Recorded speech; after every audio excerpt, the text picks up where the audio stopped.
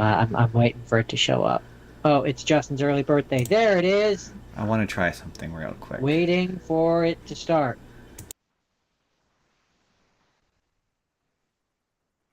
That seems dangerous.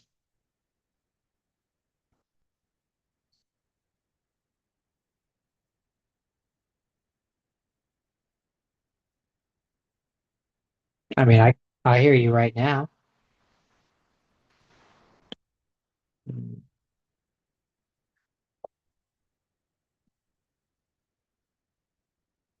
Oh, we just appeared on my screen.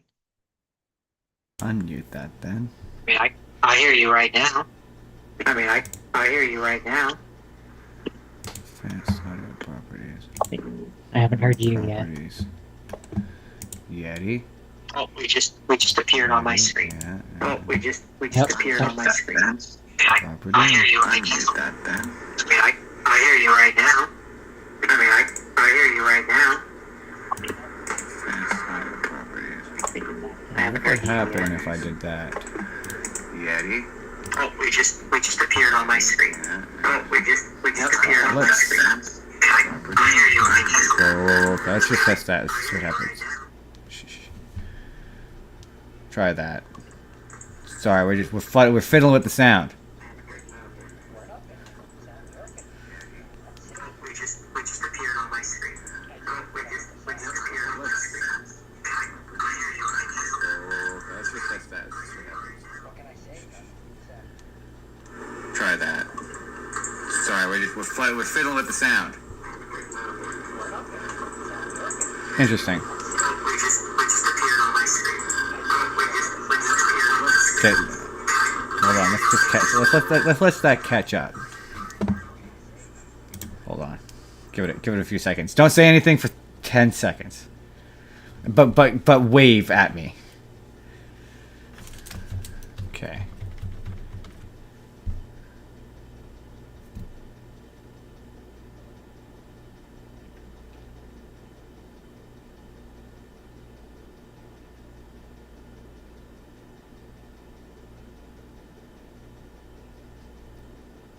Perfect. Okay. So let's because I want to figure out how to get rid of that echo, and I changed the settings so the speaker is no longer the Yeti, but the internal speakers for the computer. So I'm hoping that will eliminate that. You can stop. You can stop. Perfect. Okay. So let's because I want to figure out how to get rid of that echo, and I changed the settings so the speaker is no longer the Yeti, but the internal speakers for the computer. So I'm hoping that will eliminate that. You can stop. Okay.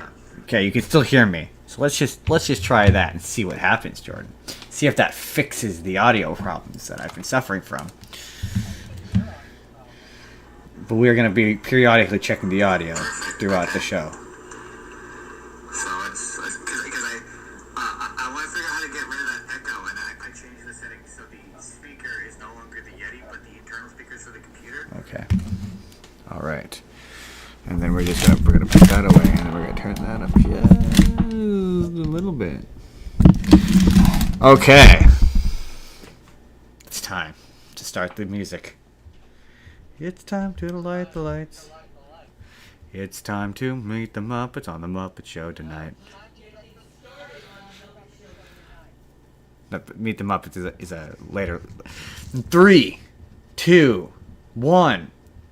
This podcast is brought to you by the Arte Media Pantheon. Please head to artemedia.org to see all kinds of podcasts from our great friends.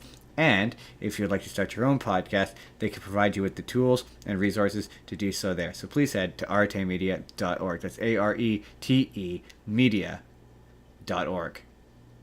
On with the show, Jordan. Yes. Yes. On today's show. This is the Spur of the Moment podcast, everyone. Welcome to the Spur of the Moment podcast. I'm your host. I'm Justin Spurr. This is my co-host. It's Jordan. He's just around most weeks. He's here. No, stop what you're doing. It's offensive. Stop.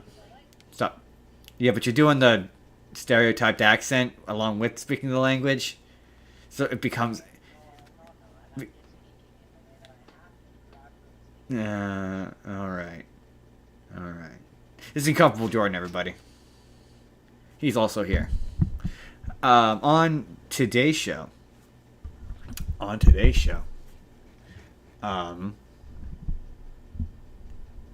Sorry. Just testing the volume. On today's show, we got news. We're going to talk about Kingdom Hearts 4 for probably a long time. I'm just going to be honest with you. Zelda Ocarina of Time.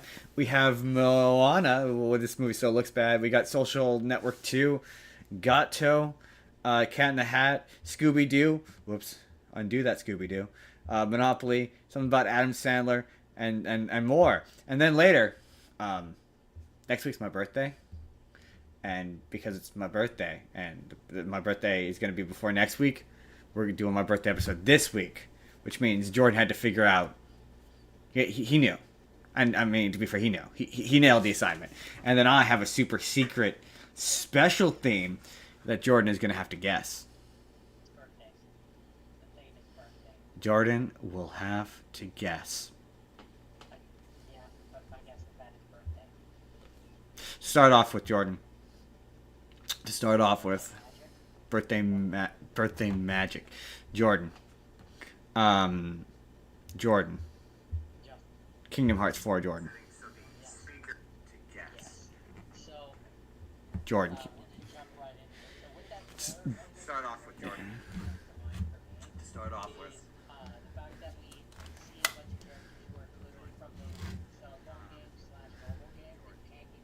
I was literally going to say that. You cannot even play them anymore. They are delisted.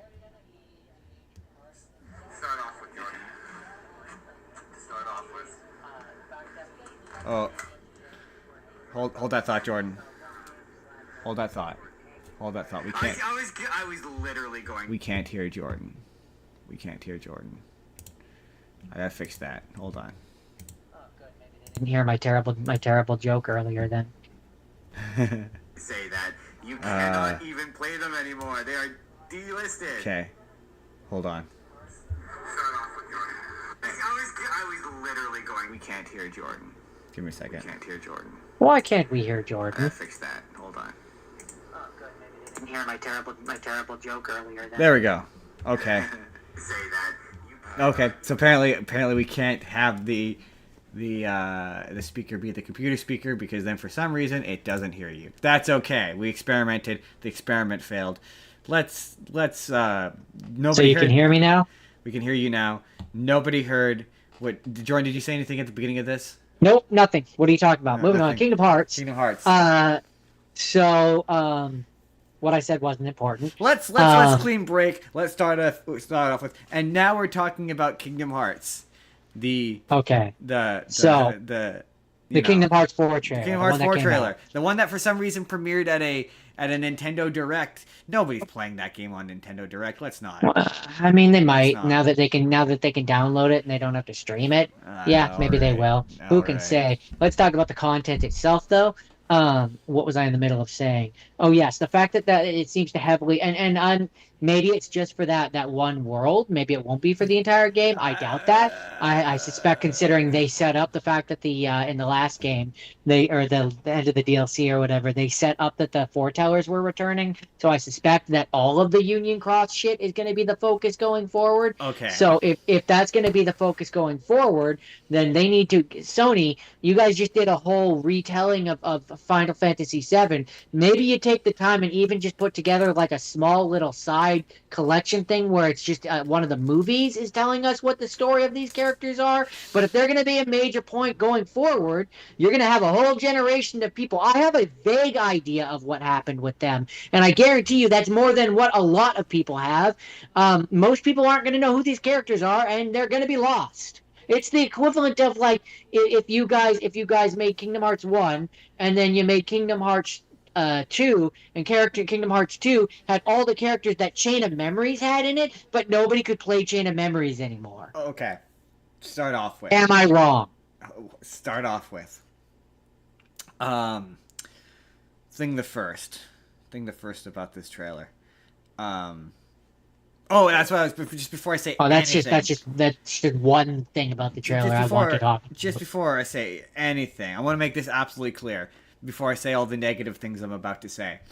I am ride or die for this franchise. Okay. Oh, absolutely. I will be there until I will die. show up no matter what. I will be there until I die or this franchise dies. Whatever happens first. But this looks horrendous in the sense that like. I have a tattoo from the game on my body, so if anybody is there to support it, it's gonna be Aaron me. Hansen from Game Grumps was basically like, "What the fuck is this?" Like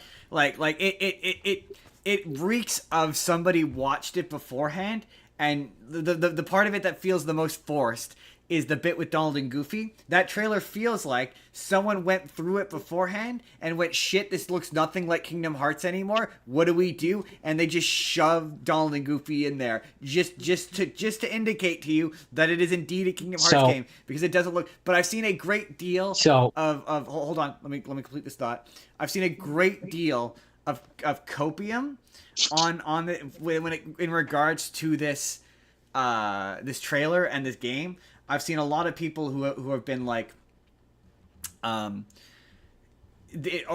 Hearts, he looks different depending on which world he goes to. Number one, the response to that comment, not as a general theme or aesthetic, he doesn't. So, and it's not in every world. Yeah, there's certain worlds he does, but this isn't the kind of world where he would do that. He would just be regular Sora. I disagree with that opinion, but I'll let you finish. The second is there's been a clear desire and to remove itself from the Disney thing. Really since the third one, but like it's there. Like Union Cross, all that shit is a clear and deliberate desire to move away from Disney. So whilst I don't think the entire game will look like this, that's what Sora's gonna look like. Like in his regular form, he's an adult now. Like there's clearly been some form of a time skip. He's been there a while. He's an adult now, so that's what regular Sora will look like going forward. Okay. So are you done? Can I respond to that? The aesthetic being, I get the fact that they're currently in one city. No, it's not going to be in one world. So, I agree with most of what you've said, but I could believe that, like, so the general outfit that he's wearing would stay the same. Him looking a little bit older, absolutely, but like the fact that his hair is black in that trailer and not his normal brown. I think that's a mistake. That's just. Possibly it could be just a result of the shaders not looking quite correct. Yeah. But what I was gonna say is it could easily also be a thing where, because this Quadratum world is supposed to be essentially more or less the game's version of the real world, right? So that could, in the terms of this world, it could be a thing where he looks a little bit more quote unquote real because he's in that world. I could see them going. I could see them going that route. Maybe. Like I could. In response, I could see it. How should I word this? I could see that having not been the plan.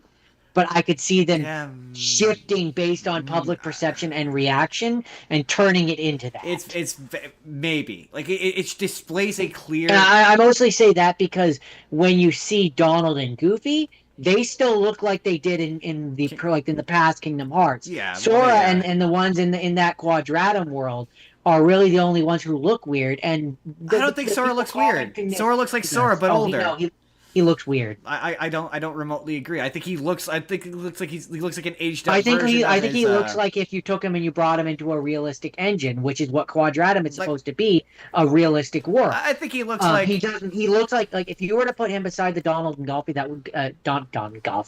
Donald and Goofy that we saw in that trailer, he would stand out. It would be the equivalent of when in Kingdom Hearts 2 when you had Sora, Donald, and Goofy in the Pirates of the Caribbean world beside the Pirates of the Caribbean characters. They would stand out next to him. He would look weird. To me, he looks like he's still in the Kingdom Hearts 3 engine. So yeah, he looks like an older version of the Sora that we saw in Kingdom Hearts 3, which was already photorealistic. Right, but he looks more. He looks like you took that model and that version and made him older and put him in. No, not about being older. No. It's not that. To me, he doesn't look older.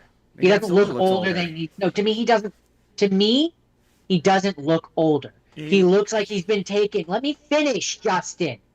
He looks like he's been taken and put into an engine which makes him look hyper realistic. No, Which to me is just that's what Quadratum is supposed to be. he doesn't look any more hyper photorealistic. To be fair, none of them do. They don't look any more. The Final Fantasy characters disagree. don't look any. They do. They look prettier, but they in terms of design, they don't look any more photorealistic. I mean, people have did. literally taken the fucking I've seen people compare it to Kingdom Hearts 2. No, they've compared it to Kingdom Hearts 3, and compared to Kingdom Hearts 3, it looks weird.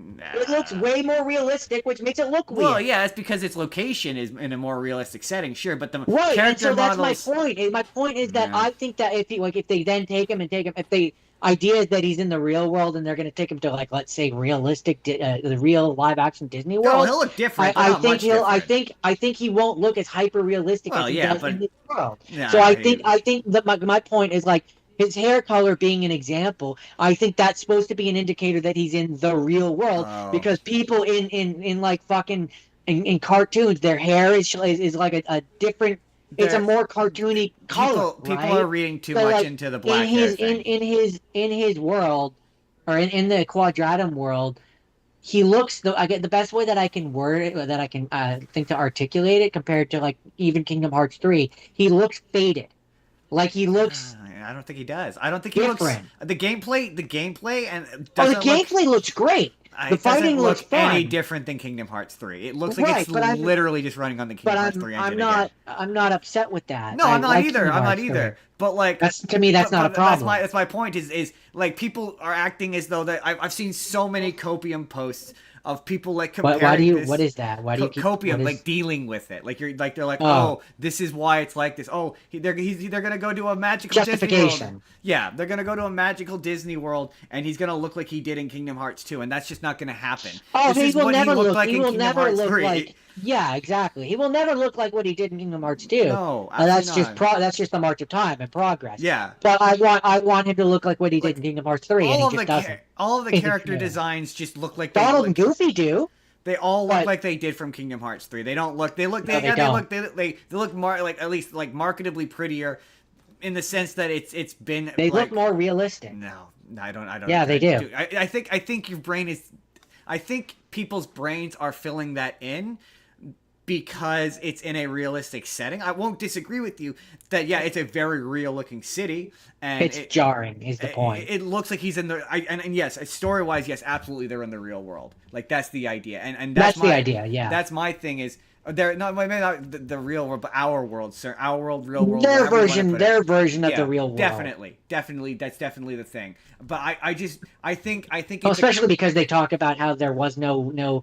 Also, that whole speech absolutely is not taking place in the way that we are seeing it. That whole speech is definitely a conversation where they're sitting in that apartment or whatever after he has just woken up, and Stretlitza or whatever her name is talking to Sora about everything. For sure. And when she's talking about how the representation of light and dark didn't show up until they got there, she's talking about her and her friends. Yes, definitely. Absolutely.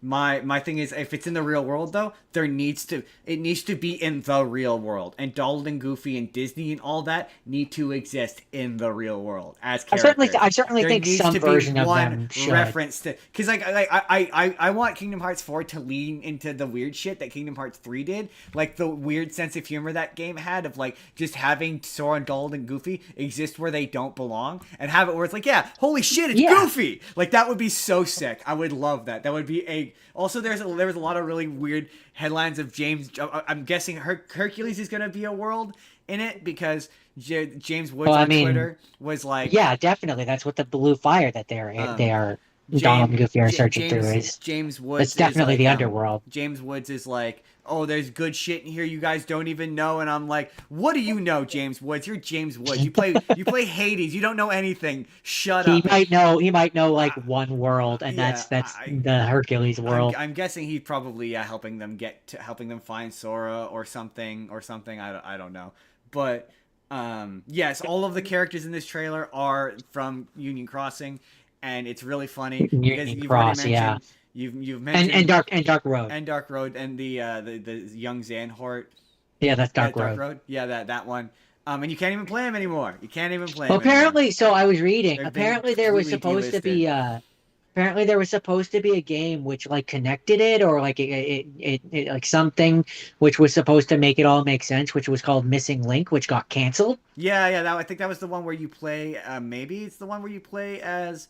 I think the character's name is Brain. Bran or Brain or Brain. something. But it's one where you play as him. It's 3D. And they announced it like a while Yeah, ago. all I know they is that canceled was it? Well, because none of the Union Cross shit is remotely landing. Because it's too complicated and too in depth of a story for the shite gameplay. That's why. Well, yeah. Well, I mean, it's not even that it's too complicated because it's complicated. It is too complicated, It is. quite frankly, to an absurd degree. When people say like Kingdom Hearts is like an complicated, insane degree. yeah, That's what they're talking about. When they say that, I'm like, no, yeah, that shit is. The regular games are like, no more than an anime. Part of what makes it complicated is, yeah, you're right. The fact that it was buried beneath like gotcha gameplay shit, which nobody was ever going to play all the way through. Right. So you have all this deep, important story stuff, which is locked between hundreds of hours, like in this game that you have to pay that you have to pay real world money to be able to succeed at. Right. And it's been just 3 different versions of it. There was the version of it that was the desktop version. Then there was the version right. of it that but was each the version. But the thing is that each of those versions is not. It's not just a retelling. Each version is a continuation of the previous version. Yeah. So the second version of it, the version that we got, played the second version, yeah, and we couldn't even play the original version. No, we got the second version, which is a reboot. So the story starts off the same, but then it turned into a sequel. And the traitor that, if you've seen the 3D movie, the traitor in that movie is different in the original version of it. It's a different ending. It has a completely because ending. the idea is supposed to be that at the end of the first one, basically, they go back in time, and that's why with the second one, it's now a second telling of events. Yeah, and it's different. It's it's different because they've gone back in time and they've changed things. I've seen so many. That's the idea of it, anyways. Like, then the third thing is the dark passage one, which is the Xehanort background story. Yeah, which reveals that young Xehanort is a reincarnation of the player character from Crossing. Oh, see, I didn't even know that. That gets revealed. I've seen so many fucking hilarious memes of people being like, this is the end of the Seeker of Darkness saga. Young Xehanort, here I am, motherfucker. Well, with him, the question is going to be what point in his timeline is he at? He's in because he's in it. He's in this trailer. That apparently, and I didn't know this either, but that where he's holding the umbrella or whatever, there was concept art that was drawn that was shared around. Yeah, which is that. Yeah, I heard that. Yeah, so he's in this, and he's a character, and he's I guess a good guy. I guess. Well, I mean, that's where I'm like, is he supposed to be like an earlier version? The version that the Master of Masters was talking to at the end of the last DLC, and where who is clearly before he does all of the Xehanort, Master Xehanort shit. This is the that was he was supposed to be, or this was the before beginning of that journey, which turns him into Master Xehanort. Yeah. So we're getting like young him. So I guess these are the events that which teach him or whatever, which lead him to becoming Master Xehanort, I guess. This is the tour. And then they're not even mentioning the fact that there's the secret boss in Kingdom Hearts 3. Yozora, thank you. There's Yozora. Was he in this trailer? No, he's not. He's not in this at all. Okay. But he's still out there somehow, and he's connected to Sora somehow, and he's voiced by one of the Sprouse twins, in case you forgot. Yeah. Yep. For some strange reason. And then there's the reason why I'm fairly certain that the people that we see in this are from the Union Cross game, who have their own Keyblades, is because the one that has the face mask on, someone pointed out that the weapon that he lifts, you can see the handle looks like it's a Keyblade. No, they for sure are. The same as the guy. But that's what's fucking like. But to be fair, Kingdom Hearts 3, this is a problem that none of the previous Kingdom Hearts games have, except for Kingdom Hearts 3, where people are acting shocked that the driver. The driver is, why can I never remember his fucking name? The pirate one. The guy who's from Pirates, who's in the Pirates level. Barbosa? Oh, Luxord. Luxord. He's Luxord. It's Luxord. Oh, he's definitely Luxord. Yeah. Or not Luxord, but the remade version Yeah, of well, Luxord. he's the Human. version.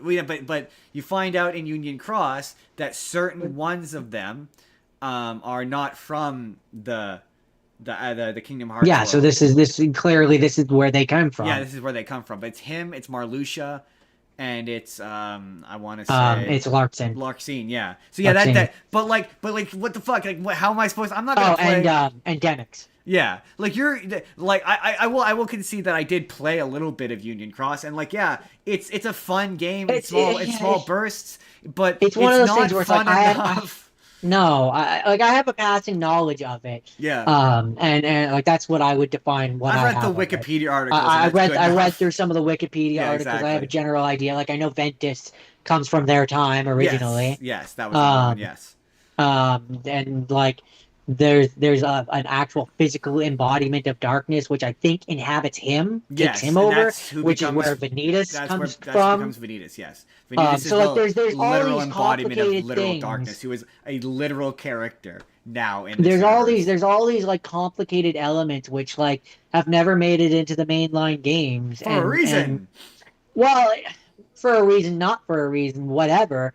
But the point being that like if you want to bring them into the mainline games, you can't just do that in 4. No. You have to either like you have to like even if you took the Union Cross concept, the story of it or whatever, and instead of having it be a fucking movie, make it into an actual game. I swear, a real game, a 3D game. That movie, my conspiracy is those were cutscenes for a game. I could believe that. I kept swearing up and down that they were going to announce a remake. That was like, why wouldn't you? Why wouldn't you put out a remake that is a full 3D remake? To me, you put have it in the engine. Like, do what you did for fucking Chain of Memories. Do a rough 3D. With this new release that they're putting out, where it has all of the games in one thing, including 3 and Remind and all that. They should have included in that. Yeah, in that. do a remake. Put it in the Birth by Sleep engine. It's cheap. It's easy. Just do what you did with Chain of Memories, but where they put it in the Kingdom Hearts 2 engine. Put it in the Birth by Sleep engine. Do minimal work on some like cheap ass cutscenes, and then at least it'll bridge the gap between fucking. Like you could, to me, they have to do something, because if they just go into 4, or you make the Kingdom Hearts 4 into a game which is like four times as long. And you have part of it be where you're playing through some of that. The thing that frustrates me is a big criticism of it's the thing. But also, I very much think that with this game, you're not starting as Sora. You're not. Like you're not starting as Sora. I suspect you never do. Because I know that with the at the end of the DLC or whatever, we saw that Riku had been looking for Sora in all the different worlds. I think the first part of the game is you're either going to be playing as Riku or one of the other many fucking Keyblade wielders that we now have floating about. Oh, it'll. I mean, to be fair, the Kingdom Hearts the first part of the game will be about us, and this might be how they include the Disney worlds without having Sora need to go to the Disney worlds. I don't know, but you'll have some of those characters going to the different Disney worlds. They're definitely you might have maybe Donald and Goofy end up teaming up with Roxas or with Vanitas or not Vanitas, Ventus, and that's where they end up in Hercules' world. They're definitely gonna do a thing. Yeah, I mean they were doing that in Kingdom Hearts 3 where you're gonna switch around characters for sure they are. Definitely. And so yeah, I suspect that it'll be like hour 2 or so, maybe. Probably. Where we first cut to Sora and like he'll be waking up in Quadratus. And like that. Whatever. Who cares? But interesting that we'll get that big battle with the gigantic dark side. Probably. Interesting that his powers of summoning the attractions, they've evolved it into being like now he summons like that's the thing about this is there's so much like weird effort put into cutting out the Disney shit because he still has the same powers of summoning random manifestations except for now they're just generic and nothing and made of gold. One person it's funny because I didn't notice this when I watched it, but so I did see someone who there was a whole Reddit thing where someone was like the one Keyblade that he's using is very definitely the Kingdom Key. That's the one where all the chains are flying around and stuff like that. That's very definitely the Kingdom Key. But the other one, you actually see the what do you call it? thing that you fight using, the fight menu board, yeah. whatever. Someone noticed that it said lava and water, Oh, and interesting. so they think that it's Moana. They think that Interesting. it's a Moana Keyblade. Um, Interesting. um, which, if that's the case, it interests me that he has it in that Quadratum scene. Yeah. Yeah. Either they've got it there just for that trial run so they can show off more than one Keyblade, or Probably. Quadratum is not the first world that, which I think is the more likely case. But I think either that or Quadratum. Quadratum. Sorry, I was getting right. Is either that or Quadratum is not his first stop. I don't think I don't know. It's interesting. I do agree with you because that was well the number one criticism of Kingdom Hearts 4 was that it was chopped up to shit. And it was obviously chopped up to 3. shit. Yeah, Kingdom Hearts 3 was chopped up to shit. So I do think that yeah, they're probably gonna have a start with another character, like a prologue, like they did in the first two games. Yeah, well, it's because I suspect in the original incarnation of Kingdom Hearts 3, he played as Aqua. that 0.8 Aqua bit was the start. That was going to be the start of the game. There's no way it wasn't. And the DLC that they put into it later was the original ending. Like I stand by it. I maintain that. Stand by that. Some executive cut it all up so they could sell more shit and more hold shit. out. Absolutely. Because they well, I think partially probably because they also knew or suspected that the Final Fantasy VII remake was going to take so long, and Kingdom Hearts was going to take forever, even longer than they originally planned. With the and they split it up with the 0.2 thing that I think the 2.8 whatever.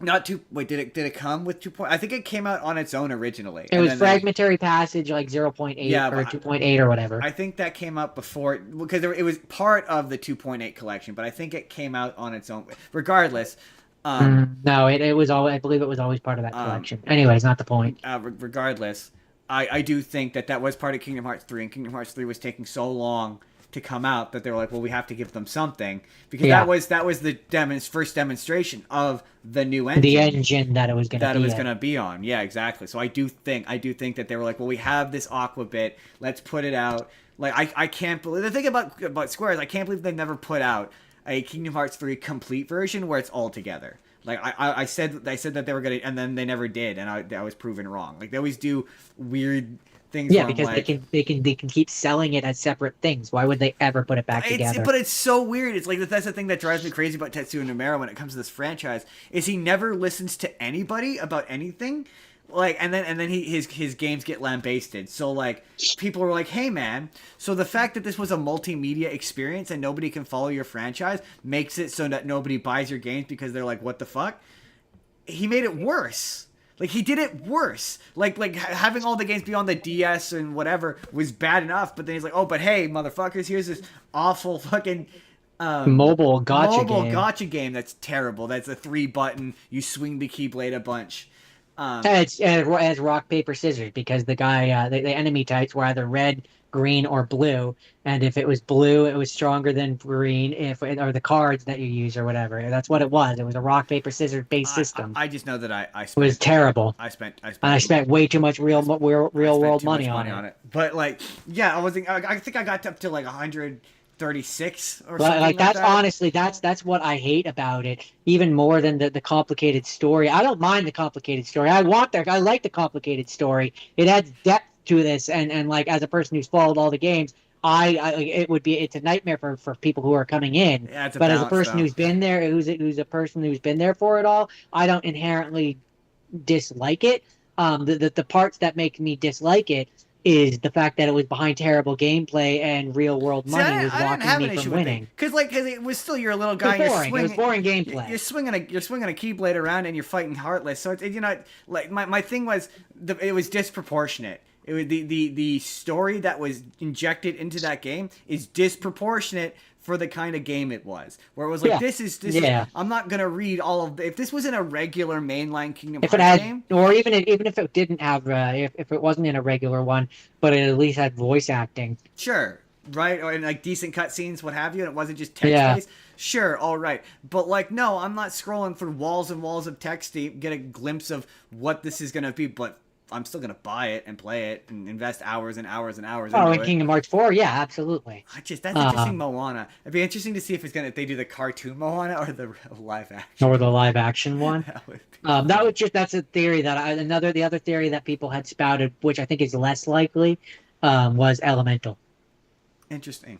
Fire and water. Moana's way more likely. Moana feels more believable Yeah. because it's a journey and about self-discovery and You stuff. know what, Jordan? Um, This is a perfect segue, perfect ending to our extra long Kingdom Hearts. I mean, that was there's 20 more. minutes. There's more we could talk about, but we could do that off We camera. could be here all day. Because I could. It's like a minute and a half, Justin, but I could absolutely dissect and theorize about it. Yeah. Believe there's a you lot, me. There's a lot to it, but we have other shit to get to, including speaking of Moana, Jordan. Speaking of Moana. Yeah, so there's that live action one, which is bringing back Jermaine Clean or whatever, right? As the crab. Okay, Jermaine Clement, and okay, yeah, okay. I was gonna do Legend of Zelda next, but screw it, Jordan. This is Moana. We'll circle back to that. Yeah, we keep talking about these trailers because every time I put it on, I'm like, surely this is the one that convinces me, and it gets worse every single time. Every With the single Moana, trailer you mean? looks increasingly worse. Yes, every single trailer that's what, looks increasingly bad. It's incredible. See, what's funny is I actually kind of had Okay, I should No, preface don't tell me you're turning around on this. No, I should preface with this. I still hate it, and I hate live action remakes and all that, and I have no interest in it. But just in terms of raw trailer, trailer concept or design, or I don't know how to word it, but if this had been the first trailer, then I think people's reaction would have been the general public's reaction. Okay, I was gonna say would have been different. Maybe. Because this trailer, to me, I guess the best way to word this is, to me, this trailer is the equivalent of the How to Train Your Dragon trailer, where for me, it just looks like they're taking the fucking animated thing and doing basically a beat for beat remake. But that's what a lot of people want. I hate it. I know. I hate it. I hate it, but I feel like if this had been the trailer that came out and they hadn't focused on fucking The Rock and his terrible fucking wig, but that's what this does. No, it doesn't really. It focuses on his terrible fucking dancing. No, it doesn't. This has the crab. You see the chicken. You see the fucking you see a lot more of the things from the movie. Obviously, yes, but no, a huge chunk of this trailer is showing you "You're Welcome," which is just on a soundstage on a beach. It doesn't even seem to do the bit where it does the sprawling mosaic bit during the breakdown. It's just them on the beach, and it's The Rock dancing very badly, and then there's another joke but about his fucking hair. But what I'm saying is that as opposed to the first trailer where that was all you got, this one you also see the trailer, you see some transformations, you see didn't you see at one point you saw the spirit fucking what happened to you, man? What is this or whatever? It all looks bad. I'm mostly playing devil's advocate. You got Tamatoa who's there, who is just Jermaine. That's where I say I don't get it. I don't get the point. I will just go back and watch the original movie. Jermaine Clement is there. If I had kids, I would just put the original version on for them. I wouldn't waste my money and go watch this. But I'm talking just purely in terms of a trailer of what you're seeing. If I was a parent who was like, oh, is this gonna be like the original one that I like, and I saw this and saw all the things that were just the original thing, as a regular plebeian parent, I would be like, oh, okay, it's just the original, but live action. And that would probably make my brain be good. It doesn't for me, the incomparable Jordan. Jermaine Clement is there, and he's just doing. You could have. What was the point? He's doing. I mean, yeah, okay. It sounds in the performance that he's saying the lines nominally different, but why not just take your original track of him doing this character and just put it on the character? What's the point of? Is it a contractual thing? Do you have to pay him? So you're like, well, we have to pay him anyway, so we might as well just bring him in. But the character looks exactly the same. The performance isn't any different. If you're gonna redo this, why not cast someone different and have the performance be different? Like The Rock was bad enough, but you're telling me even the CGI characters are the same, and like this trailer is so deceptively edited to make it look like the bad guy in the movie is the fucking crab, which, like, it's not the crab, it's supposedly Tamatoa, but not Tamatoa, the fucking lava thing, but it's not really, because we all know how this movie ends. Like, it just looks like, again, the same movie, but in bad costume and on a sound stage. This looks even cheaper and even worse than the last trailer. It's just How to Train Your Dragon, Justin. It's just, if they've got the dad who's exactly back, Gerard Butler. Yeah, but like they've got, the Rock, who is just. But the difference between that there is no difference. There is no difference. Not in concept, I give you, but in terms of performance, that, like, Gerard Butler at least tried to do something different with the performance. He was like, well, I'm live action now. I can't. It's a terrible Gerard Butler impression. No, but he really saw it didn't. in the interview. But he does. He plays the character in that remake 100% straight, which he did not in the original animated version. He played it like a cartoon character, whereas this, The Rock is acting like a fucking cartoon character. So it's the same performance, but worse. And this trailer makes it look even worse. Like, this was I don't understand how you could say this is a good trailer. This was a bad trailer. I think it's worse than the previous trailer. I said when you compare it to the other trailers that they put out, I said if this had been the first trailer compared to those other trailers, it would be a better trailer. No. I'm not saying it's a good trailer. I'm saying compared to the slop that they put out before, this is at least a meal you can eat. Absolutely not. Barely a meal you can eat, but it's still a meal. Yes, I'm being kind to a thing that looks like garbage. I think so that people don't fucking complain. I think Lilo and Stitch has made you soft, Jordan. I think Lilo and Stitch made. Sorry, spoiler alert. But Jordan, Lilo and Stitch made you soft because it's not. It's not a better trailer. If you put this one out first, it's just as bad. The only reason why you're like, hold on, let me finish. Let me finish. Yeah, I hate it, but at least it's just doing the movie. Let me finish. Unlike Lilo and Stitch, which ruins it. Let me finish. The only difference. No, you made me lose my train of thought.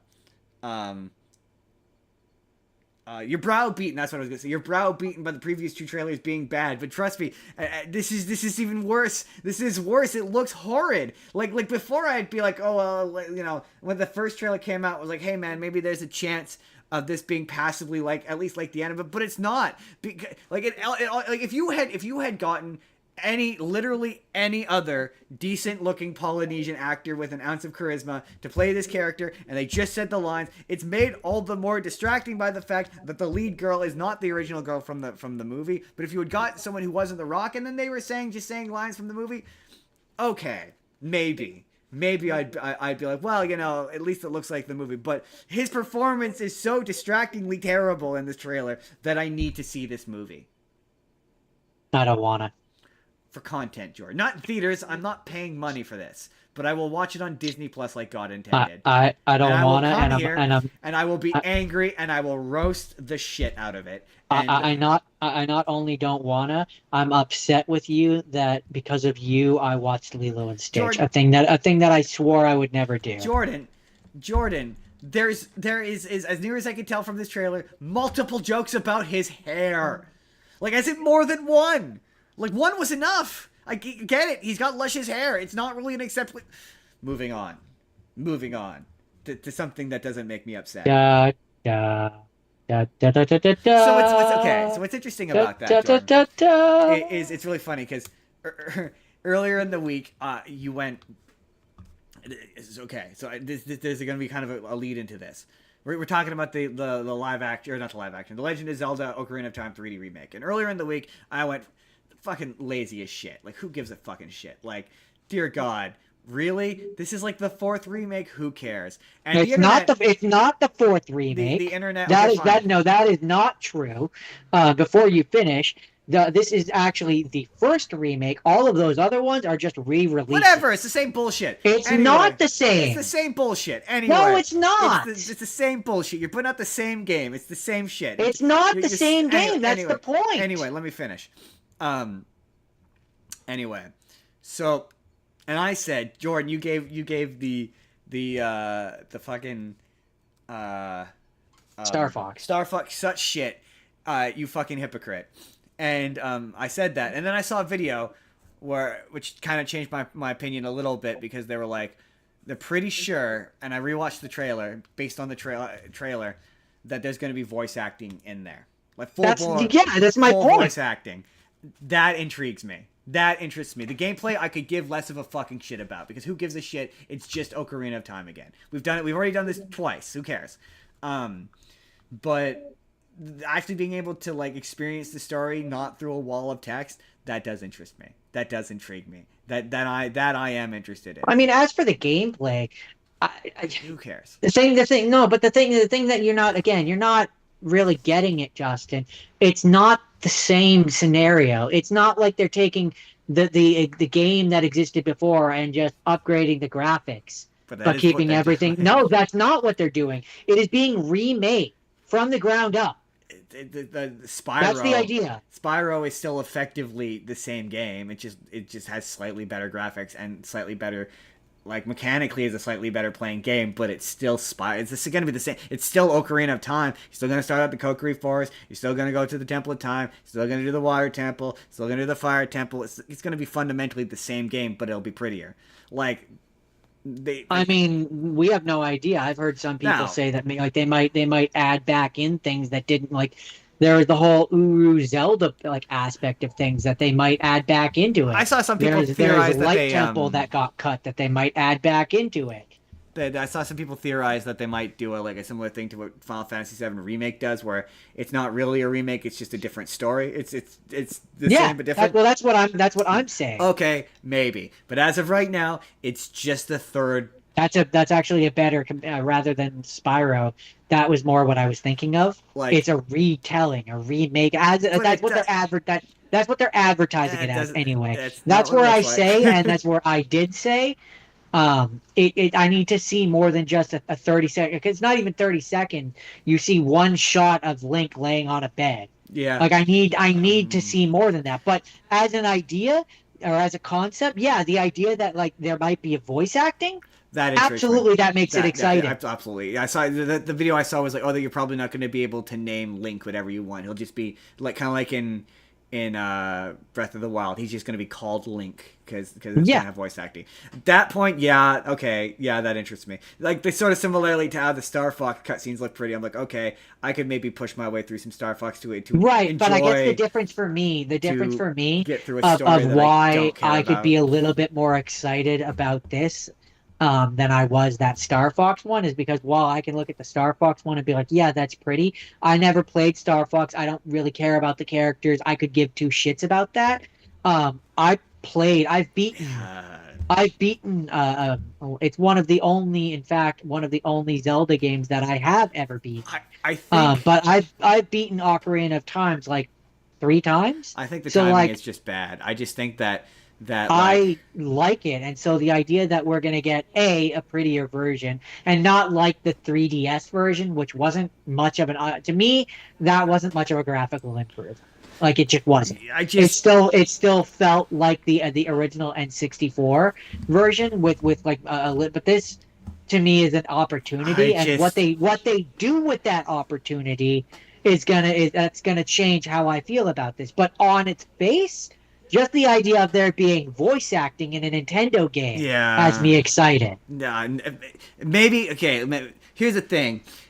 I get it. I get people. I'm right there in there. I don't like Legend of Zelda enough to, in this instance, and it doesn't intrigue me enough to see this story told again enough for me to be like. I saw someone say that it screamed, "Oh shit! There's a Legend of Zelda movie coming out, and we need to get something out." And I don't disagree. I think if maybe they hadn't 2 weeks ago just done this with Star Fox, maybe people would be a bit warmer to this. I'm not cold to this. I could see the argument. I'm not cold to this. I feel like I'm giving the impression that I am. I'm indifferent to this because I don't like Legend of Zelda Ocarina of Time enough, and I don't dislike it enough. I appreciate it for what it is. I appreciate its effect on the industry. I understand its legacy, and it is important to modern video gaming as a whole. I just never liked it very much. I just never did. So like, for me, it's I don't feel invested enough in this as an idea, I'm like, yeah, man. Hey, maybe invest your time into a new Legend of Zelda game, but like, also I'm not really a big enough Breath of the Wild fan. So like, I'm you're right. There being voice acting thing in a Zelda game, but it has to be dedicated voice. It can't be like Breath of the Wild where they're doing this half and half. They're not really. It's only certain cutscenes that are, and they're not really fully committed to it. Nonsense. I want full voice acting. I want like performances. I want atmosphere. Yeah. Like, I want. I would say for I would say for all of the like all the cutscenes that like matter, but that's where it would be easier to do that for this because especially the original Ocarina of Time has way more dedicated actual story moments. It's more streamlined. It's not like Breath of the Wild where you can do whatever at any point, anywhere, anytime. So I mean, for there to be actual dedicated story moments to me is a much easier thing to do. That being said, let me finish. That being said, I don't need there to be spoken dialogue like when you go and talk to the shopkeepers, for example. Completely disagree. I'm just saying if I have to pick, I would like it, but like if I have to pick my moments, those are the moments where I'm like, okay, that's the quick menu thing. I don't mind not having it there. The extended ones where we're like having even the side missions where I'm going and doing extended conversations. I don't need it to go into a full like cutscene mode, but I want spoken dialogue. Yeah, no. But like simple menu interactions, that's different. I think simple menu interactions should have. It should all be that completely. No grunts, no what. The only character in this who shouldn't talk is Link, and that's it. Every other character should have a voice actor or a vocal performance. That's the only way I'm even remotely, and even then I'm like. And no, for me, it's also going to be like it's also for me. Not really. For me, it's also going to. No, I mean that's fair. For me, I'm more just talking in terms of my interest level. The Donkey Kong game is not whether or not it would make me get a Switch too. That's a whole other conversation. I want to play that game really bad. But just in sheer terms of interest, the thing for me is like, I want you to do more than just take the original gameplay and make it pretty. I want you to remake the gameplay. It's Nintendo. They're not going to do that. You can't say that. With not with 100% certainty. If they were gonna do that, they wouldn't call this a remake, a full-on remake. I know Nintendo enough to know them, and okay. Hey man, we'll all hold our breaths. Well, I'm more mean like I expect they would take the breath at this point. I think they would just not create like an entirely new system. But they would just take what they took from Breath of the Wild and put that in. I will say that. Which would be different for Legend of Zelda. I will say that. Or for Ocarina of Time, rather. But, like, it wouldn't be new. I also want there to be, like, a bigger scale. So, like, the feeling that we had when we played it as a kid, playing through Hyrule Field, feeling like it was gigantic, I want it to actually be gigantic. I will say the Donkey Kong game. But that is an example of that game is also lazy with his freaking voice acting, where I think the only character who speaks English in that is Pauline, and otherwise they're all grunting and whatever. And yeah, but they're monkeys. No, but still, they're cartoon monkeys. The cartoon monkey can talk. Like that's such a dumb, lazy excuse for not having voice acting. Right, but I'm just saying, like, if you were gonna have a game where for me, it's not those games where I get irritated. Absolutely. It's the games like fucking Samus or Star Fox if they didn't have, or Mario is another example, especially since the movie now that they have Mario doesn't need to talk. Luigi doesn't need to talk. What they've locked down what his personality is like. No, they could have them talk. No, because the movie version of Mario is different. So that I get. But like you had Peach talk in a game, and Bowser and all those characters, they all talk now. So like have them talk. But like I mean obviously you can, but I get it. People don't like Chris Pratt, so like I totally get not wanting. No, I get you don't need to have Chris Pratt come in and be Mario for every single thing. But I'm saying in the game going forward, Mario should be talking.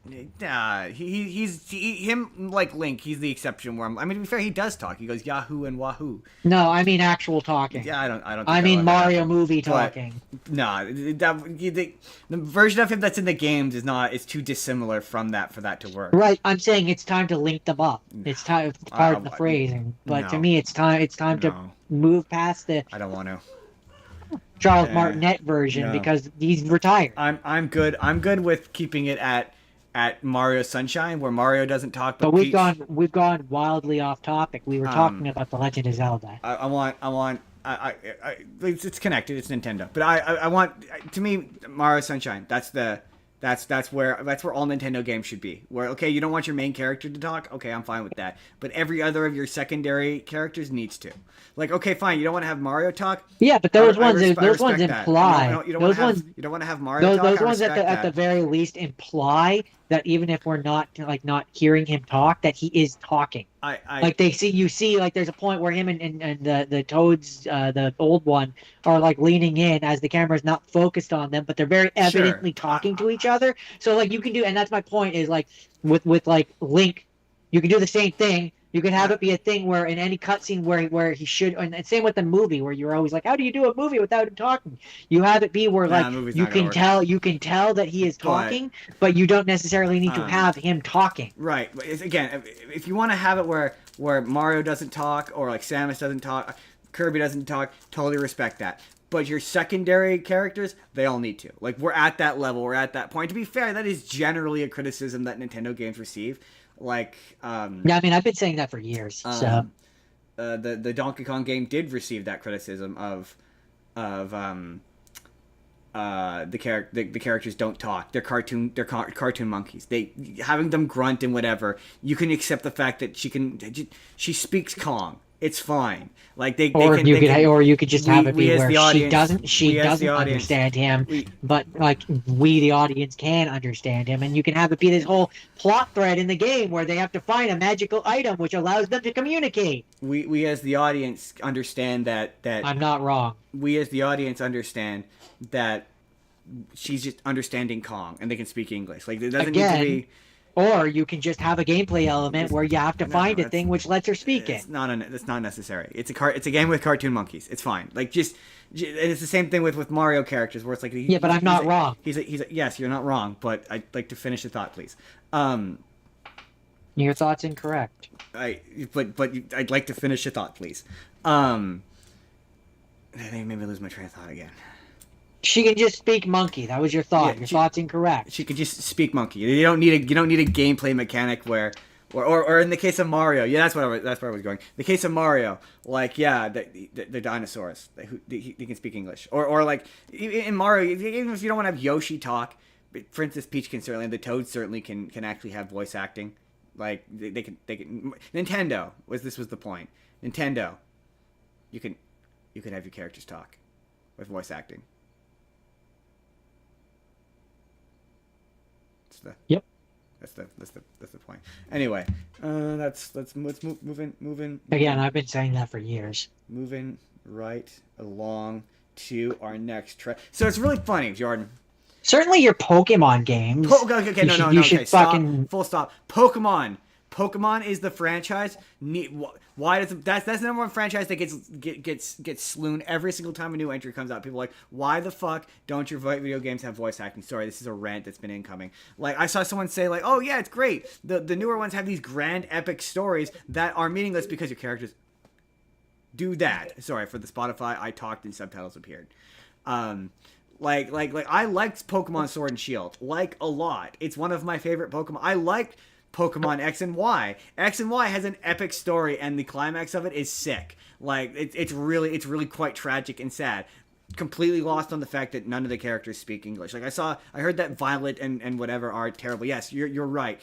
If none of your other franchises do, Pokemon should at this point. Like yeah.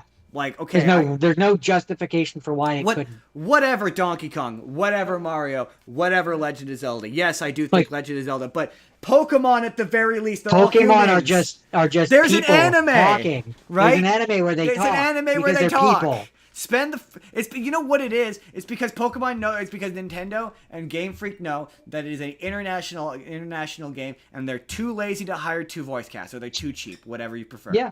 That's Absolutely. What it is. They don't want to get a Japanese voice cast for the Japanese one. They don't want to spend the money on an English voice cast. That's what it is. Because for whatever reason, Nintendo and or Game Freak run this fucking franchise cheap. Like they just do. All their games look like shit. It's a known fact. Like even though it's a multi-billion-dollar franchise, it's ridiculous. It comes from the history of them being a toy company where they want to make things on a dime. Yeah, pretty much. That's where it all comes from. Pretty much. Yeah, exactly.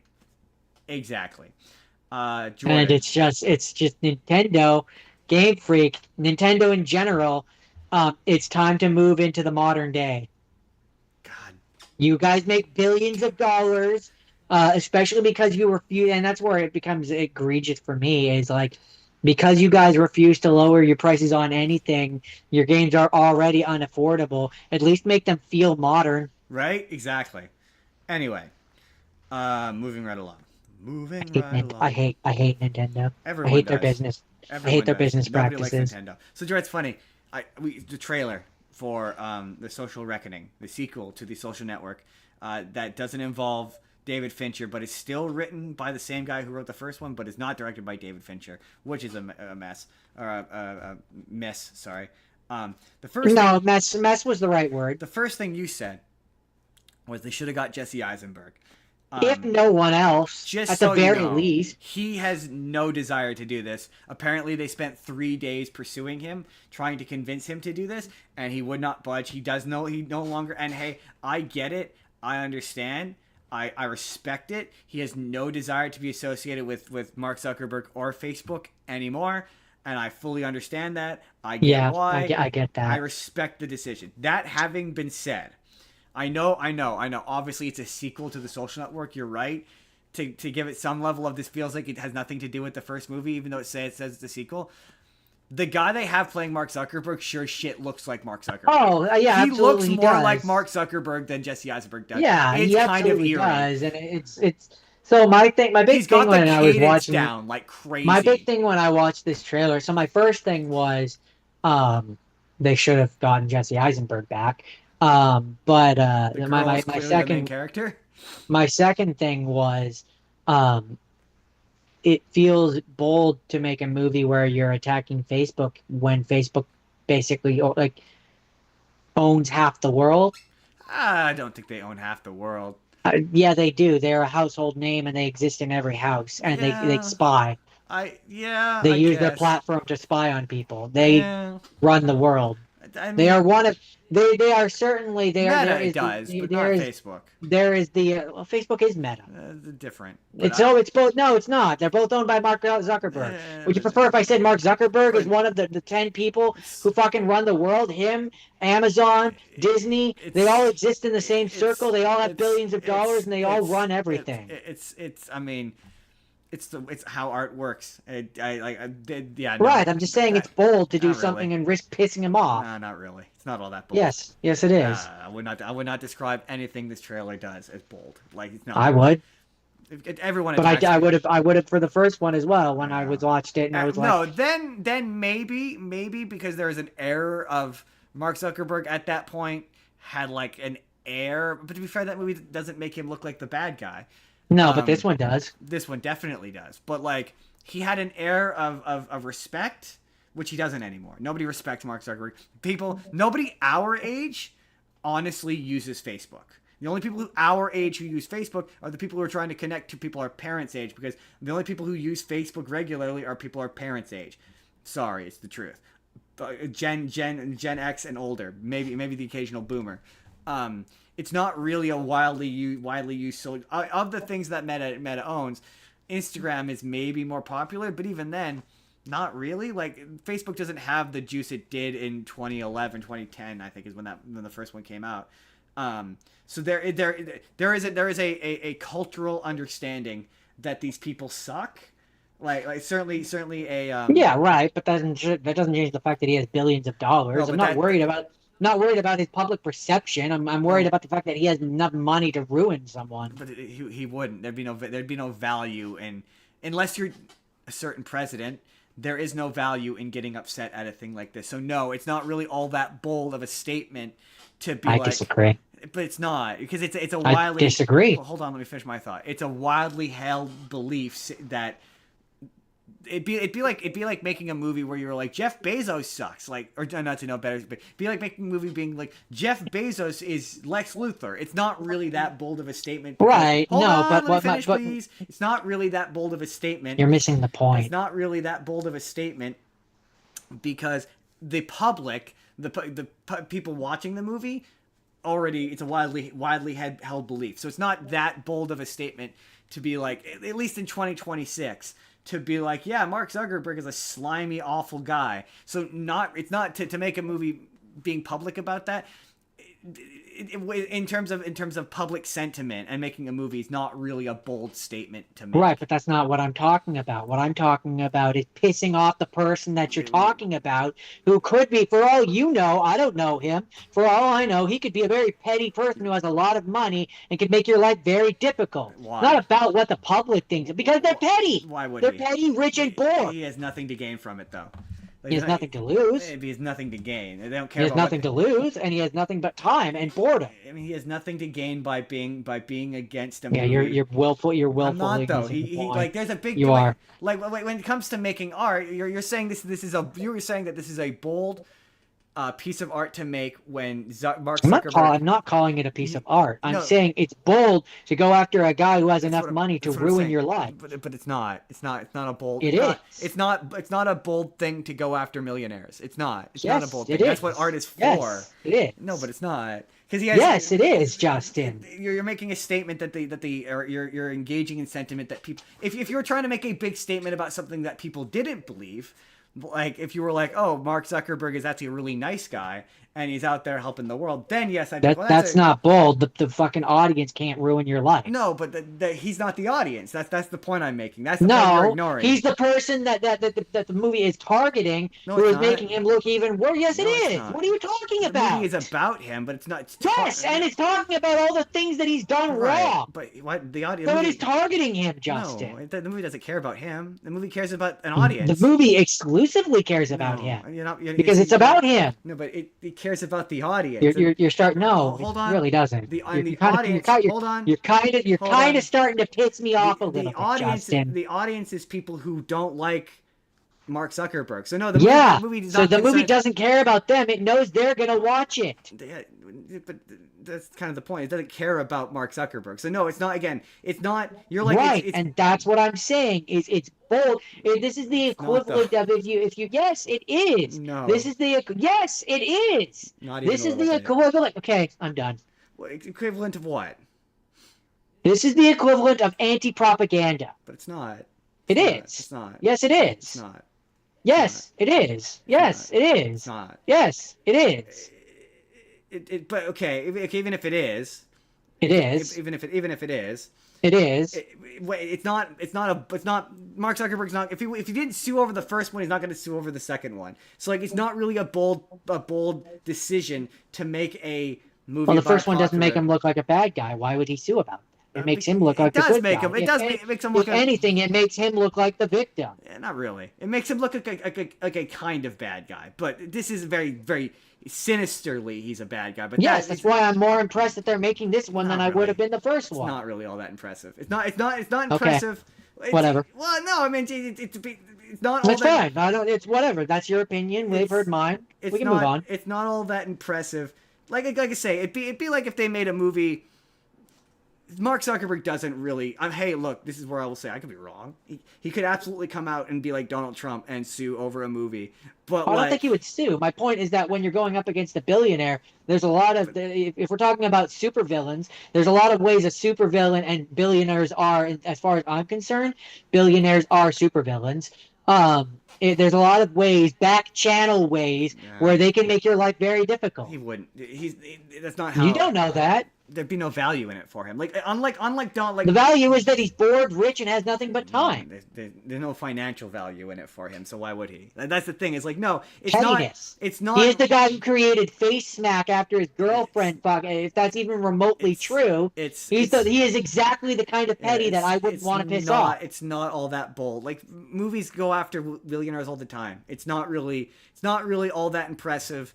To especially Facebook, like it's surprising because why make a sequel? It's pointless. But like in terms of attacking someone, it's not really all that bold of a decision to attack. That's your opinion. But it's not like Yeah, it is. That's your traditionally. Like I know the problem is Donald Trump has once again fired up people into thinking that shit that normally would happen, what normally wouldn't happen, or you would even talk about, would happen. So like, yeah, Donald Trump sued over his biopic because it made him look like a rapist. But like, not every billionaire is gonna waste their time with a movie. Like so it's not really like in terms of like you're presenting this as though they're doing some sort of big piece and statement and challenging the system, and it's a sequel to The Social Network. Like if this were if this were something different, I'd be like, maybe you're right. Maybe it's kind of, or if he were a billionaire that people liked, like when people went after Bill Cosby, and people liked Bill Cosby, that's bold. He's an icon. People like him. Like if you had made a movie like this in 2010 when Mark Zuckerberg was popular. Right, but I'm not talking about it because of the public perception. That's not my point. No, but my point is... My point is that he's a bored, rich billionaire who has money, time, and the means to just simply go to one of the people in Hollywood, for example, and just be like, I didn't really like that movie, and maybe lean on them a little bit. Like, I'm not talking about going and taking him into court. No, why would he do that? But there are a lot of other ways that a person who has money, power, and nothing but time there's people who have been a lot can make a person's life difficult. That was my point. There's people who have been a lot harsher to him in the media that he did nothing about. And as he puts it, he is a as they say in this trailer, a free speech absolutist. So he believes that's not, I know that's not a thing. There's no such thing. But like he thinks that way. So no. Again, if you were talking like when you're like, oh, Donald Trump's definitely going to sue over this, I'm going to be like, yeah. But Mark Zuckerberg doesn't. He's a robot. He doesn't operate like that. Like any other billionaire. If we were talking about any other billionaire, I'd be like, yeah, you're probably right. He's not going to be happy about this. But I don't think he feels enough emotions to care. I think he'd be like, oh, that's nice. Why didn't they get Jesse Eisenberg? I think he'd probably be more upset about the fact that they didn't cast Jesse Eisenberg than they put. But I guess my point is like when you're like, oh, it's bold to go after Mark Zuckerberg. Not really. Like it's just he's not a figure. That's where we're gonna agree to disagree. To me, like you're right in the like top 5 billionaires. Like to me, it's not bold. Oh, he's not. He's by far not the worst. No, he's not. To me, there's certain ones. It's not bold to go after them. It's not bold to go after Donald Trump. It's not bold to go after Jeff Bezos. It's not bold to go after Elon Musk. And it's not bold to go after Mark Zuckerberg. Like they're easy guys to go after because sure, but in regards to see, that's where I actually flip that and say no. There are certain people who it is bold to go after. It is bold to go after Donald Trump because he will go after you. It is bold to go after, in theory, Elon Musk because he is exactly the Lex Luthor motherfucker that I'm talking about. But there's no petty, small, and absolutely thin-skinned. There's nothing you can say about them that they would find. The only thing you could do with Donald Trump, and even then, I don't think it's bold. To be fair, I generally don't think it's bold to go after anybody. Everyone deserves to be taken down, even us. Yeah, but if they're going to go after and retaliate in the most extreme ways possible, Mark then yes, won't. It is bold. If he was going to retaliate, he would have done so after the first one. Again, he's not. You don't know that he didn't. No, he's not. He's rich enough that he might have, and we just don't know. I sincerely doubt that. You can doubt it all you want, but neither of us can say one way or the other. As an artistic exercise, no. I'm sorry. We'll move on, but just as I wasn't talking about it in our but you are because the inherent idea behind any sort of art, behind any piece of film is and making a statement. You're making a statement. You're right against Mark Zuckerberg, and you're like, oh, it's really bold to go after Mark Zuckerberg. It's the second time this specific writer has gone after Mark Zuckerberg. I don't think it's bold. I think it's going to the well. Like that's so it. Your opinion is noted. But I don't see how you could disagree with that unless you really put stock in what Mark Zuckerberg has to say. Which why would you? No, I don't. I put stock in money and power, of which he has a lot. Yeah, you're overthinking. No, I'm not. I'm thinking in the most basic way. You're actually in this instance. You are the one who is overthinking. All I'm thinking is he is a rich billionaire who has a lot of money and a lot of time.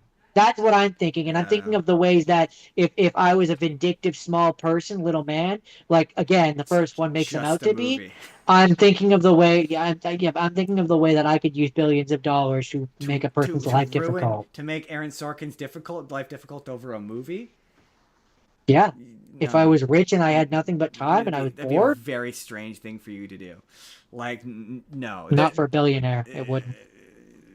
no, no. There's no, absolutely not. Like I said, nothing bold. Anyway, um, um, Especially in this political atmosphere no. where there's constant If people retaliations. again, if people liked him more and he had That's more, not. It has but it nothing to does do with because that. he It people doesn't. hold on, people don't like him, so he has nothing to lose from a movie. People already think he's that in that trailer. That's what people think he is. So by pursuing anything in the form of revenge, as you put it, you just paint yourself in the public eye. The point of a movie like this Yeah, is to hold if you get caught, the yes. point of this is, yeah, he would obviously get caught. Is all if all of a sudden Aaron Sorkin, famous like well-known screenwriter Aaron Sorkin, got blacklisted in Hollywood, you'd be like, well, that's kind of strange. You would notice. There's no Well, again, value there's not in this. not necessarily blacklisting him, but like he No, pays more. For example, he suddenly finds that he's paying a little bit more. for There are what? ways to do that For what? for anything, for rental, for like places where he How goes. would Mark Zuckerberg have the power to do that? No, He got that's billions of dollars. silly. No, like there's nothing. If he was if he was a well liked person and people liked Mark Zuckerberg, sure, he has something to lose by a truthful movie coming out painting him as a villain. Like at that point, yes, you're right. He has something to lose. And then, yes, absolutely, behind the scenes, he pulls strings to make himself look good. But this is how people already see him in the public eye. That's the point of a movie like this, is to change public perception of people. People already think this way of him. There's nothing. This trailer, as it exists, is not doing anything all that remarkable or revolutionary. It's not saying anything you don't already know. To be fair, whereas where the first one was revealing stuff about him personally that we didn't know. This isn't revealing anything we don't already know. He's not even the main character in it. It's the again, to be fair, we're just seeing one trailer. We have no idea. Maybe there are things that they've learned in the course of making this movie that will shock and like doubt it. But who knows? Could be. I can't imagine this either that or he's going to be cartoonishly evil, which is probably what just based on it. It's definitely Jeremy Allen White and the girl. They're the main characters. It's going to be like a Watergate thing, an investigative thing. And yeah, he's going to be a cartoonish villain, which again, people already knew he was. Like all the shit that they're revealing, people already knew. Like this is apparently they've taken like court transcripts word for word again. Like this is shit that people already knew. So right, but again, if he's known to be cartoonishly evil or bad or a villain or whatever, he would. My point has been and is still that I wouldn't want to piss off a person like that. Then why? Yeah, no, I don't know. Because if he's already known to be vindictive and cartoonishly evil, then he's known to be like that. But it's just a movie. You put You're saying that they've taken literal transcripts and stuff?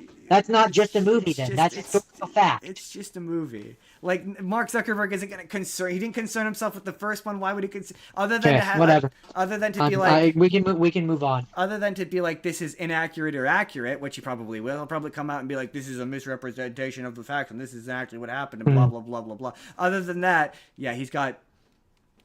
Yeah. Okay, we can move on. You're giving Mark Zuckerberg entirely too much credit. Whatever. Gatto. We can move on. Gatto. This movie looks pretty. It looks fine. Looks pretty. I like the. I mean, there isn't enough in this trailer to tell There's me. not anything. enough there in the trailer to tell me anything, so I'm neither interested nor disinterested. It looks fine. I like the art style. I do think that Pixar. Yeah, but Pixar should look that good. Yeah, but this is to me this doesn't look like a traditional Pixar movie. But I haven't seen enough to really fully formed opinion. But as of right now, it's a bit closer to that second Puss in Boots movie, which is cool. Like that's a good way to do Cats. Speaking of, that's it. I don't have much else. It looks pretty. I don't. It looks fine. It looks fine. It's Cat in the Hat. That one looks fun, but like it has weirdly high stakes. It's okay. Okay. Let me spell this out in a way and tell me if you disagree. Fun, weird. Like fun, but it feels you said weirdly high stakes. I like that. Accurate. That's how I would word it. Weirdly high stakes. I agree. Like I agree. it's still very much following the beats of the Cat in the Hat story. They have a Is MacGuffin, it which in the though? yeah, they do. They have the MacGuffin, which in the live action one was the box. They had to get Sure. like they needed the lock so they could close the box so that the worlds don't mesh. And this one, instead of it being the box, it's the time travel thing. Right. No, but They have to find the time travel thing. They're going into a world which is meshing two worlds together, which is their past, and what I was gonna say was that it reminds me. No, train of thought. Hold on. it's like if you took that Like, excuse me. mixed it with storks. That's what it was. I wasn't the only thing that really connects it to Cat in the Hat, apart from I guess the things, but even then, not really to the original story of Cat in the Hat. Okay. No, I want to put it this way. Do you think this is a prequel, or is it supposed to be an adaptation of the Cat in the Hat story? Because I had thought that maybe it's supposed to be a prequel to that original story, because the kids don't really look anything like they do in the original. I don't think it's supposed to be an adaptation. The only connection, or I guess it is supposed to be an adaptation. The only connection to the original story, so far as I can see it, is the fish, right? But otherwise, like this seems like. But it's also not the same fish. It doesn't dislike him. So. Right, that's a good point. The fish doesn't dislike him, because there's a lot of this that was like, oh, this is his first adventure.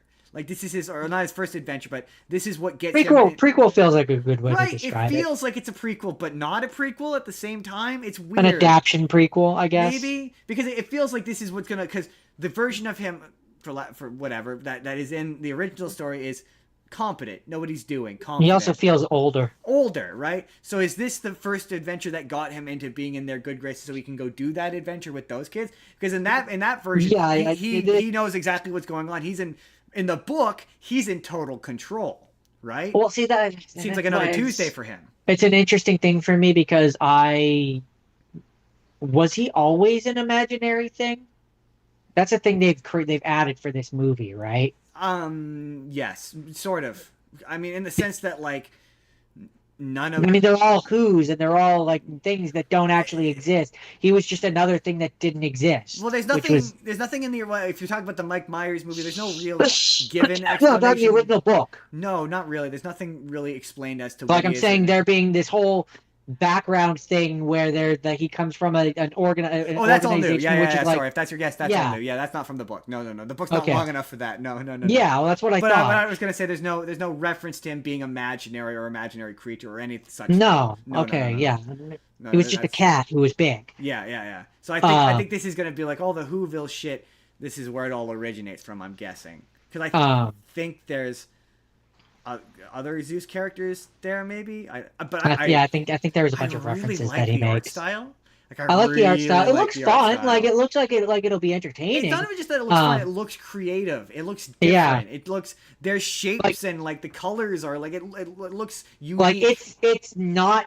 It is like it's following for me. I guess the way that I would word it is my estimation is it's like. It's one of those scenarios where it's hitting the beats, but all the points, like all the major arcs are different. If that makes sense.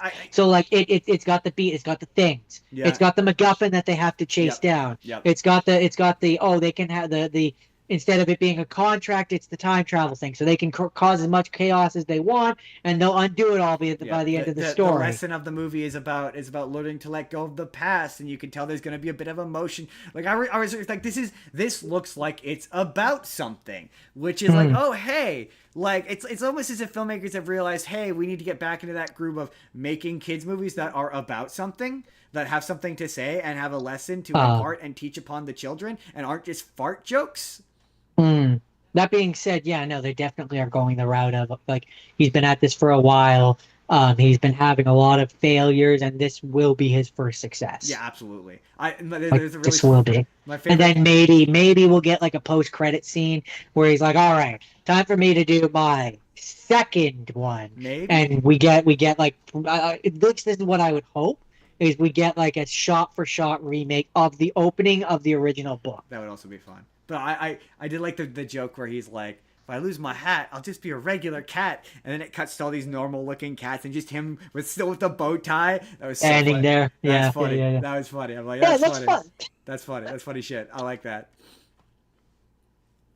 That is a It me looks fun. kind of joke. No, it does. It looks fun. It looks like it was written by a millennial. Absolutely. I think that's what a lot of these kids movies now is. They look like they're being written by millennials, and I'm like, Or certainly suggested or influenced by millennials. I'm all for this. Also, it's funny. I cut the show by 2 stories today because I knew Kingdom Hearts was going to take a while. I got a tickle in my I wasn't throat. expecting the Social Network to take as long as it did, but that was funny. Speaking of unpopular things, no, I don't know. Jordan, how we feeling? They put out a like literal teaser trailer. A little thirsty. A little teaser trailer for that new Scooby-Doo show that we have thus far been like. No, I didn't watch that. You didn't send me that. Did I not send that? Because you referenced it. I saw a still image of Shaggy holding the dog. Oh, okay, that's all the trailer is. The trailer is just like shots of this camp, and then from Scooby's perspective, he runs out, and then Shaggy picks him up, and it's the dog. The important bit was to see the dog. So you've seen the dog. I've seen the dog. Okay, yeah. okay, that's the most important part of this. The rest of it does not matter. Like, who cares what Shaggy looks like? I can't decide if I like it or not. How are you feeling about it?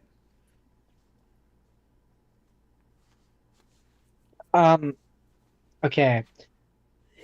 Well, in terms of, I don't know how to word this.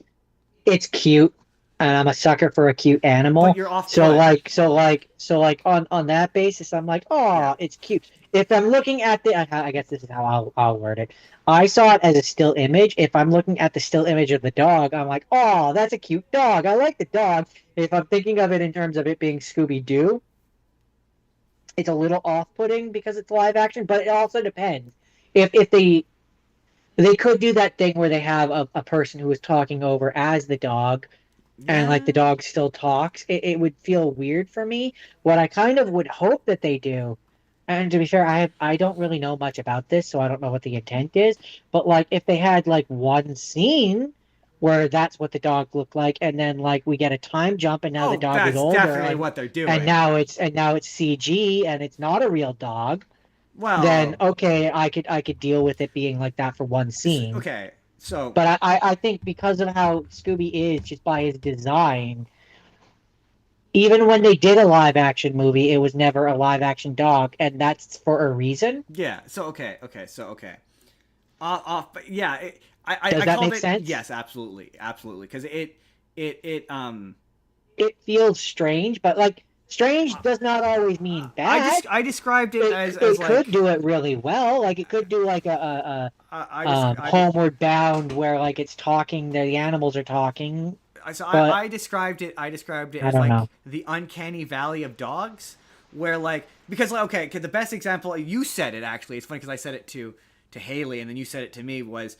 That Clifford the Big Red Dog movie, where Clifford the Big Red Dog is now a regular looking dog, but he's still gigantic. Yeah, it looks weird when they do that. Or like Marmaduke or Garfield, where he now looks like a regular cat. Or I can't. There was another really big example that I'm completely blanking on because I'm on a podcast. But like those, where it's like it feels weird.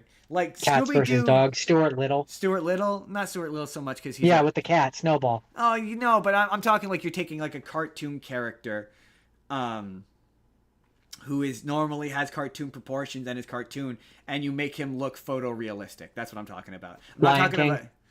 Lion King, but I guess more like a cartoon because even Lion King is they're still kind of trying to look like lions. Ho. From Moana. And it's something Moana, yeah, that's it. But so it Scooby-Doo is not meant to be like, aw, like that's not Scooby-Doo. Scooby-Doo is meant to be silly looking and goofy looking. He's meant to have goofy proportions. Like, yeah, he's a Great Dane, but he's supposed to be an exaggerated Great Dane. So taking him and making him a real dog feels strange. But people are acting as though him being a real dog instead of a CGI dog is this revelation, as if we haven't done animal movies with real dogs before. Like, yeah, he's probably still going to talk and they're going to CGI him having a mouth, right? Like, that's not really... I initially didn't know it is a Great Dane puppy, so it is a Great Dane Yeah, dog. it is. They haven't cropped The his people ears. got Apparently. all tripped up because of the ears, but Yeah. the ears typically get docked by humans. Yeah, So yeah, so he doesn't have docked ears. like Apparently, a puppy wouldn't. like a puppy would. Yeah. Apparently, um, he will talk, and him talking is going to be a focus of the show. I suspect by the fact that it's produced by Greg Berlanti. You don't know that name, but when I say the thing that he made, it's gonna paint a picture. Greg Berlanti. Okay, we'll do the one he did first. Greg Berlanti produced all of the CW Arrowverse shows. That tracks. But Jordan, even more relevantly, he did the Riverdale. So he made a bad show. So it does that not paint an image of what this may or may not be? Be bad. This is going to be bad. This is going to be a bad show. It's going to be an unenjoyable slop. I am willing. Look, if we hit the correct balance of like it's season 1, because season 1 Riverdale is a delight. I like season 1 of Riverdale. That show went off the rails, but there were rails to be had. That show was always bad. Yeah, but the first season is he good. He slept with his teacher, who was a pedophile. There was incest. It was always bad, Justin. The first season of that show, yeah, but it's like pulpy, kind of like fun melodrama. Bad. It's melodrama. No, it was always bad. Where now, if you want to compare it to Arrow, which Arrow has promise and gets good, according to you. That's a completely different thing. No, but no, Riverdale was always. I will not lie to the audience. Riverdale was always bad. We watched the first season of that. We loved the first season. We watched it as if we were watching a train wreck, Justin. But we never once dared say it was good. No, we definitely said that the first season is not good, but like it's fun bad. It's the kind of bad you watch because it's fun and enjoyable. It's a train wreck. And it's cartoony, and if you blend like an air of like, because there are Scooby-Doo comics which are like, what if Scooby-Doo takes place in the apocalypse, that are apparently quite good. I've experienced that one. It was okay. I've heard good things about it. It was okay. So if you do that, little melodramatic.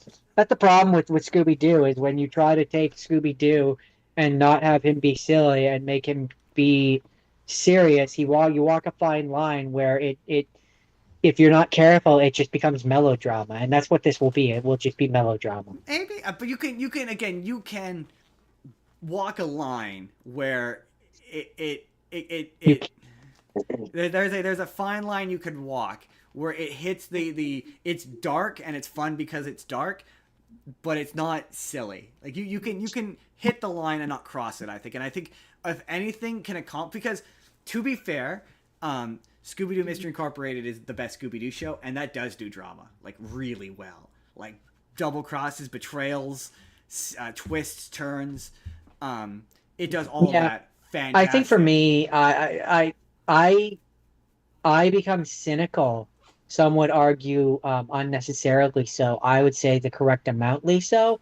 But I become cynical when you take anything animated and bring it into live action, especially by a person who worked on Riverdale. That is, at least I'm pretty sure Greg Berlanti did. I could be wrong about him doing Riverdale. I'm pretty sure he produced Riverdale, but I'm not confident enough to. I do know he definitely did the Arrowverse shows. That I do know, but I don't know if he did. I don't know if he did Riverdale or not. Yeah, just for me, like I said, I have a hard time when you bring anything out of animation and bring it into live action. I'm generally speaking, I'm not usually a fan. My thing with it's Scooby-Doo, different when it's superheroes. With Scooby-Doo, anytime they try to do dark and serious or serious, not serious, but like an adult version of Scooby-Doo, it always turns into them cutting out Scooby-Doo. That's how we wind up with Velma. And like, that's to me the worst Scooby-Doo could ever get. When you're like, okay, Scooby-Doo's in this and he talks and there's a reason why he talks and we're going to get into the origin and history of why he talks. I'm like, as a concept for Scooby-Doo, that's interesting. It's also, if this was the first time they had tried to be like, how is Scooby-Doo talking? And the first time they did it, it wasn't because he was an alien from the planet Nibiru. I'd be a little bit more off-put by this. But Mystery Incorporated, that's a big spoiler for Mystery Incorporated. But if Mystery Incorporated, like that show was at its strongest when it realized that, hey, what if instead of just a prop, Scooby-Doo was a character with wants and desires and fears and motivations. What if we turned him into an actual character instead of just a one punchline joke? It worked. So that's where I'm like, hey, if we do something with that, if it's a bit more elevated than Riverdale was, because Riverdale, again, doing a serious version of the Archie characters, the idea was never bad. It was the execution that was bad. The idea, I don't think is bad. But yeah, I think this has potential. In terms of the Scooby-Doo, to wrap it up it's with a Scooby-Doo. nice little button note. For me, the only live action thing that I want to see with Scooby-Doo, where you have Scooby-Doo talk, is that YouTube video where he's an eldritch horror. That would be fun. That's the only one that I want. Other than that, I will probably never watch this. Oh, I have no interest in watching this. There's nothing here which makes me go like, nothing that I've heard of or seen about this makes me go like, ooh, this is something I want to spend 40 plus hours watching the 4 seasons that they're going to make. The television is so hard.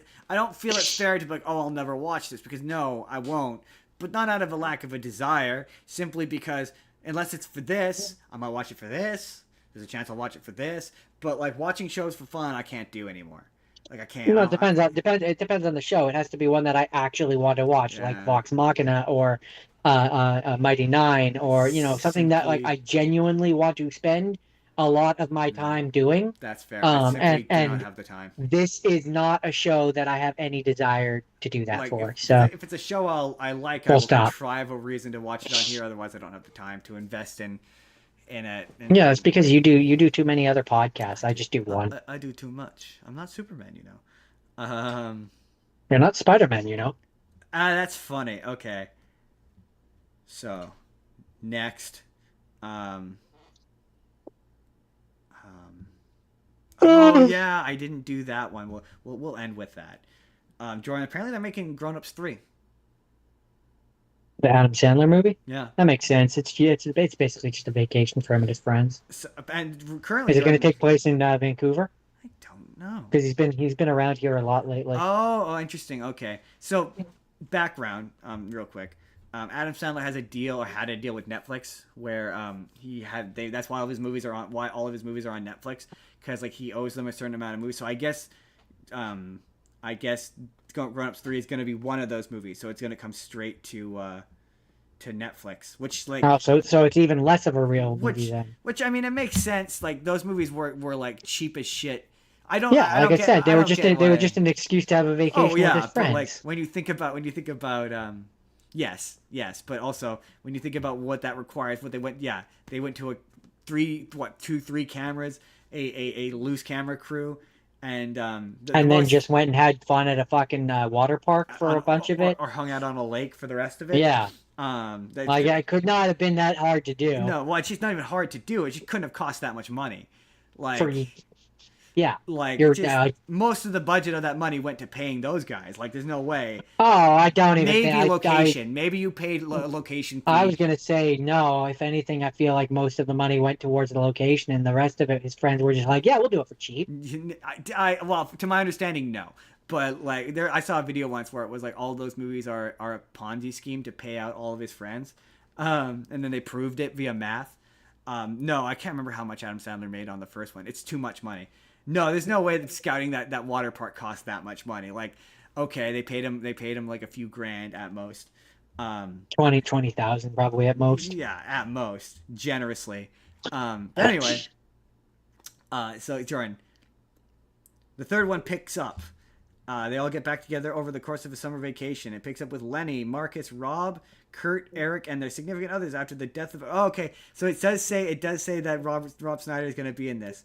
It says they connect... Is he dead? Is he the dead one? Well, they connect over the death of a close friend as they travel to Europe to spread his ashes and prove that they can still be fun. And my first thought when I read that was, the dead guy's definitely Rob Schneider, right? Then they don't have... They address his character's name. They don't ever have to actually show his face. They don't have to have him be in the movie in any meaningful way. And he doesn't have to do any of the promotion. Yeah. And he doesn't have to be involved at all. But according to this, he's in it. So But maybe that's a mislead, or maybe, to be fair, we've I discussed. mean, he might be in it insofar of the fact of at the funeral He's a they have his corpse? picture up. Maybe, or he's there as a corpse. I wasn't even gonna say his corpse. I was gonna say that you know how like usually in Hollywood movies and shows when they're at the funeral beside the casket when it's closed, Yeah. they have the picture of the person. That might be what they have. But according to this Isn't he like article, blacklisted in fucking Hollywood at the you would moment? think. But yeah, like, he's there. He's there in the list of cast of characters. So who knows? But he wasn't in the second one. He absolutely was not in the second one. No, he wasn't. So you'd think. Or maybe they'll make a flashback scene and he's in that or something. Who knows? Or something. Maybe, but he's I mean, definitely the character who's dead, right? There's no way he's not. I mean, unless they're going to introduce a completely new character, right? It has to be someone who would. Or maybe Kevin James is too big for these now. I cannot see Kevin James being too. Of the people involved in it, the only one who is arguably too big for it is Adam Sandler. Oh, Adam that's Sandler. a good point. Maybe Adam Sandler dies. I can't imagine that. Adam Sandler, you got nominated. No, you got Justin, nominated for an Oscar. What are you doing? I mean, if I know these movies like I do, whoever the friend is, whether it be Rob Schneider's character, whether it be Adam Sandler's character, I could see it being Rob. I could see them doing the joke because this writes itself, and it's so lazy. Where Adam Schneider's character fakes his own death. Rob. I'm saying it could be either, and I'm saying their name connected to save time. Oh, gotcha. So you didn't forget that his name was Rob Schneider and smashed together. No, definitely. I definitely didn't mash them up. It was definitely intentional. Wink. Did you just wink at me? Did you say wink while you winked at me? No, I definitely didn't wink. But you did it again. You said wink when you winked. I don't understand what you're talking about, wink. He did it. I don't know. Okay, I need to move on. So, anyways, adult. Whichever one it is, probably Rob Schneider. He will have been trying to escape his wife or something and faked his death. And then that will be the point. Is like they have to pretend to go and spread his ashes. Because everybody thinks that he's dead, and they use it as an excuse to go on a European vacation. You know, it's funny. Okay, that is the exact kind of franchise that would do something that stupid. But also, this article indicates to me it would to me. See, okay, I have a fucked up sense of humor. We know that, but it would be funny if it was earnest and sincere and poignant and like genuinely sad and heartbreaking. Like that would be really funny. Like if you're like, what the fuck? I'm crying in third grown-ups. This is weird. That. No, neither do I. Neither do I. My it's not thing that kind of franchise. My thing is, in fact, probably what it's going to be. I do think they're gonna kill off. Rob Schneider will actually genuinely be dead. I think they're genuinely gonna kill him. No, I think they will think. I think they will think that he is. And then I think he will show up at what like I think they will have the maybe, but the ashes that they think is his body, and like it wasn't actually his body. He wasn't in the thing at all. And they go to spread it, and he shows up at the real at the first place, and is like, "Hey guys!" And they're like, "Oh my god, what the?" And like freak the fuck out. He's like, "I had to." The government was hounding me down, or like my ex-wife was trying to get all my, or something like that. Absolutely the kind of character that he is. Not really. He wasn't really that kind of. He wasn't. Yes, a scammy. He was a new age hippie kind of guy. He wasn't a scammy kind of guy. David Spade was a. Now David Spade. David Spade would probably be. Oh, that's true. David Spade's there. No, fuck that. It's gonna be him. I don't know. Yeah, I don't know. No, it's just based on. I mean, your first instinct's correct. It's definitely because he wasn't in the second one. So if he's not in the second one, why on earth would he come back for the third one? Because that would be the big selling point is you're getting him back. Rob Schneider? No, that is no way a selling point that you're getting Rob Schneider back. He's so massively unpopular right now. So like, I just don't. I think this is a case of comingsoon.net is a terrible website, and I think that he's probably dead. Or at the very least, he's in it at the beginning, and then he dies. They kill him off specifically on camera, so he's not coming back, you guys. Don't ask. I guess only time will tell us. Time and Netflix will tell us.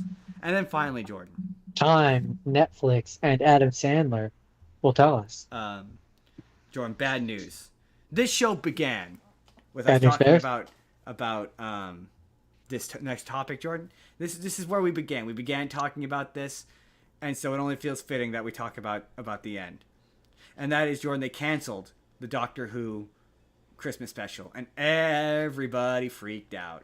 I saw a ton of memes that were very, very funny, but everyone was like, they said, sorry, what they said specifically was, everyone interpreted it as Doctor Who is canceled and going woke made it go broke.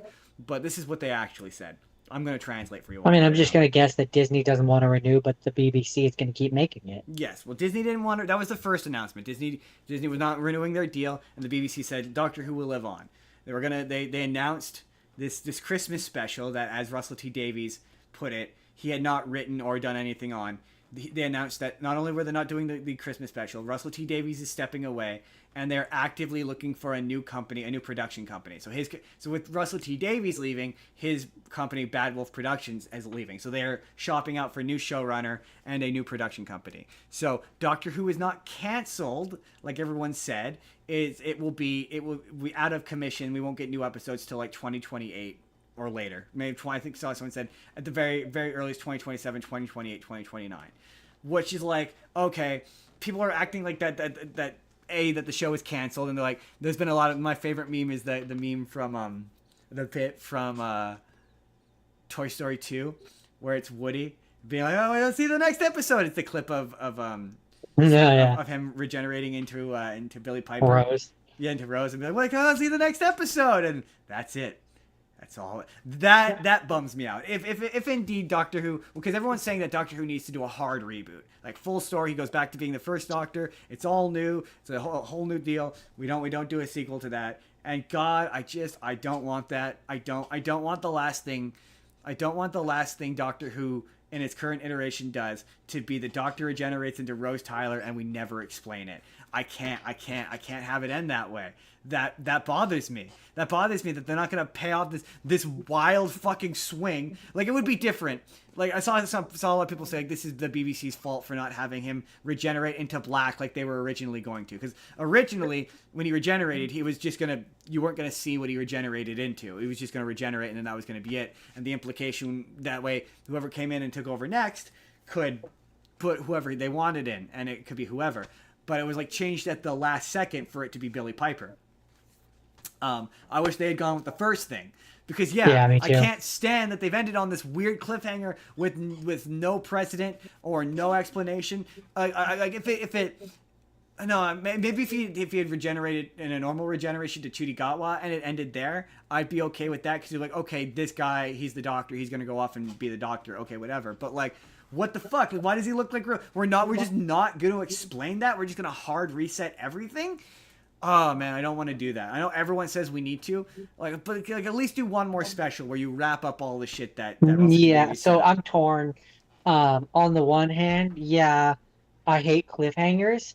So the fact that you've ended on one, it irritates me, and I would like at least one more special where like we have her turn into Rose, we have the story, explaining why, and then she regenerates into whatever her next form would be. And okay, at that point, if you want to reboot it or whatever, do it there. Then that's I'm fine. 100% with you. Yes, exactly. Because like I don't disagree, because we're like the 16th Doctor at this point. Like, okay, we kind of do need to reboot. It's getting complicated. You have this whole child thing, where why can the Doctor do more than the this and that and this and that? And it's got like by regeneration now. I saw someone be like, I'm not watching 40 years worth of television to understand all the shit that I currently need to. No one's doing that. So like, I get it. I get the sentiment, but to me, we need to wrap up the story first. Like I understand that. Like and you end it in a way where it's not really ended. So if they ever did want to come back to it with like a book or a story or whatever, you can have the continuing adventures of blah blah blah, right? Continue it. But then you can also do a reboot and have it. And literally, you could be like call it like New Who, and have it be an entirely separate, different show. Who says that you need to have it one way or the other? You could do both. Well, they kind of are in the sense that. And you could reboot and have a new one as well. They kind of are in the sense that you should do that. they've got those big Finnish audio dramas where that's where you've got the fugitive doctor, and so but also like, yeah, there's a lot of people tend to fold that into the regular. Like, I don't disagree. Like, yeah, you can. There's a world where both can exist, but like, there shouldn't be. There needs to be a line, There a needs to be a delineation line. between the two. Exactly. Like, there's too much of like, oh, River Song has met every single version of the Doctor in some variation or another in one of those big Finish. Like, she did a team up where she teamed up with the Fourth Doctor, and like, too much of Stephen Moffat's era is like, shit happened off camera. I fucking hate that. So like, there needs to be a balance, but certainly we need to pay this off. Like, you can't have the current version of, like, at least when Doctor Who went into hibernation last time, the last thing it ended on was the Doctor Who movie, the Eighth Doctor. Like, that's at least like, okay, I can be satisfied that this is where it ended, and we bring it back. And this is just like you're in the middle of a story. Like, you didn't explain any of this. It doesn't even feel like it was the end of a season, really. Right? It just kind of feels like a stopping point. Right, exactly. End of an episode. Right. But also, I'm gonna be brutal here. I'm not really shocked that it's getting canceled, or not canceled, but postponed or delayed, however you want to word it. Because in my opinion, and this isn't a direct fault of the show itself, but the last season suffered from a lot of Disney shows where it didn't have enough episodes. No, yeah. It was everything wrong with like a Marvel Disney Plus show. Not enough episodes. Not even just Marvel, but Star Wars as well. Like anything Disney show related. Too many ideas. Not enough time devoted to any of them for any. Yeah, I still haven't finished it. Maybe I'll have to watch it for one of these weeks and actually finish it. To say that I did. I just. Yeah. That's not even talking about the quote unquote woke shit. Yeah, the which some of it I'm not a fan of, some of it I don't mind. My thing with woke shit, the only thing that makes woke quote unquote woke shit annoying is the people who complain about the quote unquote point out shit. The quote unquote woke shit. Like, yeah, I get what you mean. Yeah, if we like doing this, you learn that woke shit quote unquote was always there, man. It was always there. Yeah, to a degree, yes, but I definitely do think that it's how to word this. It was always there, perhaps in some form or another. But I think as media literacy has died, the people that are making movies and shows have had to make it more overt.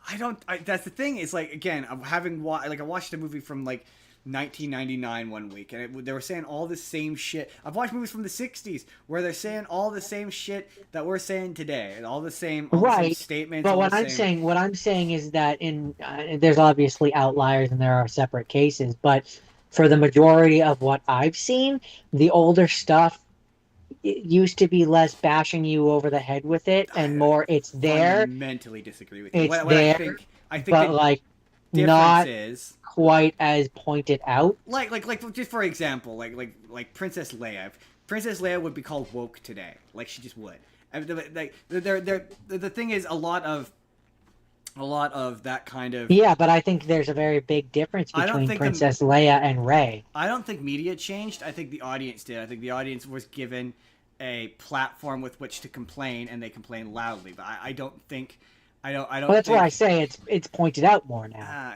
Yes, but I don't think the media itself... I'm not necessarily talking about the movie or the show is pointing it out itself, but I am saying that because media literacy is dead, you have more people are pointing out the stupid thing, and because there's a platform for them to do it, everybody is aware of it. I think we've just all decided that it's a stupid thing. I don't think it ever was a stupid thing, and I think certain people decided it was a stupid thing, and then because humans are tribal cave people, the rest of us just decided we did. But there's a lot of the things that people point out. I didn't say that it was a stupid thing. I said the people saying it are saying a stupid thing. No. What I'm saying is... So, like, the people that are complaining, this doctor is bad because she's a woman, they are saying a stupid thing. Right, but I just think that being like... we're agreeing is ultimately the point. To be like, we agree with each other. Yeah, the media was always like, oh...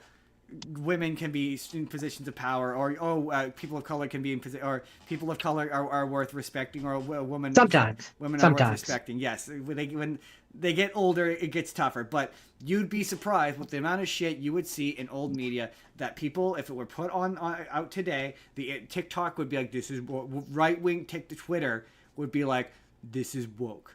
Classic shit that people like. Like the one that gets me is people will be like, I can't stand Kathleen Kennedy, and then turn around and be like, the only good Jurassic Park movie is the first one, which she produced. She made it.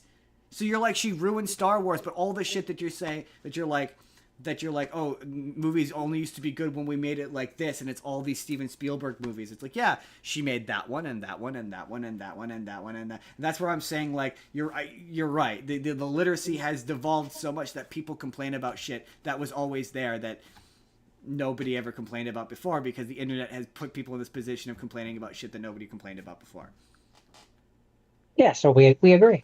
Like it's no, largely we're agreeing and saying the same thing. Largely, it's very so. Like, no, the thing that's frustrating is BBC television just kind of works like this. Like, I don't like it. I'm like, no, like fundamentally, I'm like, the BBC does this where they put their shows on agonizingly long breaks and pretend that that's a normal thing. The thing that people were like, oh, shows going on breaks. The BBC was doing that with Sherlock. Like, Sherlock, the first 2 seasons came out, and then like 3 years later, the third season, they finally made the third season and put it out, and it was bad. And like, so this is just a regular thing. This is what was happening with Doctor Who with Jodie Whittaker, where they kept fucking yanking it around, decreasing her series, putting out shitty specials, and they put them out like once a year, so that when you're watching it, you can't attach to anything, because the show doesn't come out enough for you to attach to anything. And that's what happened with Chudigatwa. They put out like 8 episodes a year, 7 episodes a year. So it's not that Doctor Who got woke, because Doctor Who was always woke. It was always pointing out social issues. It was always that kind of show. It was always a socially conscious show. You just notice it more because it's so infrequent. Like, if it was a constant presence in our life, and we were talking about it twice a year as opposed to once a year, or once every 2 years, you wouldn't complain. You wouldn't notice the quote unquote wokeness. So like, saying that it got canceled because of wokeness is just not true. It's just not true. It's a bunch of much more boring reasons than that. Yeah, it doesn't help that, yeah, like I said, it's got 8 episodes. Yeah. Like, if it were, like, to be fair, Doctor Who we just watched it all at once, but Doctor Who always came out, like, sparingly. That was kind of, especially later. Yeah, like, but I'm saying that's was marred by that as well. I'm saying that's a poor, just generally, that's a poor television practice. So to be like, oh, the gay black doctor came in and ruined Doctor Who, is just bad scheduling decisions, bad writing, not bad writing, but like bad structure. I mean, it's bad writing insofar of the fact of you had him come in not through normal regeneration, which would have been perfectly accurate, but you had to have this whole bi-generation thing, which was confusing, and you didn't explain it or pay it off in any way. And then you brought it back again, and then continued to not explain it, promising that you would eventually explain it, and then chose not to do the Christmas special where you would have explained it. You know, that doesn't have so much to do with the doctor that is there himself, and more just bad writing. Because right. Like, I'm not blaming bad writing. I would never blame Chudigatwa or even Jodie Whittaker. Blame him for some of the choices that he's made that I didn't like if he had been there for enough episodes. Right, exactly. There's like 8 episodes, and 2 of them he's not even there for. He's not even in, right? Really, we had like, what, 6 episodes of him being the doctor? They're doing Doctor of course he didn't. Or, sorry, 6 episodes for this season. I think there was that many for the last one. Yeah. So like, he had 12 episodes to be the doctor, which I think with David Tennant per season, he had at least like 20. He had no, he never got as high as 20. I think the highest they get is 13, but even then, that's still more. That's one season. That's still more. That's exactly. One season. And like, yeah, you're right. He's in. There's 8 episodes, and he's not in 3 of them. Like, how many? Like, what's the point? What's the point? Like, yeah, like you're like, it's the showrunners. Like, it's Russell T Davies. He's the one who's behind. It's Russell T Davies and Disney's fault for the way they shook out. It's not his fault. It's not. I wouldn't even say go so far as to say it's a entirely. So this is the best way to compare it. What is? And I used Matt Smith, so that we weren't using any of the modern day version of David Tennant to compare. But if I compare Chudigatwa. Judy Gatwa, who was 8 episodes per season, right? I think That's so. what he had. No, I think And he you're right. wasn't. I think the latest one was only 6. I think you're right. Pretty sure. Well, I mean, the season had 8 episodes, but he was only in 6 of them. Oh, okay, okay. Fair enough. Is more what I was saying for that, because there was the one episode where it was about the robot people or whatever that the girl was escaping from, and like they had him on a video for like 5 seconds. Yeah, there's like they do like 2 or 3. So I don't consider him to be in that episode. Is my point. They do at least 2 Doctor Light episodes in these seasons. But they're just too short to do that. You're like, well, this is already short enough. But it was so he could do Barbie. I think that's why. But to compare him to Matt Smith, who did 3 seasons. 2 of the seasons were 13 episodes, and 1 season was 15 episodes. Matt Smith had 44 episodes to become the Doctor. Yeah, exactly. But to be fair, this Matt other Smith guy, also his this Doctor other guy changes too much in my opinion. But this other guy had like what at best 15. I think even fucking Christopher Eccleston got 13. Hold on, let's find out. You're pretty sure Christopher Eccleston got 13. At least. I'm pretty sure that first series is 13 episodes. So it's still more. It's still more than Chudigatwa got. Chuti. I think it's 16 plus 2 Christmas specials. I don't know how to spell his name. Ncutti. And then that should probably get you. I think Gatwa. There we go. Gatwa. Mr. Gatwa starred in a total of 19 episodes. Yeah, so that's half the time. That's like not even like no, maybe half if we're being run. generous. He did more than Christopher Eccleston, but less than Peter Capaldi. Like a 3-year run is a good run for a Doctor. Like I think a solid 3 years. Matt Smith did 3 years. David Tennant did 3 years. Jodie Whittaker did 3 years, but he didn't want to do it. That's part of the problem. I mean, the only criticism I would levy against Judy Gatwa is he was half in the whole time. He was good when he was there. David Tennant, in his 10th Doctor iteration, did 47 episodes. Yeah, exactly. Major difference. But does that count include the specials though? No, the special with the 3 Well, I might. It includes the 47 episodes, including 3 seasons, regular specials, and his multi-part regeneration story. With the 14th Doctor part included, he had 50 times he was the Doctor. 50 episodes for you to get used to him as the Doctor, right? As opposed to 19. And even he kind of sticks it out a little too long. Same thing with as opposed Smith. To 19. But yeah, that's major difference. But yeah, when he was there, the reason why there's so many Dr. Light episodes was he couldn't commit the time to it, and like his career was kind of taken off. I think him leaving this will hurt him. But to be fair, it staying didn't help Matt Smith. Matt Smith post Doctor Who career has kind of sputtered. The only one who has really succeeded, and that's because he decided to do smaller television and smaller stuff, smaller scale. Even Capaldi had 40 episodes. Yeah, but like, see, Capaldi was famous going into the Doctor, and he was a huge fan, so he really committed. Chudigatwa never committed. He was kind of taking off with a kind of a movie career, and so he never fully. That would be my one criticism of him, is he never really fully committed to the process. He was always busy, which is why he's not in it enough. To me, it always felt like he didn't really want to do it. I think with the Doctor, you need someone who's charming, who really, he was only in 13 episodes, so I guess Christopher Eccleston takes the cake for the least amount. Yeah, he was only in 13, and he didn't do any specials. But even then, I really like Chudigatwa as the Doctor. It's a real shame he didn't do it. He needed one more season, but the theory was that he was going to come back. That turning into Billy Piper was temporary, and he was going to come back, and it wasn't actually a regeneration. It was just a swap out, so he could go do some other project and then come back, and then he was going to do another season. Clearly, he didn't want to come back.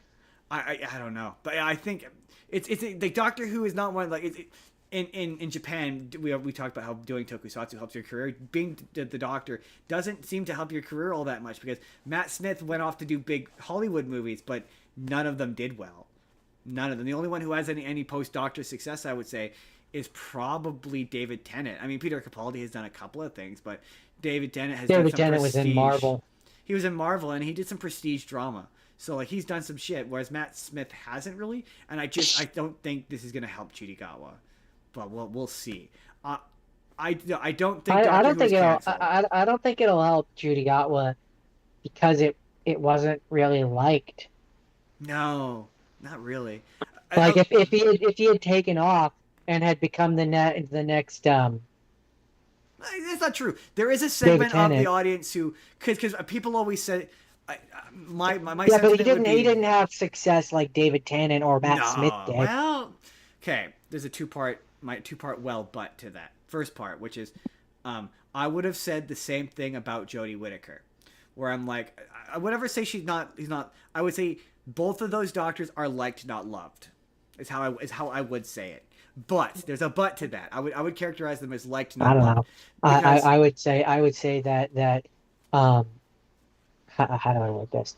Whitaker, I would say her doctor became loved again, not retroactively, and I think the same will happen with Cutie Gatwa. I think that with hindsight, people will learn to love yes, it, but no. Here's what but I'm talking about. I don't Like think they in its love time, it currently. like I should say at best, Judy or both of their doctors, the 13th and 15th doctors, are liked, not loved. Liked, not loved. At their best, they are hated at their worst. They are not liked, not loved at their best. That's with a but. Tolerated. That is with the but of. But there is a certain segment of that audience that does love them, like die hard. Like there's a woman who her whole channel is she just does the 13th Doctor impression. Like there's cosplayers, there's women out there who firmly identify with that version of the character and love that version of that character, and I totally get it. And it's the same thing with Judy Gatwa. Like there's so many gay black men out there. I've seen so many videos of gay black men who have cosplayed as his first outfit, who fucking just love him with the rings and the jacket and everything, who absolutely love him. And I think that's what's great about the Doctor, is that someone will always love, like, just because it's not Everybody doctor, has a doctor. it will be their doctor. Yes. And yeah, absolutely. Jodie Whittaker is somebody's doctor, and that's great. So like, I'm like, you're right. The audience is lukewarm to them, but there is a segment of the audience that is very much not lukewarm to them. So I just think that with the example of those two particular doctors, much like the characters themselves, they are the minority. yeah, I think it's funny because Really, not even a chuckle at that I one. chose to ignore what you just said. I heard it. I thought it was clever. Come on. No, I'm not. Come on, you got to not. at least give a little solid. nod. I'm solid, but not. No, we're not. But no, there's a clip. I certainly don't. It's not canceled. Doctor Who's not canceled. It's No, probably. I mean, not entirely too profitable for that. Still, it's never really. I think much like the Doctor, it never really dies. no. I think Might go on hiatus for a yeah, while. they'll supplement it with like comics and audio books, audio dramas, what have you. Yeah, I mean, they might do a thing where, and this, you would hate this, but they might do a thing where they follow up the story with this in like an audio drama or a comic, and then reboot the series and never address it on screen. So fucking you would absolutely hate that. Hate I it. wouldn't love it either. But Doctor Who's harder though, because like typically they get the original actors back. So like they would get Billy Piper and Judy Gatwa, and they'd spend the money, and then they'd get them back, and it'd be like, oh, this is not the same, but I mean, hey, it's a close third. It's as close as probably would ever get. Not even a second. It's third. It's funny. We got a comment to that nature where it was like, no, I think it helps people bring love to the comics or whatever, and it was like, we'll do that in a comment response another time. But no, I saw a clip of Stephen Moffat being like laughing at the people being hyperbolic, being like, Doctor Who is dead and canceled. He's like, no, it's not gonna go out off the air for 16 years like it did before. It might be 2-3 years while they figure it out, but it's not canceled. They didn't say it was canceled. It will come back eventually. It just might take a little bit for it to come back. So we will see. The question is, which straight white man will be the Doctor next? Hmm. Really, you didn't even. What? No, I mean that's probably what they're gonna do. He's gonna be straight. He's gonna be white. I mean, first they're gonna do Rose Tyler, and if they don't reboot the entire franchise, yeah, they probably will, just to fucking try and recoup some losses, as far as they're Yep, concerned. it's gonna be a charming, Um, befuddled so white I'm man. just trying to picture who, if I could choose anyone, who I would put in that I position. kind of want Will Poulter. I can't picture him. Will Poulter is you guys are getting paid? Oh, he'd be a little too young. No, that's what I'm saying. Um, I'm all down for like I like a younger doctor. I don't I like a kind of bad was doctor. I kind of was picturing Daniel Craig. Oh, he'd also be good. I think he's too expensive though. To be fair, I think Will Poulter's probably also too expensive. Um, but he's just Yeah, Greg would be he's fun though. He'd be a fun doctor. he's exactly British enough that I could see Yeah, them yeah. doing. But I don't. I see. I don't. The only thing that kind of prevents Because it like is they, to me, they would pick him because like they're trying to really capture the old spirit of Doctor Who, the and like I the feel like only he might do that. the only thing that really prevents him is he's technically already James Bond. So I think that would preclude him from doing it. But I'm not against Why? it because it can't be too iconic British Is there a characters. rule? I mean, I feel like it's an unspoken one. You can't be too iconic British All right. characters. Well, if I had to pick if I had to pick if I had to pick a pack of pickled peppers, then I would pick who would I pick? Harry Potter. Oh no, dude! Daniel Radcliffe as the Doctor. I would pick him as the That would be Doctor. sick. I feel like he would do it. I don't. That's the I thing is feel like he would do I it. don't know if he's a fan of the. If he's a fan of Doctor Who, I feel like he would do it. If he's not a fan, maybe not. But like, If he's not a he fan, I would feel be like he a could great Doctor. if he's not a fan, I feel like he could be offered the correct amount of money to become a fan. He'll do it. He'll do whatever he wants. And I just feel like if you went to him and gave him you offered him something, that feels like he's not above television. He's done television, so it's not like he's not willing. He's done lots of television. He actually had a show that came out recently that I've heard is actually really good with Tracy Morgan. And I feel like he could appeal to the He younger, like would to the be people who great. want a younger Doctor, who want like a Matt Smith. He feels Yeah, like to me like he would be a absolutely he Matt does. Smith. He is giving me real Matt Smith. Yeah, you're right. He would be good. He would be a good doctor. I think he would be a good doctor. And I think it's fun because he's kind of a shorter guy, so you can have kind of a smaller guy be an excellent like. I just don't want them to. I just don't want the doctor always needs to be British or like Who would you make European his at the very master least. if you had Daniel Radcliffe as the Ray Doctor? Fiennes. Okay, I have to look up who that is. You're gonna spell it R-A. I'm gonna stop you because you're gonna spell it wrong. It's the guy who plays Voldemort. Oh, that'd be funny. But he I was trying to think of someone from the Harry Potter, Ray, who you like could have be him. he's just a normal guy though. He doesn't have any My weird makeup or anything. my first thought was actually Tom Felton. I want Matt Smith to be the master. Like I want Matt Smith. Because- That'd be fun as well. But I want Matt Smith to come back and be the master. Like at least once. I think that I really liked our theory when we were like David Tennant's going to be the master. I swear to God that was going to be a thing, and then they decided last minute not to do it.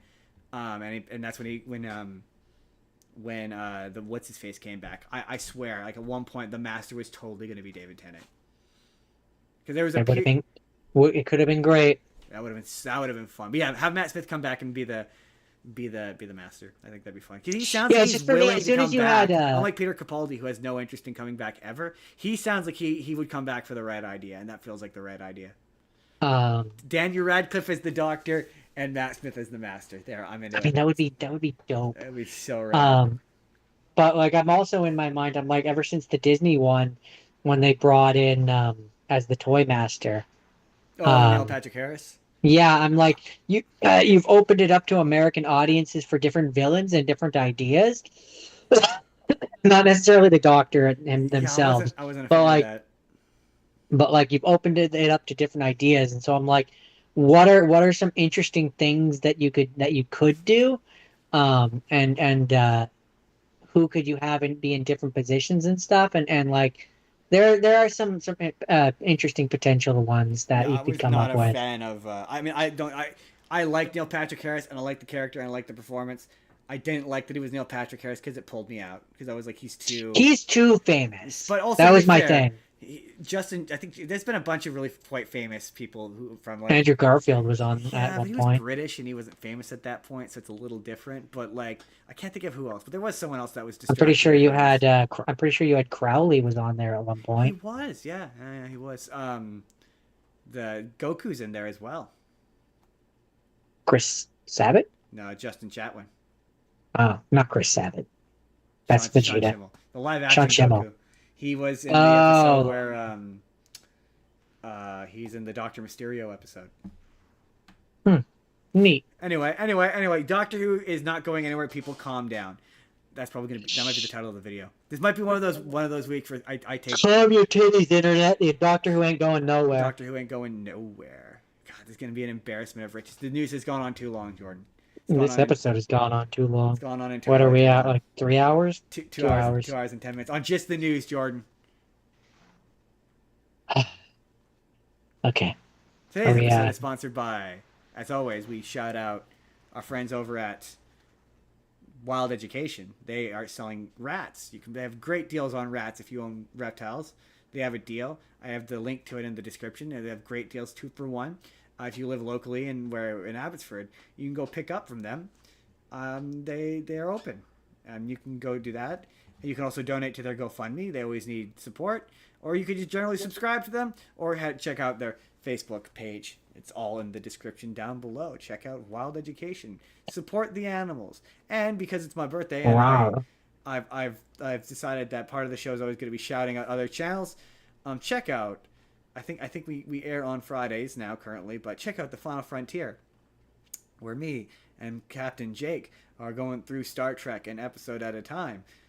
We recap it. We take notes. There's an outline. It's different than this. It's way more on the rails. There's more guardrails than this. And I wear a Star Trek uniform. Watch long and prosper. Live long and prosper. Watch long and prosper. That is Friday. Check it out. It's Final Frontier. All the links are in the description down below. But everybody, it's not my birthday technically. Happy birthday. My birthday is technically on Friday. But then it would have been the day after my birthday. So doing a birthday episode felt strange. So that's why we're doing it this week. And my birthday gift to me is making Jordan watch unpleasant movies. And also good movies, maybe? Things that interest you / things that make me suffer. Some of the movies looked like they might have been good. And then for me, there's a super secret theme that Jordan has to guess. Birthday. Famous birthday. Jordan. Or birthday wishes. It could not be birthday. You don't know. No, And it's being that it birthday. is my birthday, Jordan, I'm going to go first. Tell them everything on your list, and then I'll tell you why I've guessed it. Don't worry, they're going to find out. They have to stay tuned to the show. Mm-hmm. First movie, Jordan. I'm watching you. First movie. It's my birthday. I wanted to watch this. I saw the trailer for this. I think we talked about the trailer for this on the show, but this is Over Your Dead Body. And this is Jason Segel and his girlfriend, who I don't remember the Seagal? wife. Sorry, not girlfriend, wife. Seagal, Jason Seagal, and his wife are headed up to the cabin for the weekend. And he keeps saying that she wants to go for a hike, a really dangerous hike, by herself, mysteriously. And he keeps dropping all these weird hints about how, he told her not to go out on this hike, but she didn't listen, and she went anyway. So what you're saying he was And, he was creating an alibi. And he gets up there, Jordan, and it turns out, this is a spoiler because it's in the trailer, that he's brought her there to kill her. But big twist, Jordan, she's also made a plan to kill him, and she's been doing the same thing. She's been dropping hints about how I think she was dropping hints about how he wanted to go on this hunting trip, and he's like, I don't even like guns. Guns are dangerous and whatever. And they're at the end of their marriage, and they're about to they hate each other's guts, and they're arguing constantly, and they've gone up for this one last big weekend together to try and salvage their relationship. And then there's this really funny bit where she's like, you were gonna you were gonna drown or you were gonna shoot me. He's like, you're gonna shoot me. Like, how boring. How awful. I was caring. I was loving. He's, you were gonna kill me. How are you caring and loving? And he's like, I made you your favorite dinner, and I was gonna kill you via hypoxia, where you had wonderful dreams as you slowly drifted off to sleep. You were gonna shoot me in the face. Like, that's not. And it's kind of a dark comedy. Very dark comedy. And so it's the kind of movie where they arrive, and out of nowhere, Timothy Oliphant and two other people fall out of the ceiling, and it does a flashback to 3 weeks later where it's revealed that he's a criminal. They've got the criminal friend with him, and she is a cop or in law enforcement of some sort, and it's revealed that they escaped from, or he seduced this prison guard, and she helped them escape from prison. And the reason why Jason Segel and the wife want to kill each other is because they're going to get the life insurance money from killing each other, and that's what they're going to get out of it. So it's revealed. So they fall out of this.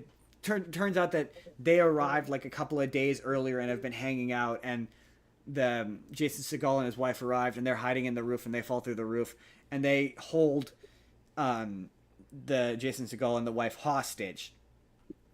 And it's just a bunch of really funny dark jokes where like they're hiding in the attic, and they're playing charades, trying to figure out like what her favorite movie is, and they fall through the ceiling, and he's like, really, that's your favorite movie?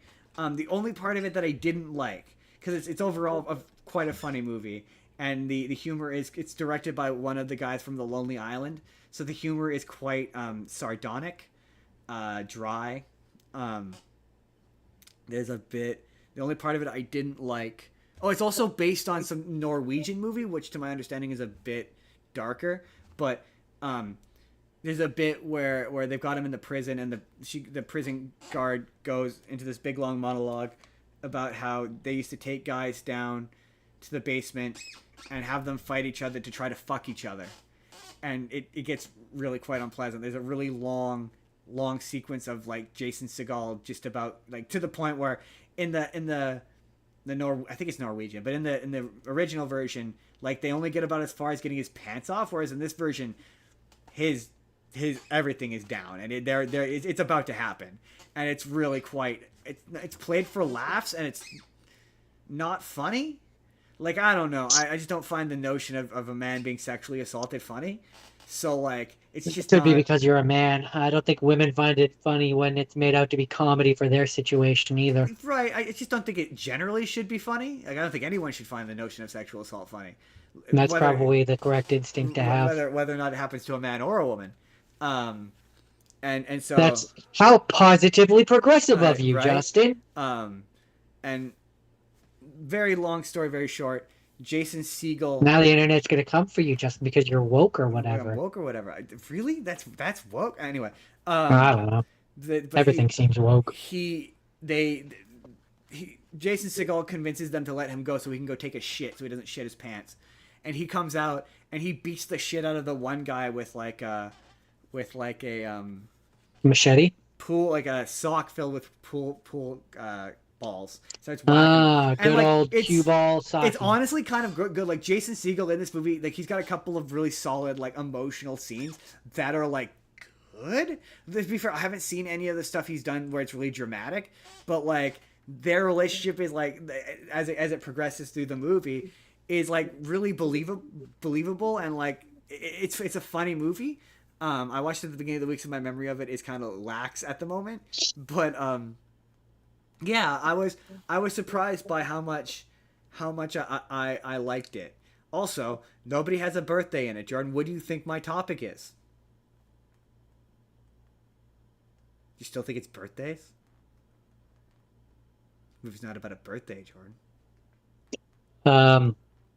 I think the movie the topic is fuck you, I watch what I want. No, that's not it. That's Over Your Dead Body. You honestly should check it out, Jordan. You'd like it. It's pretty sure it's on Amazon Prime. Oh, sorry. The ending is really bizarre. So they beat the Timothy Oliphant, all those guys, and they come out of this, and throughout the. So I think I've discovered is when people in the movies are actors or like otherwise involved in Hollywood, the movie becomes instantly unrelatable because it's such a hyper specific situation to be in. It's like, okay, yeah, this is a wife and a husband who hate each other. That's relatable. Everyone understands that. But he's a director who was about to make a famous movie but has fallen into obscurity and is directing commercials. And she's an actress whose career isn't going anywhere.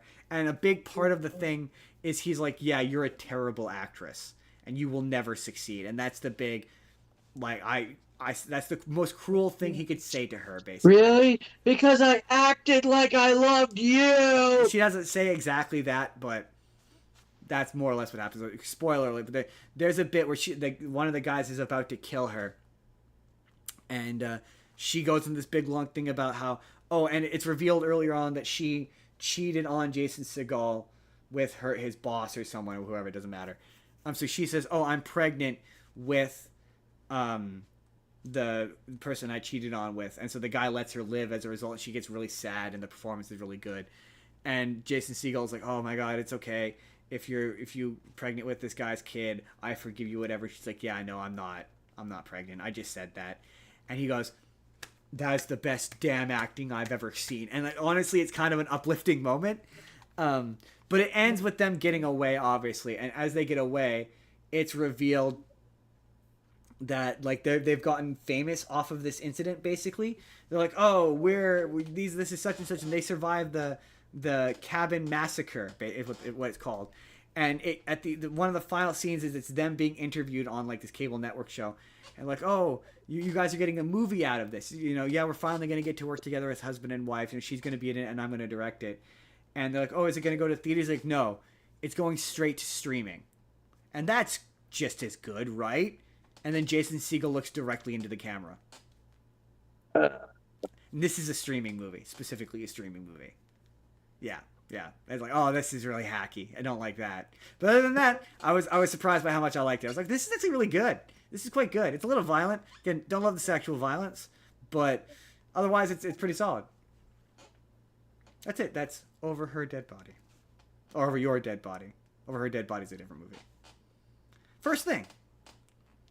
Tell me why I should like this, Jordan. Okay. First thing that I watched, it was a newer movie, came out and was released May 1st, 2026. Yeah. It was called Swapped. Yeah, it's Michael B. Jordan and shoot, I can't remember, but it's the one where Juno Temple. That's it. It's the one where he's a bird thing and she's like a bird thing and he's a puko, which is like a I don't know what you would call it. Like a small rodent. Badger thing. Yeah, badger. I would have said chipmunk. Squirrel thing. They body swap, right? It's a body swap movie? Well, they don't swap to each other's bodies, but basically there's like a magic berry or whatever, and when you are touching the magic berry, you can become any of the creatures of the forest. So he becomes his own version of what she is. Wow, the trailer. And she becomes her own version of what he is. The trailers massively mislead that. That's not what it indicates it is at all. And the trailers and the title, it being called Swapped, makes it sound like it's a body swap. And it's, it's still like it is technically kind of a body swap thing, where it's like he's now going to walk a mile in her respective shoes, but not her actual shoes. That completely, I guess because she's a girl, they didn't want to have him they didn't want to have to be like, ooh, it's a body dysmorphia thing, I guess. I mean, I guess, but also they're fictional animals that don't exist, so like. But that's interesting. That's so interesting because again, the trailer would not give you that impression, like, at all. I will say, and I'm not going to give it away because I want to see this. In case you ever watch this, but there is one twist that got me. Really? Oh, that's interesting. Because this it might not get you. You're fairly smart, but it got me. Interesting. Because I will say, Netflix animated movies are usually pretty stellar. Like, they're usually pretty standout. Like, I've yet to see one that wasn't a total banger. Like, I had a lot of fun with this one. Like Leo, Klaus, all those ones, all significant bangers. Yeah. But like, this looked kind of like a nothing kind of movie. Like, it looked like a samey, safe nothing of a movie. So it's interesting I that you say mean, that it's not. I'm not gonna say that. Jordan, that congratulations, you fulfilled your objective. I'm curious. I'm not gonna say that it doesn't have certain like it has check boxes. I mean, it's an And it animated movie. definitely, Obviously, it's gonna. yeah, like it definitely hits those check boxes. But like, I remember watching the trailer for this, and yeah, I remember being very apathetic towards Yes, it. exactly. Yeah, yeah. And It's better than the trailer. You're saying. I would say it is Interesting. Interesting. Fascinating. I think Orion that in the both Dark. That was another one. I think that both Michael B. Jordan and Juno Temple do a fairly good job in their roles, in their respective roles. Interesting. And yeah, there's again, I don't want to give away too much because I don't want to even give a hint of what the thing that got me was. But no, fair enough. but there is a thing that got me, insofar as the fact of like I suspected that that a thing was going to happen in regards to it. It's just not what I expected. Oh, interesting. If that makes sense. Nope, that absolutely does make sense. Like to me, like yeah, when it comes to like to me, Leo or even Orion in the Dark, like is it as good as Orion in the Dark? Might be a bit higher in return in regards. Interesting. Interesting. I guess I would. Is what you're saying. Yeah. Okay, fair. I'm trying to think of a good kids movie where I can compare it to. Is it just Fern Gully? It's kind of. I mean, no, not really. But kind of, not really. No. Kind of, not yes really? and no. Like it is. It isn't so far the fact of it's like you're following people and it's like nature and shit? a nature-y kind of thing. Okay, fair enough. But like, it's not about fairies or stuff like that. But like, there is a kind of magic. So kind of. Kind of. Okay. Fair enough. Fair enough. That's fair enough. But not in terms of like story-wise or anything like that. But in terms of like where I would place it in terms of like a film quality, maybe a little bit higher than Storks. Oh, interesting. Okay, Storks. I mean, we talked about Storks. Storks is underrated, severely so. But wait, like, so you're comparing it to? So that's interesting. That is an interesting because to me it had more of an like it's trying. Not to in, be, and that's why I say not in terms of like a story perspective, but just humor? in terms of not even so much that, but just in terms of like I would never say Storks is Pixar. Gotcha, but it's not right. bad. But it's not bad. Gotcha. Like it's not like a Minions 2 right. in terms of animated movie bad. Right. But it's not a Pixar. I'm just in terms of like a scaling of where I would place it.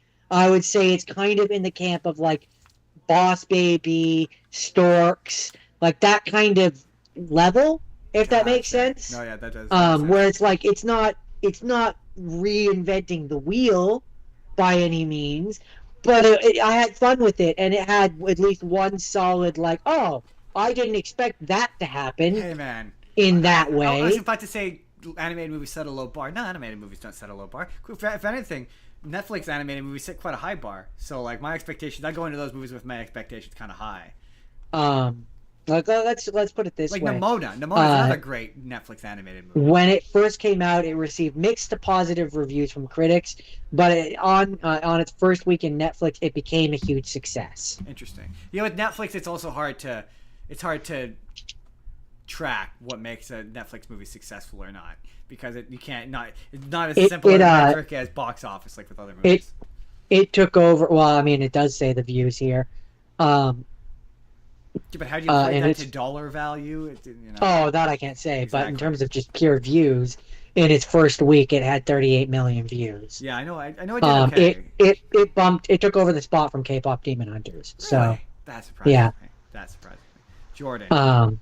Is there? But yeah, no. I guess my ultimate summation would be, it's no pond rules. It's no pond rules in terms of quality, but it for what it is, I think it's pretty okay. It's my favorite sentence. Man, I've never gotten so much mileage out of that sentence than when I started doing this. It's all right for what it is. Yeah, for what it is. Like it's a kids movie, and it's cute and it's fun and it's not unenjoyable. Right. I've seen worse kids movies. Yeah, God, yeah, it's true. I've seen some truly terrible. Your idea of what is bad and what is good definitely changes doing something like this. I Yeah, tell you. like if I had kids, I feel like I could sit them down in front of this, and there'd be a lot of pretty colors for them to look Right. at. I would show this to my But kids. like, it also has a little bit of depth to it, Right. and it has a little bit there. I like when my You know? kids' movies have something to say. Like when they Yeah. exist for a reason. Like, yeah, people are like, oh shit is preachy, but like that's when shit is good. Is when it's trying to tell you something or teach you a lesson or impart some form of wisdom or try to It's be something more than just pretty colors flashing on a right, screen. Right? Like, yeah, those are also okay, but they're not my favorites. They're not the ones that There's stay a with time you. and a place for it. Right? Right? Speaking of things I would show my kids, I would not show this to my kids. I need you to understand, Jordan, that no one Swapped? should. No, this next one, Jordan. Oh, I would never show this movie to my children, and nor should you. This is 16 Candles. Now that has to do with a birthday. Well, Jordan, it's about a young Molly Ringwald who it's her 16th birthday, and at Yeah. the same time as her 16th birthday, Jordan. Doesn't Honestly, she get it's- like it's- 16 wishes or something No, like that's a that? completely different movie. I thought for Oh. sure that I thought this had something to do with wishing, not based on the movie you're thinking of, but based. There was an episode of American Dad called 1600 Candles, which involved some sort of magical element that I thought was a parody of this movie. This movie contains nothing magical or mystical in it. I thought it did. I thought it had something to do with magic. It does not. In fact, it being her 16th birthday is kind of a really minor part of the movie. It's not a major part. So this is directed and written by John Hughes, who you know as the guy who wrote prolific director. It's his first movie, and oh my god, I'm gonna get in trouble again. This movie's awful. I don't think you're allowed to say that. It's truly, yeah, I know it's an iconic piece of cinema and everyone loves it. I'm sure it's like when we said Adventures in Babysitting is problematic. This truly is Which it problematic. is. This is even more problematic than that, Jordan. It's so problematic. I only sent you some of the problematic stuff. I think I sent you one problematic thing. You sent me one where they were in the locker room or something. Yeah. Yes, they're in the locker. Okay, hold on. Rewind. Okay. No, number one thing. This is his first movie, and I honestly think it's his worst movie. I think maybe Ferris Bueller's Day Off or The Breakfast Club is probably his best movie. This is a movie that takes place and was written in the 1980s. The number one thing you have to remember, I don't know how old he was when he wrote it, but it very much feels like it's a middle-aged man writing for teenage girls. It's just teenage girls saying shit that I just don't think teenage girls and teenage boys say. It's characters saying things that are gross and weird and awful, and you're like, I don't think 16-year-olds. So okay, yeah, the one I sent. So plot of this thing is that she's just turned 16. It's her 16th birthday. There isn't much of a plot, but it's her 16th birthday, and at the same time, her sister is getting married to this guy who is a creep and a weirdo. This is a plot point that never comes back later and is never addressed, but he's like a really gross, sexist weirdo. It's never explained how they got together or why they get together, but an important plot point is that his parents are staying with them, and her parents hate him, hate her, or they either never met his parents or don't really like them. That's a plot point that never really comes back or is addressed. And they forgot her birthday. They forget her birthday. They don't even wish her a happy birthday. It's her 16th birthday. She's really excited. They don't even wish her a happy birthday. And she goes to school and meets up with her best friend. And her best friend's like, why are you so mad? It's not a big deal that they forgot your birthday. And she's like, very reasonably, it's like, they could have at least wished me a happy birthday. They didn't even wish me a happy birthday. And I'm like, that's valid. That's fair. That's a very fair thing to be upset about. So then the next scene is randomly, without explanation and never saying who or where it comes from, she's filling out a sex quiz. What? A quiz asking whether or not she's had sex. Why? Who she wants to have. What? Hold on. Who she wants to have sex with and where. And they're in health class. So it's not made clear as to if this is like, and the teacher's It's a school thing? This is in class, yeah. And it's not made clear as to whether or not it's like the teacher has. I assume the teacher hasn't passed this quiz out because otherwise it would be weird. I'm assuming It was the 80s. It was a different time, yeah, I'm I assuming guess. it's like the 80s, and this is just a note based thing, but this is a thing that John Hughes thinks that teenagers do for some reason. And I'm like, this part of me, there's a bunch of parts of me that are like, I mean, I okay, could believe that teenage boys are obsessed with sex, but not necessarily teenage girls. there's a point where there's several points where I was like, okay, yeah, maybe teenagers are in the 1980s were different than when I was a teenager, but not this different. That's fair.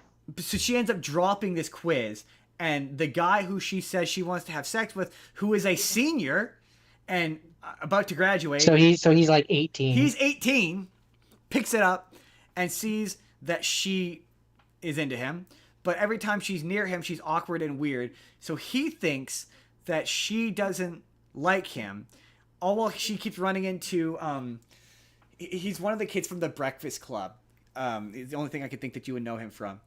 And he's like one of his first roles. But he's, oh my gosh. You remember in the Breakfast Club, the kid who is really, he's being pressured by his parents to succeed in school? I think he's the brain. And he's the one who brings the gun? No, it's been a long time. Oh, him. He's quite young in this, and the credits call him the geek or the nerd, and he Anthony Michael Hall. Anthony Michael Hall is his name.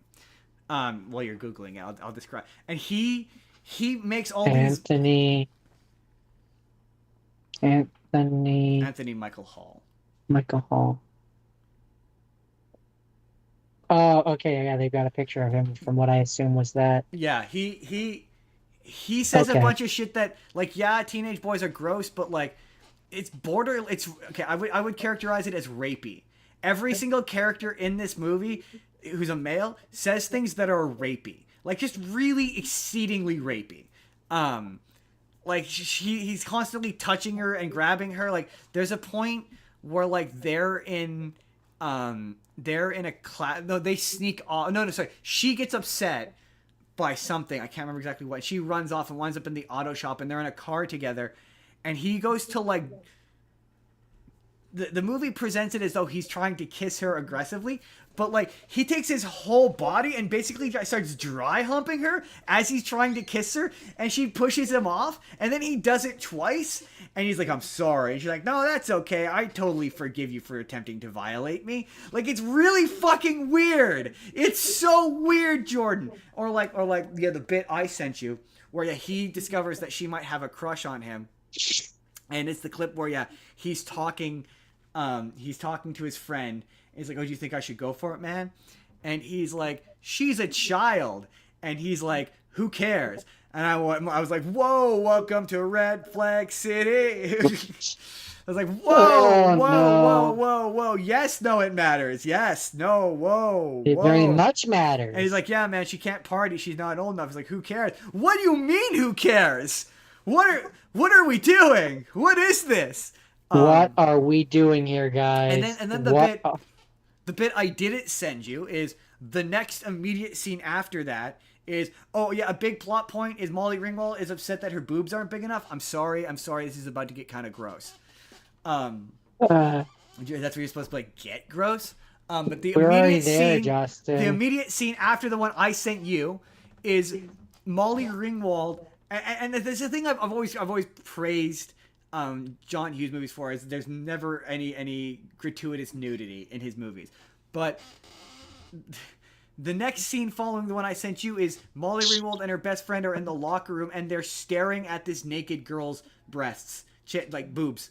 Like, she's just full on naked having a shower, and they're just standing there like, "I wish I had boobs that look like that."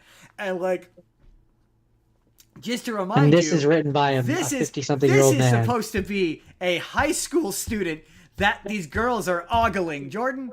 Like, I'm gonna hope to God. I mean, I've never that the been actress a high is an school adult. girl. I'm gonna hope to heaven that the actress playing this naked girl is an adult. But for all intents and purposes, the character isn't. The character is very much a high school student. Yeah, I've never been a high school written by an adult girl. man, Jordan. So I have to assume that they don't do that. Just stare at other naked girls while they're having a shower. For all I know, they do. Yes, but maybe? I just cannot stress enough that the guy who wrote and directed the scene was a grown man. I get you. It's not even just that. It's the editors, the So all the many people people who that were didn't go involved in the process who like didn't go like, this is maybe. I mean, we could at least maybe have it be where like they're watching from off camera and we don't see anything. maybe, Like right? you And like I know, definitely had this epiphany when I was watching this, where this and there was another movie later on that kind of formulated it, which is like there really was a point when in the 80s and 90s we just considered teenagers, they're just young adults, and we mean that literally. They're adults, but they're young. They have the same wants, desires, needs, and functions as adults. They just happen to be in high school. Like that's what the 80s thought, that's what the 90s thought. And somewhere along the line, we as a society went, no, that those are kids. Those are kids, and this is not okay. And so there's a bit later on, mid to early 2000s this about movie is when that has started. no plot, Jordan. Like the bulk of it takes place at a dance. I don't remember what dance, but at a dance. Like most of the runtime takes place at a dance, and then the next scene takes place at a house party, and it almost all takes place in these like three locations. And It's supposed to be like a coming of age thing.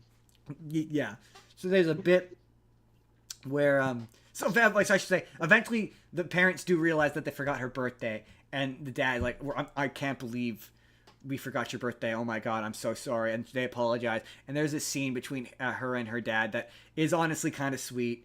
Some of it is kind of funny. I won't lie and say I didn't laugh, but there's a part later where he's trying to the nerd guy is trying to help the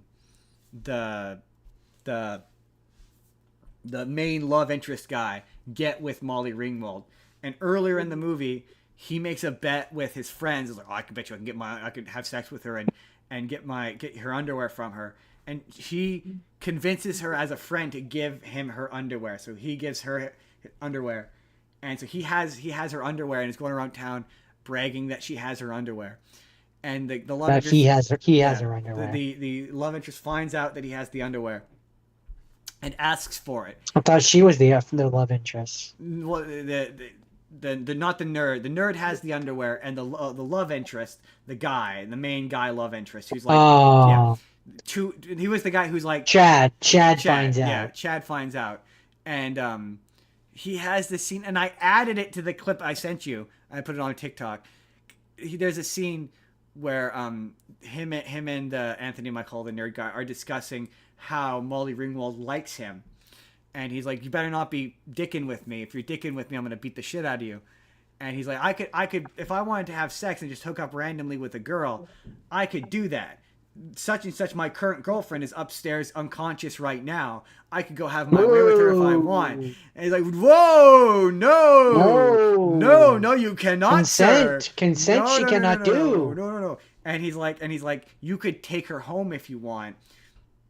She doesn't know the difference. No. He's like, just don't. And you're in the event that you're like, oh, maybe he's not saying what I think he's saying or suggesting what I think he's suggesting. He's like, just don't leave her in an empty parking lot somewhere, is what he says to this kid. Turns out he's a good kid and doesn't take advantage of her. But red flag, Jordan. Red flag city. Welcome to Red Flag City. Population, that guy. Where all the ladies say me too. And then he went and got into politics. And then the movie ends with him making out with Molly Ringwald. And it's like he's the good guy. Yeah, like he's the good guy. Yeah, the movie treats him like he's the good guy. He doesn't. He is in the future movies. He would be the bully character who doesn't get anything and ends up learning that he's a shithead. Like she doesn't wind up with the nerd. She winds up with the jock. They make out at the end of this movie. It's the weirdest thing ever. And then 4 years later, she's knocked up. He's fucked off to go get milk, and she's learning from her history. Yeah, no, for sure. Yeah, she dates him for the bulk of high school, winds up getting married to him right out of high school, gets pregnant with his kid, and then he loses the athlete body, and he's got a gut. You think they make it to marriage? Oh no. See, I think she spends the rest of their time with high school together. She wants him to like her. And it's the 80s, so she puts out. He doesn't use a condom. She gets knocked up. and he fucks off before they get No, no, married. no, no, no, no. I have to be fair to this character. He does genuinely like her, and his whole bit throughout the movie is. Oh, No, Justin, hold on, they hold all on, like her. hold on. They all like the girl until they get the girl Hold pregnant in on, the hold on, hold 80s. on. So, his character is that he wants to be everyone. He's basically Max Jaegerman from Nerdy Prudes Must Die. Everyone thinks he's Max Jaegerman, but he's a nice guy, and his want is that he wants a quote unquote real relationship. So like what I'm saying is they stick it out. They accidentally get pregnant on prom night. They stick it out for the kid. He marries her because he's quasi honorable, but like they're together. Is he? What Oh, you described to me doesn't sound like no, it. no. He's quasi honorable in action, not in behavior, not Yeah. in disposition, but in behavior he is. That's why I said quasi. He knocks her up in she gets knocked up in high school. He marries her, and they stay together for too long out of obligation. That's the kind of relationship they have. This movie's awful, Jordan. It was bad. Like people told me this movie was good. Like this is the thing that made Molly Ringwald's career, and I like. And I'm like, okay, maybe it's just me, but you're like reading about it. No, even in the 80s when this came out, this was not well received. And I'm like, man, the pop culture and the zeitgeist has led me to believe differently. Because this was awful. This is probably his worst movie. Like, hands down. It was so... It's made all the more... The thing is, if any woman was involved in the making of this in any level, like a writer, a producer, or something... I maybe could get past some of this, but it's just the fact that I keep coming back to. It's not just directed by John Hughes. He wrote this. He wrote all of the rapey shit that these characters say, and I'm like, I don't know. I just. To be fair, I grew up in the '90s and the 2000s, and yeah, there was a certain level of rapiness in a lot of our dialogue. I will give you that, but nothing quite to the degree of rapiness as this movie. So like.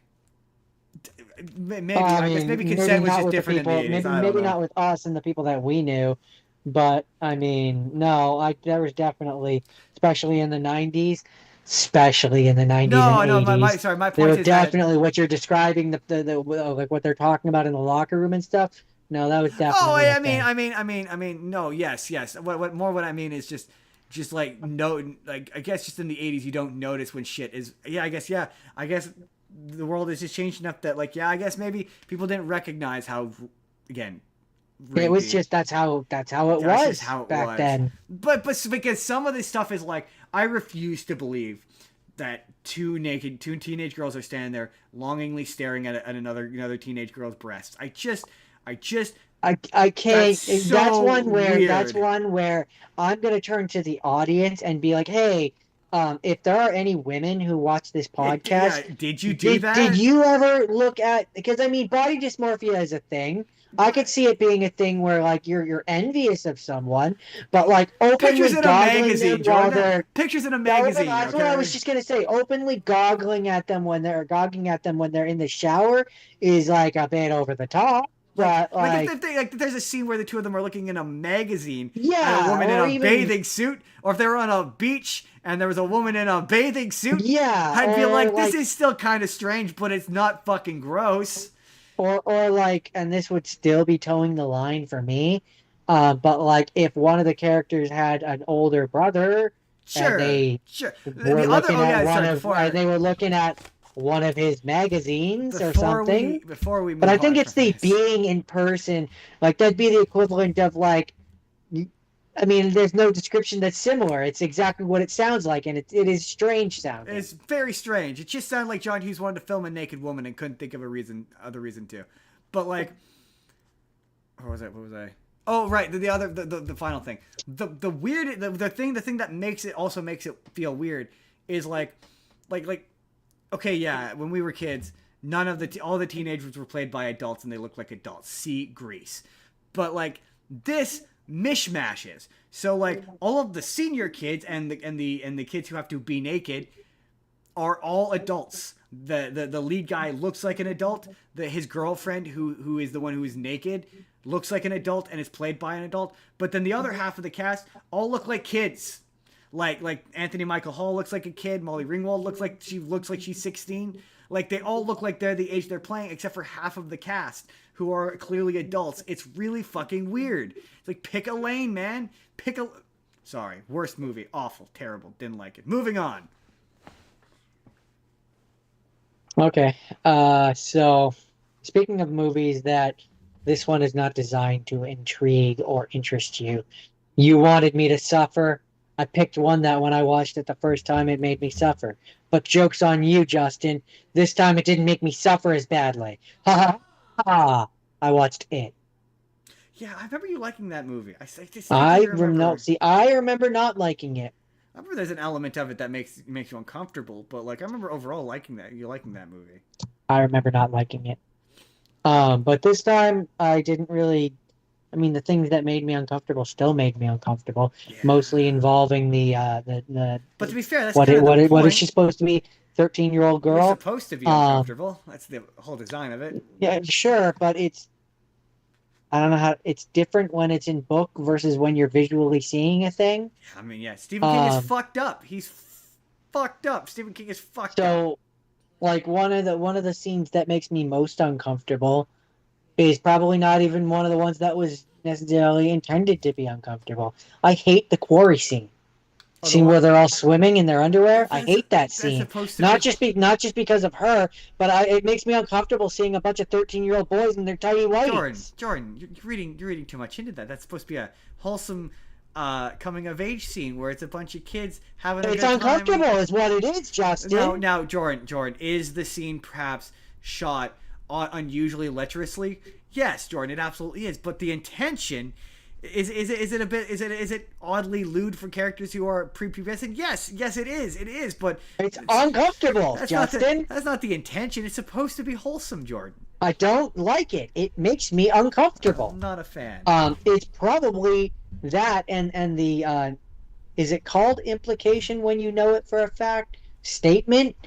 Uh, uh, uh, I don't know how to put it into words, but the girl and her dad make me uncomfortable. Yeah, well, to be fair, that's the purpose. What's that called? Implication? Well, there's an implication. Not But there's not. subtext. It's more than an implication. It's pretty fucking stated. It's What's that called? I'm legitimately asking. I don't know what the term would be. um Overt? overt. Yeah, no, it's they Not implying. It's not implying it because it makes it very evident that it's true. um I genuinely don't I- know what the term is. my internal thesaurus is drawing a blank at the moment. I know what you mean. Yeah, it's made I, very I, clear I, that the dad the dad did, is abusing his the daughter. dad did bad stuff to the daughter. Overtness, I guess, is the term. I don't know. But I understand why it's there, but I don't. Much like how you don't like watching things that have sexual violence, I don't like that. No, I don't mean either. I don't want to watch To be things fair, that I like the are second like one that. better. I Um, like the second one better. I've never seen the second one. It's honestly it's pretty I've good. never seen the second one. The second and one I'm has- gonna have to for this show. it has Bill Hader and James McAvoy in it, and there's a really he plays the Finn Wolfhard character, and Finn Wolfhard specifically chose him to play him as an adult. Oh, that's fun. There's a really funny joke of Bill Hader being like, "How much power does this kid have?" Where he's like, "Bring me Bill Hader. He shall be me as an adult." All that Stranger Things money. Also, a thing that I was able to more easily not reconcile, compartmentalize. I don't know what the right term would be. Accept, I guess, suspension of disbelief. Is because the first time I watched this, the bullies irritated me. They're Because very 1980s characters. they're psychotic. Like they're straight up, they're psychotic. Like they're carving. Like it's the thing that irritated me. You're talking about the bully characters. Yeah, that's why I said the bullies. Oh, sorry. I thought you said the boys. No, bully. the bullies. Yeah, no, but to be fair, they're bullies in a Stephen King story. They're gonna. It's be not extra even so much psycho. just that, but I saw one comment because I yet again I took to Google, because it's yet again it's unbelievable for Yeah. me. Well, the That part of it is but the idea is, let me finish. The idea is supposed to be that because of it, Pennywise, Yeah. he is infecting everyone in the town and bringing out their worst. And I didn't pick up on that the first time I watched this. It's not even that. If you had let me finish, I would have gotten to that. It's Um, it's not even. It's not just that. It is that. The monsters bringing out the worst in people. It's not the just worst that, in everybody. And he's making the adults observe less. Yes, that makes them unobservant. That's why they don't notice that the kids are missing. Is because he's. But the movie doesn't. It doesn't say that. At least not this version of the movie doesn't really. That's a thing from the book. So being able to, again, I don't know the term, reconcile that this time made it a little less irritating. Less psycho than he is in the book. In the book, he's way worse. He's pretty fucking psycho here, so it's still annoying. But where you're like, this kid would be in jail. Yeah, well, especially because his dad. Well, and the other reason why I was able to compartmentalize it this time is because this time I was like, oh, right. His dad is the sheriff. His dad is keeping him out of jail. And his dad's also beating the shit out of him, I think, if I'm not mistaken. Sure, but more importantly, his dad is keeping him out of jail. And if someone else's dad was the sheriff, this kid's dad would still be beating the shit out of him, but this kid would be in jail because his dad wouldn't be the sheriff. John, you're going to inevitably bring up the corgi.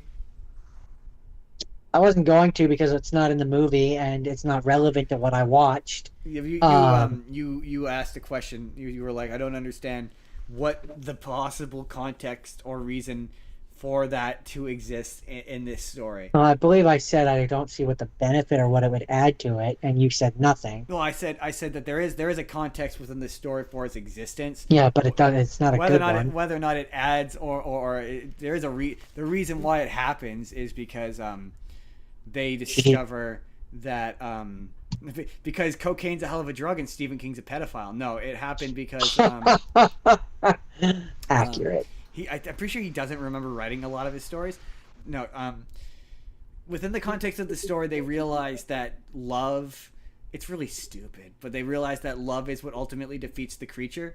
And so in order to protect themselves from defeating the creature, they decide that they all need to do that together all at once. And the love that's created by them all doing that all at once, yeah, so it's not necessary, is what banishes, doesn't have anything. Is what banishes it the first time before they come back in the second half. No, yeah, there's a reason why every adaptation of the story cuts it out. They can absolutely nothing at its fucking. You can love each other and not need to have a major fucking orgy. Right. Clearly, the movies and other things have recognized this. Yeah, absolutely. Because it doesn't need to happen. Every version of it cuts it out. So yeah, literally. Well, because there's no way you couldn't possibly in a million years. You could not in a million years do that on screen. A million years do that on not screen. Even if you did like the thing that movies do where like they cut away and you are like imply it. No, you still can't do that. No, you couldn't imply it. It would. There's no version of that wouldn't be weird. No. But, yeah, I like the second one. Like this is I don't know. The thing I liked about this one was that it didn't rely on jump scares. I appreciated that it was atmospherically creepy. It still had some jump scares, though. Yeah, but I appreciated that there wasn't a ton of jump scares. And also, another funny anecdote from this movie is how Finn Wolfhard went back to doing Stranger Things, and he wouldn't stop saying the F word. That is one thing that pulls me out from this is Finn Wolfhard being in this. I can see why you would say that. And he's just his character from Stranger Things. He's just his character from Stranger Things, except a little bit more obnoxious. Yeah, a little bit more of a little asshole. And so I'm just like, that's the other difference. So I'm just like in my head canon, he spent like a year before they moved to Derry. Before they moved to wherever Stranger Things takes place. He spent like a year here with like his aunt or something. That's funny. Was there anything else you had to say about it? I hear there's a show. There is a show. Is like a prequel. I've seen clips of it, and it's really the ending. I've seen clips of the ending of it, and it makes the shit even more confusing. Because that sounds about right. It implies basically that Pennywise exists at all times, at all moments. So there's a bit at the end where they go into like his world, and the thing is he's trapped within Derry. But he's got this own little world, and he knows that the kids are gonna kill him because he is existing in the moment where they kill him. So he's trying to like go after their families to prevent it from happening, but also it can't be prevented from happening because it has to happen. It's that kind of version of time travel. It's really convoluted, but it's it. It is Sounds convoluted. unnecessarily complicated, but I do got to give credit to what's his name, Skarsgård Oh or man, whatever his name is. he's great. He is great as Pennywise. He is great. The show is Um, always at its worst when he's, because there's in the show he's not just Pennywise. They actually introduce, that show introduces Pennywise, and he plays the guy who I can't remember what the guy who it is mimicking, basically. Yeah. His name's Bob Gray, and there's an Interesting. episode of that show where he shows up, and it's revealed how he took Bob Gray and took his appearance, and how when he initially shows up, he isn't Just a clown. guy. He's whatever. So there's points where he's kind of whatever, and he decides on Pennywise because it's the most effective. But yeah, that's part of what that show's about. It honestly looks good. It's just it's a TV show, so it's, as previously discussed, hard to find time to devote to it. I would consider watching it for this though, maybe. Some of But it yeah, anyway. I'm gonna have to get you to contrive a reason for me to watch the second part. The second part, yeah, I like the second part. I've never watched it. I can't, really, that's a surprise. I could have sworn you had seen it at least once. I never saw the second part because I hated the first part and I never wanted to watch another part of it. It's got Bill Hader, James McAvoy. Yeah, you've multiple times you have tried to sell me on it, I can't and remember I what- just Oh, I was like yeah. I was so deeply uncomfortable with the first part. Yeah, but the second part, they're That- all adults. I know, but and that's what you constantly would try to sell me on. And I was like, I don't care. I hate it. They're all adults, and more to the point, they're all adults that you like in other things. Yeah, no, that's I just for whatever reason, Maybe Halloween. Halloween's a good time. this movie I guess traumatized me as an adult. I don't know. I don't. but Crazy. I remember you liking it. My memory. I Is, don't know. well, No, I mean, not that's- like is a strong word, but certainly not hating it. Evidently, it did something to me because I never watched the second part, so it hurt me in some way, Justin. It hurt. But that's it. That's it. That's ... it ... So Jordan, it. I'm excited to talk about the next one. What do you think the next one is? Oh, the next one of yours, you mean? The next one of mine. Oh, fair enough. I thought you knew what I was gonna do next. And you were And then I'm not excited to talk about the one after that, or the one after that, or the one after that. But then the one after that, I'm excited to talk about. But then I'm not excited about the next two. So I am largely indifferent to all of these. The next one was probably the highlight of my week. I bear no strong feelings about any of these. I'm not gonna lie to you, Jordan. This was kind of tough. So Jordan, this next one is an iconic piece of film. Everyone knows it. You all know it. You've probably seen it. Everyone's probably seen it. This is the original Sleeping Beauty. When The animated one. the animated one. When young Yeah, Aurora is born on her coronation day, first birthday. I think it's her first birthday. The evil Maleficent shows up and is upset and offended that she was not invited to the party, and casts a spell on her that when she turns the age of 16, she will die. Prick her finger. No, she pricks her finger, and then she was going to be put into a death, and then the three fairies amend it so that she will just be put into a sleep. Right, that was it. And honestly, Jordan, this movie's kind of a bop. It's nice and short. It's really funny how much clearly the original story is kind of slightly complicated because a lot of it is just a narrator explaining things. The background animations in this movie are incredible. Like the backgrounds are so detailed, like the castles, the forests, like there's it's art. It's art for a reason. Like it's hand drawn. They're so like it still kind of looks great. Like it looks better than Snow White. What was interesting was when I was reading this, I was like, obviously whenever I watch a really old movie, I'm like, people's critical senses are different. Like when they're criticizing things back in the 50s and 60s, they just are, even in the 80s. Yeah. So like the things I notice about a thing, I don't think they would point out back then. The number one thing I immediately notice is this movie's kind of just Snow White over again. Like it is distractingly similar for the first, I'd say, chunk of it. How similar it is to Snow White. She winds up in a cottage. She's running away from a problem. There's characters who help hide her. Like a lot of the plot is the same. And so I pulled up Wikipedia article and read, and sure enough, back in the 50s and 60s, number one criticism of this movie is how similar it is to Snow White. And I was like, yeah, it really is. It's very similar. It's to a point. It hits a point where it stops being similar to Snow White, but it is Yeah, remarkably similar to Snow the White. biggest difference that I think is I think Maleficent is a far more interesting But, character. Maleficent I kind of- think she's not the bad guy.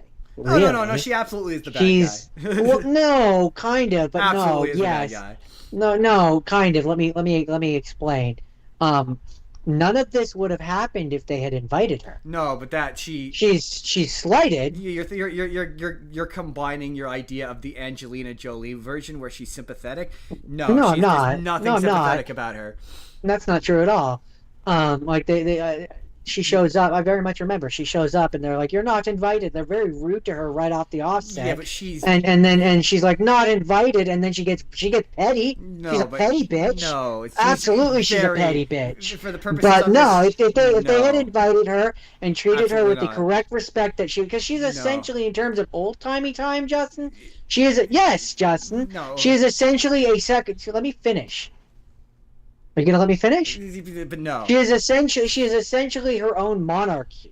So it would be the equivalent. Yes, she is. Not In this terms movie, of old timey time, it would be the equivalent of if you didn't invite your neighbor royalty and they declared war on you. She is very, very explicitly and specifically portrayed as a villain.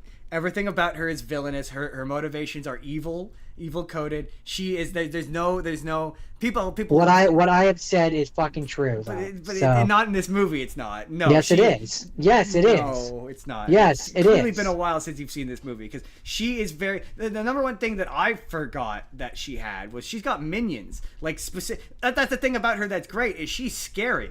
She is scary and evil. There's nothing like her castle is dark and awful. It's surrounded by and the only reason she No. went after the humans or their family is because they did not invite her. No, you're what you're doing is you're conflating the character. No, I'm not. You're not. You are. No, I'm not. There's no sympathetic. Disney was not that deep back then. No. She has about as much nuance as the evil queen, which is to say she has no nuance. Like that's what You're makes wrong. her. I'm not wrong. You I'm are. not wrong. She's never portrayed once as being a neutral or that if they had just invited her to this party that she wouldn't have no, she very specifically is evil. He's an evil character. Characters used to be evil. There is no nuance to them whatsoever. Like, yeah, she's upset that she didn't get invited, and yeah, maybe okay, I will give you that. Maybe perhaps if there is an original version of the story that involves Maleficent, but in the movie, no. It sounds like you're conflating. Not even the Maleficent or the Angelina Jolie version. It's you're doing that like Reddit fucking not 4chan. Oh my god. What's the I'm other? gonna send you the thing that made me Yeah, no, I guarantee you it's probably gonna come not 4chan. It's gonna be a it's a Reddit thing. Thank you. Well, it's Reddit or but what is it? The oh my god, what is that website? It's gonna bug me now. The one where people Tumblr. It's a Tumblr thing. And it's like, no, the movie never portrays her as being a neutral faction that got slighted. She's very specifically an evil villain. Like that's about as much nuance as those old that's like saying that there's nuance to the evil queen in the original Snow White. There isn't. She's a blanketly evil character. That's the whole point of her. And like she's an effectively blanketly evil character. Like I will say that. Like she's deeply frightening. And like Did it say? no. The thing you're gonna send me is not gonna convince me of anything. I can tell you that right now, because she's not. There's no nuance put to her, and that's people applying their modern day movie making sensibilities and finding depth where there is not, and there is not. She's just a blanketly evil character. Like there's no nuance to that. There we go. Hopefully it'll send properly. Yeah, I'm gonna open it, and I can promise you're wasting your time. You might not want to. You might not do it. Read it now. I'm just sending it because it's if it sends properly. Hold on. Keep talking while I do this. No, where are they going with it? Yeah, like the bit where she turned, like, she straight up, like, in order to facilitate it happening. The thing is, if she were a neutral faction in this, and it was just about punishing the king and queen, later in the movie, she eventually kidnaps the prince and holds him hostage, and the fairies rescue him, and they go to save Snow or Sleeping Beauty. Oh, yeah, this is definitely a Tumblr thing. Like I said, you might not want to do it now. We can take that. That's a conversation we can have. No, but okay, this respectful thing and invite. Okay, this is again, this is written and written by a person who's clearly not watched the movie recently. That, like, I would say the same thing in response to this, just briefly skimming it. It's making all the points you've already made, which is to say that yes, back in the olden medieval times, that very much, yeah, she's essentially a foreign dignitary. Well, this movie is doing the exact thing I accused you of, which it is conflating the Maleficent, the Angelina Jolie version of Maleficent, and is combining characteristics of her with the original Disney version, which is to say that in the Angelina Jolie version, she's presented as the queen of that forested area, that little area of the forest with all the magical creatures and whatnot. She's presented as being the leader of that area. The movie does not do that. The movie does not have enough character detail or enough time or enough character. She's just a generically evil villain. And that's just what Disney movies were back then. They didn't have this level of nuance. So the reason they didn't invite her isn't because it's not like, oh, she's slighted because it's... Well, the reason they didn't invite her is because the three fairies they did invite told her she was evil. Again, you're overthinking the movie. No, I'm looking at this like it's like what it is, which is a simple, basic movie. Yeah. So in terms of what Disney would have been thinking, the reason she didn't get invited was because evil. the good three fairies said she was evil. Well, just that she's evil and she's the bad guy. I said. He wouldn't have put any thought to. Oh no, he would have. He absolutely would have. He was yes, he was. He was great at what he did. But no, the people that worked around him would have been like, "No, sir, that's too." They would have shot him down. But I disagree that he was great. The thing I've learned about Walt Disney, just from watching his stuff that he made that was made when he was alive, is like many millionaires and many guys who are in charge of things. He was really great at taking credit for things. I think that's what he didn't hand draw like. I'm sure he did early on, but by this point, he's not hand drawing anything. Like be fair, but certainly they weren't thinking of like medieval royalty customs when they wrote this. She didn't get invited because she's evil, not because of any sort of thought. Anyways, it's not the point. Talk about the movie. But yeah. She is a great villain. The ending bit where she turns into she's a dragon, the mistress of all evil. I love the bit where she's like, I'm going to fight you. She'll see you in hell. All the powers of hell. That's amazing. The dragon is amazing. It's incredible when you think of the fact that it's hand-drawn. Yeah, she is a better villain. The thing that's a perspective that is interesting to watch this with is remembering this is his second movie. I'm pretty sure it's his second movie. It's one of his first movies after Snow White. And what a follow-up to Snow White. You're right. The Maleficent is a far better this movie reads like he walked into the studio and went, do everything we did on Snow White but bigger. Do it but bigger. So we've got an evil villain. She's more evil. She's just she can turn into a goddamn dragon. She can turn into a dragon. The prince actually that was the bit that I wanted to make fun of. So much of this movie would be resolved if people asked each other their names.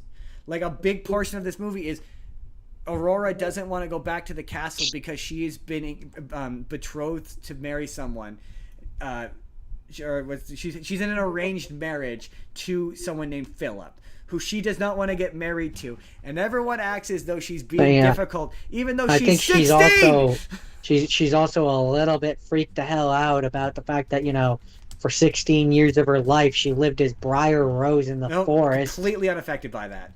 Not even remotely affected by that. She finds out that she's a princess and that she has to go back to the castle. She's totally cool with it until she runs into the prince. Oh, that's a thing that they change in every other version of the story. She runs into the prince in the forest, and they sing the big song that the movie's known for, the one that they sing in the opening credits of this. I can't remember the name of it off the top of my head, but the big famous duet that they sing, that's where they sing it. She goes back to the fairies, and that's when the fairies tell her she's the princess, and she's like, Once Upon a Dream. That's it, Once Upon a Dream. And she's like, oh, I'm okay with being the princess, but you have to get married to Prince Philip. And you've been betrothed to marry Prince Philip since the day you were born. She's like, I don't want to marry Prince Philip. I want to marry this guy that I just met in the forest 10 minutes ago because he's the love of my life. You don't even understand. Pretty typical 16-year-old girl shit. And they're like, oh, we thought she'd be excited about being princess. And it's like, if you just asked him his name. So wait, so you're upset that you have to get married to the guy that you're actually secretly pining for? And it's the same thing. Philip goes back to his place and he's like, I'm in love with this girl I met in the woods. And like, no, you have to get married to Princess Aurora. He's like, I don't want to get married to Princess Aurora. I want to get married to this girl that I just met 10 minutes ago in the forest and spoke to for all of 30 seconds. I mean, yeah, but to be fair, Justin, if we were looking for realism, then his parents would have been like, well, okay, go get her. She can be your concubine. I don't think they would have, but sure they would have. She could have been his secret little plaything, and then he would have had his official marriage. I really don't think so. Royalty back then, Justin, they were all about buying the presents. It just feels like a lot of the conflict in this movie could be resolved if he said, "Oh, hi, my name is Philip." But wow, that's weird. That's the same name as the prince that I'm supposed to marry. Oh, I'm the prince. Conflict solved. But that's the reason why she touches the friggin' the thing and makes her fall asleep. It's because she's upset that she has to marry Prince Philip because she doesn't know that. Yeah, Prince no, Philip... it's also magic, which is drawing her towards it. No, but the whole reason why she ends up falling for it in this movie is the reason why she gets separated is because she's upset that she has to marry Prince Philip. It's like a major plot point in this movie that I'm guessing. And magic. No, it's not just magic.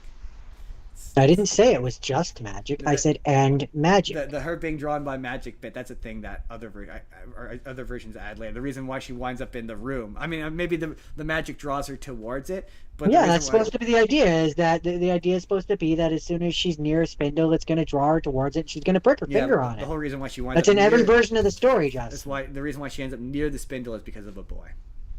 Yeah, that's why I said and it's because of both things. Because of a boy. Justin, what do we always say on this show? Two things can be true at once. That is true. But yeah, the fairy, like there's so much of this. Like there's bits where it's like the fairies are just the dwarves, but they can talk. Like it's doing all the same gags from Snow White and the Seven Dwarfs. But what do you mean the dwarves can talk? No, but I mean like the like in terms of like shenanigans, like they're basically all dopey, but like they have a bit more. What's the word I'm looking? They're not as silly in terms of personality, but in terms of hijinks, there's a running bit where they don't know how to bake a cake, so they use magic to bake a cake, and it's like, oh yeah, they're just the Seven Dwarfs. But like, I don't see it, but okay. But like somebody in 1950s, although according to Wikipedia, they did. Like they were very much like, this is just Snow White again, and that's interesting to me because that's such a like. That surprised me legitimately because that is I'm aware that is a very modern way to look at it. Like I can't believe that anyone in the 1950s, 60s, whatever, when this came out would have thought that way. Would have been like, no, this is just Snow White. Like you wouldn't. You would have been like, oh, this is magical and it's about a princess and it's like I don't know. Maybe is that reverse cynicism? Maybe I'm giving them too much credit that I'm like, oh, they wouldn't have been that cynical. Like this is a case of I'm admitting I'm the cynical one, being like, yeah, this is just Snow White again. But like, I thought for sure it was just gonna be me being like, yeah, it's just Snow White again, not Snow White. Yeah, it's just Snow White again. It's the same movie, and it's interesting because like, I don't see it. You like when you're watching it, like again, it's not the whole thing, but really the beginning of it, where it's like they're in a cottage, she's a princess, they're cleaning. There's literally a scene where they clean, like it's. Like the plot points are there where it's like, yeah, it's like there was a lot. Her characterization is very similar to Snow White. The difference being the only real major difference. The villain is obviously different, but like the conflict at the end of it, there actually is one, where it's like they actually do fight the bad guy, whereas they don't really in Snow White. She kind of kills herself. Causes her own death, I would agree. Yeah. I mean, she falls off. She gets scared by lightning and falls off a cliff. Yeah, but that's not her killing herself. That's her dying because of the circumstances. I mean, she died by her own hands. It's not like she jumped off the cliff. Oh, I guess. If I were to, but I say, well, yeah, no, okay, that's fair. Saying killing herself implies that I mean suicide. I mean, she kills her. She is killed by her own actions. Yeah, she kills herself insofar as she causes. Well, I guess the better way to word it. You're mixing your words up here. Better way to word it is not she kills herself. She gets herself killed. There we go. That's better. She gets herself killed. There we go. That's better. Yes, you're right. Yes, she gets herself. You had all the right words. You were just saying them in the wrong order. Yeah. Unlike the evil queen, who was killed by the prince. Her getting killed, the dragon getting killed, is violent. Like he stabs the sword through her heart, and and then she doesn't she explode into a bunch of fire and shit? She bleeds out the chest wound and then explodes. Yeah, it's crazy. Yeah. I'm like, wow, this is really dark. Like that's the thing about kids movies. We are missing a step of kids movies need to get darker. Like we were really missing. We need to return to traumatizing the children. Because I think if you don't traumatize the children, how far will they turn into me, a sad, cynical, lonely man? Just to wrap up, I guess maybe I would say that I think I don't think this movie. How to word this? I don't think or animated movies were made with kids in mind. I don't think this movie, and I don't think... certainly not exclusively with kids in mind. Unlike today, where you make an animated movie and you automatically are like, well, this is going to be for kids. I think they just sought out to make a movie that just happened to entice children. But then also, this is around the time he's making... this is around the time he's making Disneyland, but also... Walt Disney insisted that Disneyland was for everyone, not just for kids. So yeah, I think, much like Jim Henson, I think Walt Disney was not... I don't think he made kid things. I think he made family things. I don't even think he made family things. I just think he made movies that had lessons that were applicable to families and children. But that was not the audience. He just made movies. Like, I don't think he had that audience, but who knows? Maybe he did. Well, particularly with these old princess ones, I think he just liked the Brothers Grimm and wanted to bring their story into what at the time was the modern era. That is exactly it. Exactly it. He didn't seek out to be like, oh, I think that princesses are a profitable IP that I can make money off of. He liked the Brothers Grimm story, and he wanted to tell his own version of that. So it's not like he went. It's not like he went. Oh, this would be an excellent thing to sell to children. My 4-year-old might really enjoy wearing princess hats. I like Snow White. He saw a good story, and he's like, "How can I put my own twist on this?" Exactly. That's how I would put this. Because I'm like, man, this is not. I get the kids really like this, but this is not strictly speaking a kids movie. At least I wouldn't identify it as such. Anyway.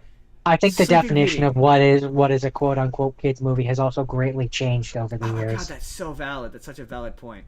But yes, God, this movie's good. Like I feel like I've painted myself into a place of being like I made it sound like I don't think this movie is good. This movie is really good. I think it's better than Snow White.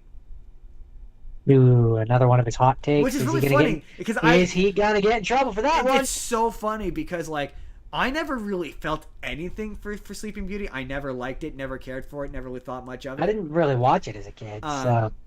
Yeah, but see, I really I've always loved Snow White. It's always been my favorite Disney princess movie, specifically. But I think this is a better movie. I think I need to go back and find a reason to redo Cinderella. Not redo it, but do Cinderella. Depends on what we consider... Depends on what we're calling princess. Because my favorite quote-unquote princess movie... insofar of the fact that she is technically one of the Disney princess, is Aladdin. Yeah, that doesn't count. She has to be a main character. That's why I say it depends on what you call. Because one of my second favorites is probably Mulan. She's not technically a princess, but she's a Disney princess. Well, okay. Technically, that's where it gets kind of sticky. Because yes, technically within the brand of the Disney princess brand, Mulan is technically a Disney princess, but also so is there's someone else who is weird. Pocahontas, I believe, is Pocahontas one, is which one. Is like she's not really one of those. So And, like I would not consider Pocahontas also a Disney Merida. princess movie. Merida is another one. Now Merida technically would be a princess because her Technically, because she's the daughter of the leader of the clan. yeah, and he's well, I think he is a Scottish, isn't he technically a king? I think he's technically a king. I'm Yeah, pretty I don't sure he's a remember. king. It's been a while since I watched Yeah, that one. I'm almost entirely positive he's a Scottish king. So she's I technically a princess, I just don't know if they call it a king But like for me, when I go Disney or princess if movies, they have a different I go name. like OG. I go even though she's not technically a princess, but like Alice in Wonder, all the 7 princesses in Kingdom Hearts, basically. It's always funny to me that they do Alice in Wonderland for that, just on a tangent, because she's not technically a princess. They needed a seventh character, and that was it. Yeah, but there's a lot of characters that they could have done. I know that's true. I mean, yeah, I can't say Jasmine is off. Aladdin's one of my favorite Disney movies, but I can't count it because it's not technically a Disney princess movie. It is Right, so but far she is as a prince. She is a princess, and she's a badass. So. I need to rewatch Cinderella because I remember. But I do like I do like Sleeping Beauty. I liked it. Oh, I guess also if another one who is not a princess technically, but I believe she is technically a Disney princess is Belle. Yes, she is. She is technically one of the. Yeah, she's one of the Disney princesses. She becomes a princess, I think, at the end when she like ends up with Beast. Technically, I guess. Technically, I would not consider. I don't really know what he is. Is he a prince or is he a duke or is he just royalty? That is a Disney princess movie insofar as she is one of the branded Disney princesses. But is she a princess in that movie? But she is a main character. So if I were to put it in like a Disney princess movie, I would maybe. But yeah, I gotta go the 3 that are official though. Like I gotta go Snow White, Cinderella, and Sleeping Beauty. And of those 3, I need to watch Cinderella again. I don't think Cinderella. I'm gonna love it more than I liked Sleeping Beauty. Probably not. I was Maleficent. She Maleficent does so really, much heavy really lifting. does a lot of heavy lifting. Oh my god! She's such a. There's a reason why she Just becomes like the main bad guy in Kingdom Hearts. Kingdom Keepers. You always bring up Kingdom That Keepers. too, I'm gonna be the one to bring yeah. it up this time. Like she is an phantasmic. I mean, she is stellar. an icon. A stellar villain. Oh my god, Jordan, Little Mermaid. Oh yeah, she is technically a princess, isn't She is she? And absolutely she's an official. full-bore Disney princess, complete with she Right, is a princess. right. Oh Yeah. god, I might have to rewatch Little Ooh, Mermaid. forgot about that. I think you did Little Mermaid for this once. I don't think I've done. I don't think I did. I did the animated one. I've not done the live action one. I did the live action one. You did the animated. You did the one. you did the live Now action I one. need to do the animated one, and you need to do the live action one. Yeah, I suppose I technically have to do that. That's how it's. Yeah. Oh man. You did all of the live action ones, and there's still a bunch of them that I haven't done for Disney. Yeah, that's true. I did do all of them, and they were awful. Yeah. Okay, but of the original Walt Disney created princesses, yeah, I don't know. It's tough. It's a tough toss up between in terms of movies. I think this is a better movie. I really do. That's it. That's Sleeping Beauty. That's it. That's the end. We have to move on. We talked about things. I suppose you could say that Beauty was really sleeping on you. Yeah, sure. That sounded cleverer in my head. Yeah, I know. I don't know what you were going for there, but like I was going like it was like a hidden beauty, like something that was sleeping. That like like you start off as an ugly duckling and then you become like the swan princess. Like it was a sleeping beauty. I'm not gonna lie to you, Jordan. I respect your attempt to do a clever translation based on the name of the previous thing into the next thing, but I'm gonna be honest with you. It's not your best work. Yeah, I know. It's not your best So work. now we're gonna talk about what was probably the best movie that I watched this week. Both structurally, although Howl's Moving Castle is a solid one. But I watched Yesterday, which came out in 2019. That movie where that guy plagiarizes a bunch. It's technically a romantic comedy. It is technically a romantic comedy. But apparently it's based on a story. Sorry, before you get into the story, into anything, I need to jump ahead. And I've never seen this movie, so I have nothing to say about it. I'm familiar with it. I've seen clips of it. I really liked it. The clip that it's one of those movies that I feel like maybe if I watched it in context, it would weird me out less. Like I'm completely aware it has that vibe to it. But then this is a major spoiler. So like, Yeah, major spoiler. But in this universe, where so Jordan, say the plot of it real quick, actually, because So Cold Notes version. Plot is our main character gets into is a struggling musician. He gets into I think it's a car accident or someone hits him on his bike or something. And then he wakes up in a world where no one remembers the Beatles. yes, The Beatles are no longer a worldwide phenomenon. Nobody knows who they are, and so he slowly starts putting out their music as his own. he steals his, And he gets really famous. and there are no repercussions for him effectively stealing the Beatles catalog. I mean, why would there be? There was no Beatles. No, I know. Like I remember looking up the ending. And to be fair, at the end of the movie, spoilers. At the end of the movie, he does confess to the crowd that he's in front of, the huge crowd, that he stole the music, and then he releases all of the music that he had been about to put out on a record and charging a bunch of money, or a label or whatever for a bunch of money. He releases it for free and pisses off the record agency, and there's no consequences from that. So I do find it interesting. Like I remember, again, big spoilers. I remember reading because I was curious about the ending, and I do know that the ending is he doesn't go back to his own world. He stays in the world where the Beatles don't exist. And he's also apparently in this world that he is in now, Harry Potter wasn't a thing. And also, I mean, hey, one could argue that's probably not necessarily a bad thing. I don't know. I don't know how much good because that's obviously a theme of this movie that we're talking about, is what is the cultural impact that the Beatles have had, and how would their absence of that impact the world? Apparently not a ton, according to you.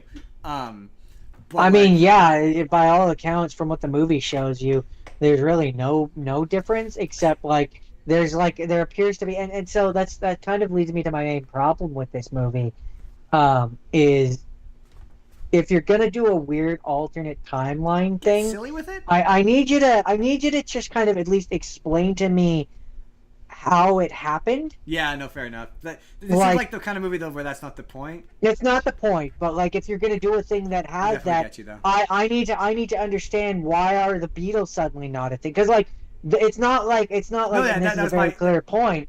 This is a very clear point. It's not like the people don't exist. Yes, exactly. That was that. I wanted you to say the point so I can get to this point. I've seen like a couple of scenes from this. I've seen the bit where Ed Sheeran is he's on the show with Ed Sheeran. Artists like Ed Sheeran would not exist without the Beatles. His musical style is so heavily influenced by them. As a British artist, there's no way he was not in some way inspired or influenced by the Beatles. So the fact that he exists exactly the same as he is in our world and that world is strange enough as it is. But there's a scene, which you're about to mention, where he goes to see John Lennon. Yeah.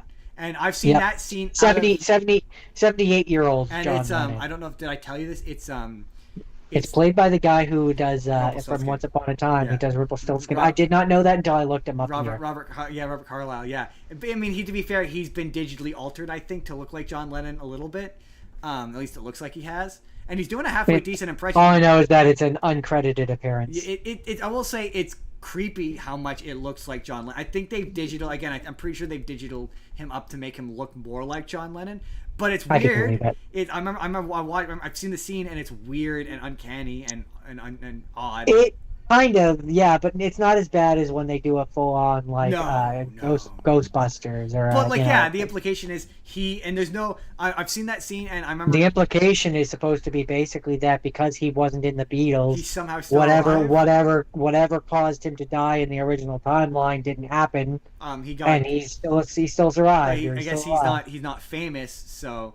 He's not, but it's weird because from what I remember do of the that drugs that he did, maybe he got assassinated by some fan. Is that what happened? Then yeah, something because he wasn't in the famous, Beatles. That never happened. There's no mad fan who shoots him. He doesn't get married to Yoko Ono. But it's weird because from what I can recall, that scene seems to imply that he's aware that he was John Lennon in another at least maybe in context. But this is where I will say out of context, he seems to have some sort of self-awareness. He has the appearance of having self-awareness. Now, you could tell me that he doesn't. In scene it's more it comes across again to me more like basically, He was doing music and he just quit. Maybe. no, I don't. It doesn't really imply that he did. That's where it's confusing and where I'm like, they need to kind. If you're going to do something like that, I need a little bit more. Details, Because man. like my implication is like he never went into music and he's happy. He had like lived a happy life as a Oh, see, result. to be fair, it's been a minute since I've seen that scene, but I just remember there's so something like he says which made it be like he says something about life choices or things being different. yeah, he said something about like life choices and he's happy with his Uh, something to that effect. Which again to me implies see, like that's interesting. maybe he had considered being it, but like Interesting. they don't reference it, not That's in an interesting. obvious way. But to me, yeah, it came across because like at one point he says to the main guy, the I don't know who he's played by, whoever, the Indian guy who's stealing all the music. He essentially it's like says to him at one point, or he says something to the effect of like, "You're crazy." So like he's talking to him like as if he's humoring him. Oh, okay, interesting. Is more how it comes across to me. Yeah, when I saw that scene again, removed from watching the rest of the movie, it gives the impression that like John Lennon is somehow in like there's gonna be a scene where you find out that like John Lennon did something because the conversation goes where he seems to be aware of an alternate choice he could have made that he didn't make, and that's why he is. So he seems to be aware. At least that's how it reads to me that there was an alternate choice to be made and what the consequences of that would have been. He seems to be aware of it. So I'm just refreshing my memory here, and I'm reading it here. So, in the and this is where I say I find it confusing, is because so there's a scene after he does the one concert where there's two people who want to meet him backstage. And they do, and they come backstage and they talk to him, and they also remember the Beatles. Yes, yeah, you mentioned this. Yes, right. Like so, like what did someone go back in time and like everyone and change history? Like why do these three specific people remember the Beatles? Did they all get magically transported to another world? Right. It just makes it confusing. Like it was confusing enough when it's just him. Yeah. But like I could be like, okay, maybe he woke up in a different universe or something, you don't right? Have to but add like, any science fiction elements to like, it. did all three of them? Like how did that why do they remember this? Well, also what happened that makes it so that but then it becomes confusing. So let me finish. Then it becomes even more confusing, because he finds out where John Lennon lives because of them. Like those two people who knew who the Beatles were from the original timeline somehow know where John Lennon lives. Figured out where John Lennon lives so they could tell him. And so then he goes to meet John Simon, who Wikipedia describes it as this.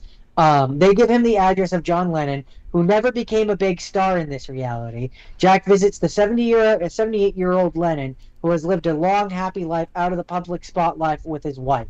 Lennon advises Jack to pursue the one he loves and always tell the truth. Okay, I mean that kind of simplifies. Does he know?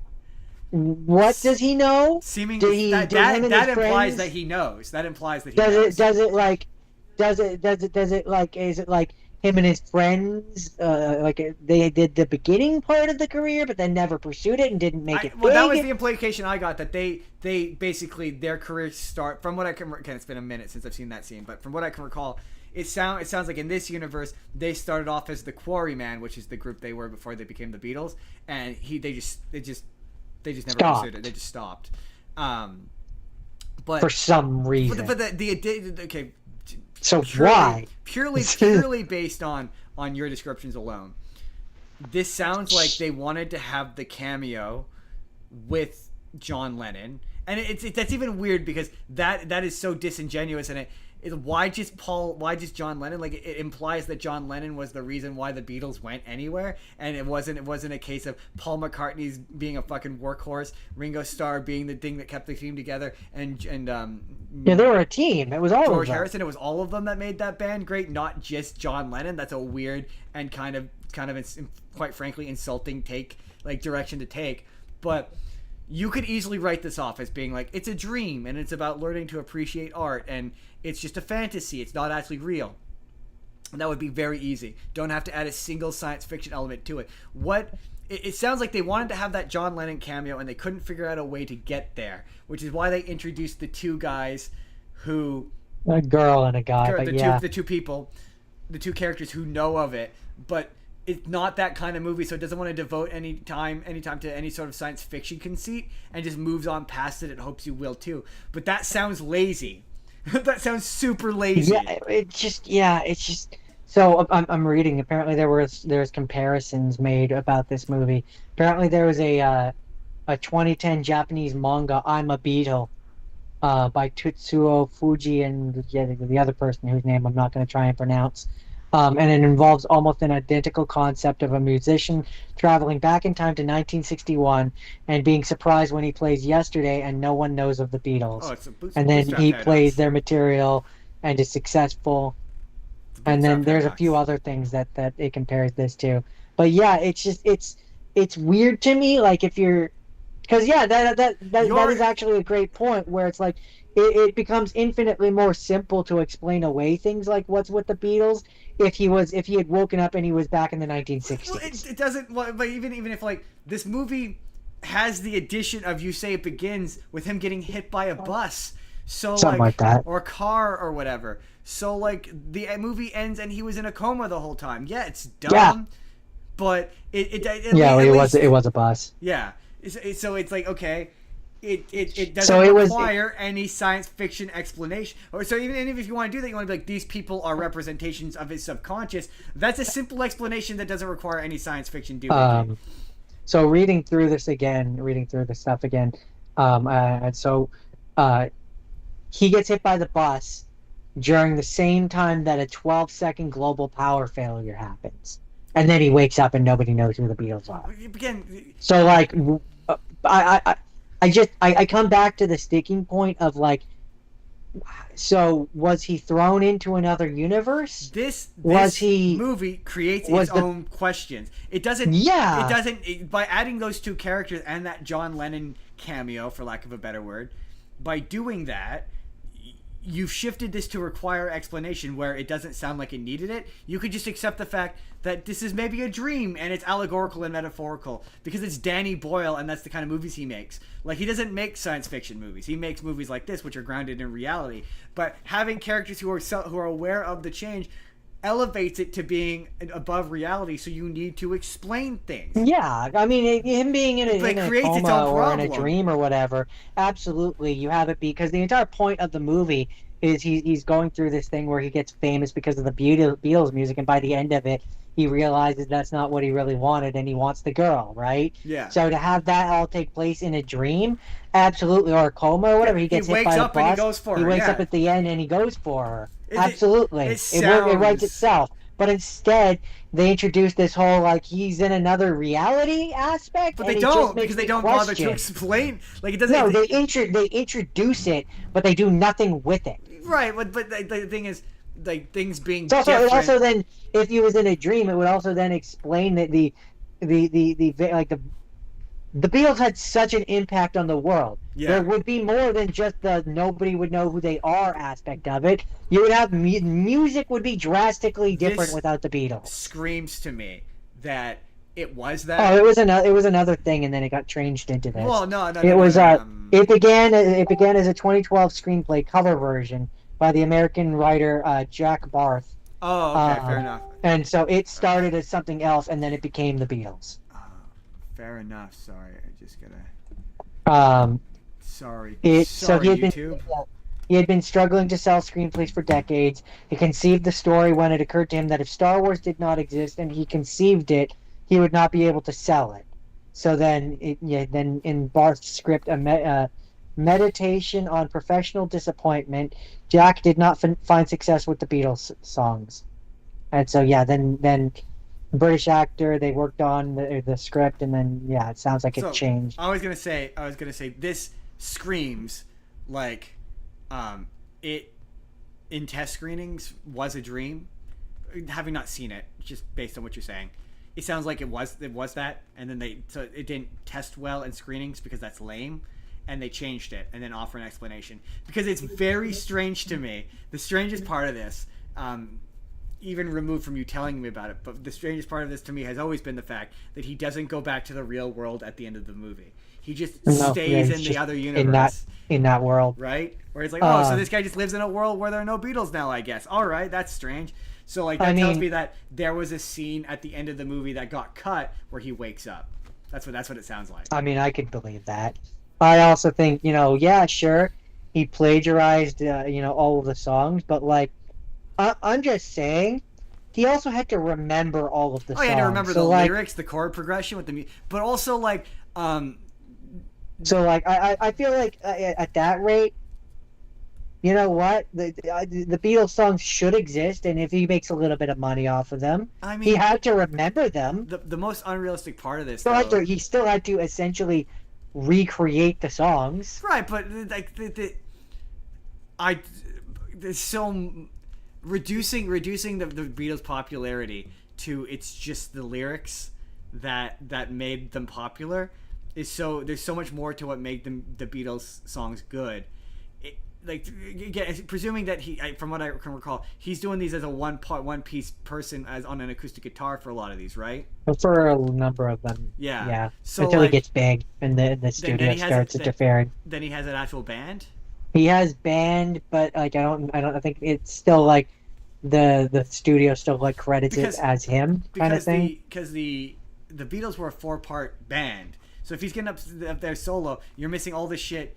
And also a huge chunk. They were only a touring band for like half of their career. Like most of their career wasn't a touring band. So did he do any of the late stuff? Like was he getting to like Abbey Road and he does. White Album there's a point where like in order to remember some of the songs, like he goes to Strawberry Fields. Okay. He goes to Abbey Road. He goes to all the places. So like without all the weird experimentation and drugs, quite frankly, that the Beatles did when they were making those albums, they wouldn't be what they are. So one guy just couldn't. There's a lot of this just conceptually that is unbelievable. It is one of those ones I've always wanted to watch. It's funny enough.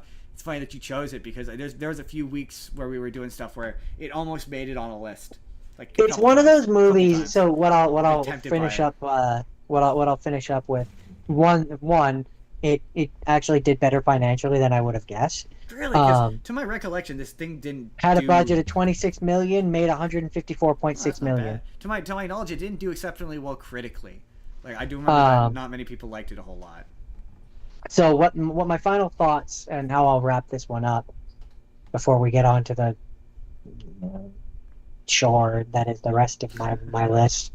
But it's okay. I've got some delightful ones in there. How I would wrap this up is, I think my fond feelings for it, my kind feelings for it, my those aren't the right words, but tolerance for it. I don't know how I would word it, but you get the idea. I would probably be more critical if they weren't Beatles songs. Yeah, fair enough. Yeah, no, fair enough. I like Beatles songs, and so it has a lot of them, and I like them. So that makes me a little bit nicer to this than I probably would have been. Yeah, that's fair. But it was nominated if it was the Rolling Stones, for example. Who gives a fuck? No, I'm kidding. It was nominated for a bunch of different things, though. Awards of the Japanese Academy. It was nominated for Best Foreign Film and just a bunch of other things. Right. And it won at the Montclair Film Festival. All right, then. Jordan, is that everything? Yesterday, all my troubles seemed so far away, Justin. I understand. Jordan. Justin. Unfortunately, this next movie, there's a few twists. I'm gonna have to spoil some of them in order to tell you about this. I wasn't sure if I talked about this one. I'm pretty positive I've talked about the first one. This is a sequel to a movie called Happy Death Day, called Happy Death Day to You, to the number 2 you. And just to recap real quick, to remind you of what the plot of Happy Death Day was. Unless, Jordan, do you remember what the plot of Happy Death Day was? Wasn't it about solving murders? Kind of. It is about... The first one was about a girl named Tree, who is just an awful person, terrible, terrible person, and she gets trapped in a Groundhog Day. But the twist is, in this Groundhog Day, there is a like Jason Voorhees style masked killer who keeps killing her over and over and over again, and she's trying to figure out who it is. And you should watch this movie. It's good, and I'm sorry I have to spoil it, but you never remember anything anyway. So, but the first one ends with, it turns out that the killer was actually her roommate, who was trying to kill her because she was sleeping with her teacher, her professor, and the professor was sleeping with the roommate as well, but he broke it off to be with the main girl, and so she was mad because of that. So she was trying to kill her with a poison cupcake, and she's also a nurse, and they had taken in, again, what is ostensibly a Michael Myers, Jason Voorhees style character, and she was using the cover of him escaping to kill Tree, the main character, but Tree was trapped in a time loop, so it didn't happen. So the first movie ends with her killing the roommate, and the movie ends, she winds up with the guy whose room she keeps waking up in, yada yada, so on and so forth.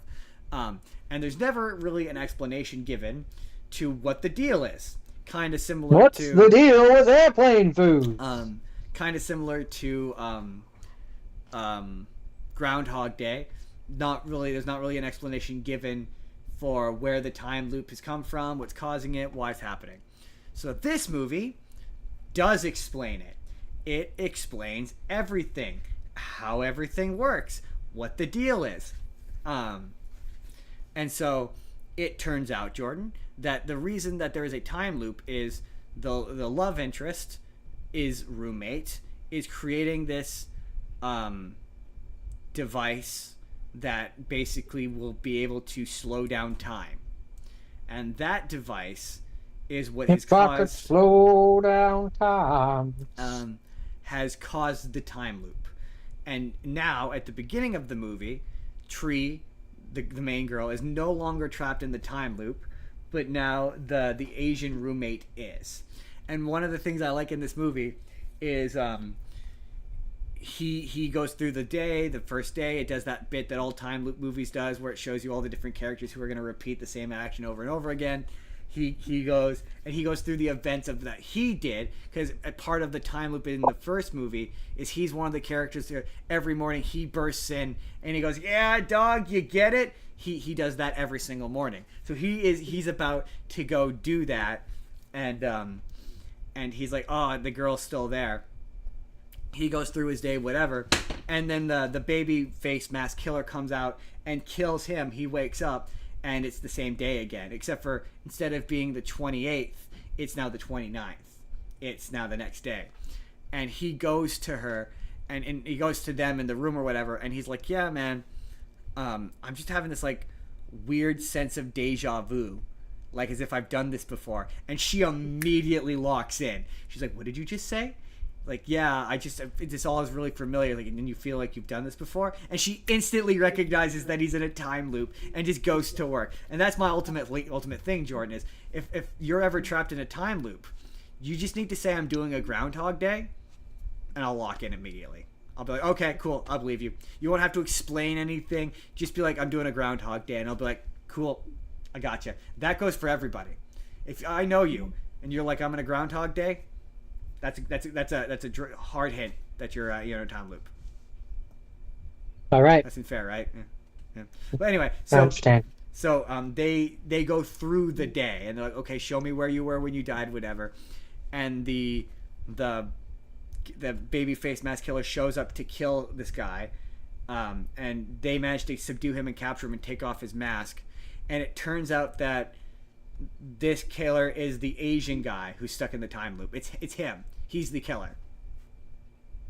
But he's the killer from another... I actually had to Google this because it was a little confusing. Because he's like, he has to die himself. And I'm like, well, where did this come from? Because the next bit is he goes to kill him, and there's an ensuing struggle or whatever, and she gets launched into another universe. another dimension. And I could never figure out, because I've seen this movie twice. I was like, why is there two versions of him in the beginning, but when she goes to the other universe, there's not another version of her? And I actually had to look it up on Google. Because I kind of sort of, the first time I watched this was when I had that overnight at the hospital, so I didn't pick up on all this stuff. But when she got sent to this new dimension, the version of her that was in this dimension got shot to another dimension. So when they activated the machine, it shot, instead of in the version of the Asian guy who was the alternate version, in his timeline, he's the one who's gone through the time loop, not Tree, and he's been sent into this universe, and he thinks that's going to stop the loop. So he is also from another dimension. He, when the device activated, got shot into their dimension. I just hear the word dimension a lot in my brain, and I think I'm starting to go cross-eyed, man. And yeah, so now she's in a new universe, a new dimension, and now she's stuck in new dimension. Only one new. She's Okay, because you've said new dimension so many times that I've lost focus. She slipped into a second dimension, 2 dimensions. Okay. She slipped into. She's drawn across the second dimension. Yeah, and she's now once again trapped in the time loop. So she wakes up and it's the start of the time loop from the previous movie, and she's fucking pissed. She's like, what the fuck is this bullshit? I just got out of this. And she stomps through the time loop again, and she's now stuck in the 28th again. And there's a really funny bit where she keeps running into, I guess it's a bit I forgot from this first movie, but her boyfriend or whatever, someone she's trying to see, who is in the closet. So she just walks past him, is like, you're gay, and just keeps walking. And okay. the movie is basically, they figure out that's the machine causing this, and they need to find a correct formula that they can plug into the machine that will not only end the time loop but send her back to her dimension. But big twist, in the first movie, her mom was dead, and she was avoiding like breakfast, lunch with her dad. And part of her arc in the previous movie is she has to learn to accept the fact that her mom has died and go to dinner with her dad, or lunch or whatever. And so in this universe, the mom's alive. Big twist. Mom's alive. And so she doesn't want to go back to her dimension because in that dimension her mom's dead. Yeah. Yeah, that makes sense. All while the headmaster or whatever is trying to shut down their project that's causing all the trouble. And so a bunch of the movie is they realize that like they're like, how will we figure this out? Any experimentation we do would immediately get reset each day because none of us remember any of it. But you, Tree, if you remember it and you could help us do all this stuff, which doesn't really make a ton of sense because like, so she remembers everything that happened in the previous loop, but she can't write anything down because anything she writes down is just going to get reset. So it's really dependent on her remembering everything for I think they discovered that a big twist on this version of the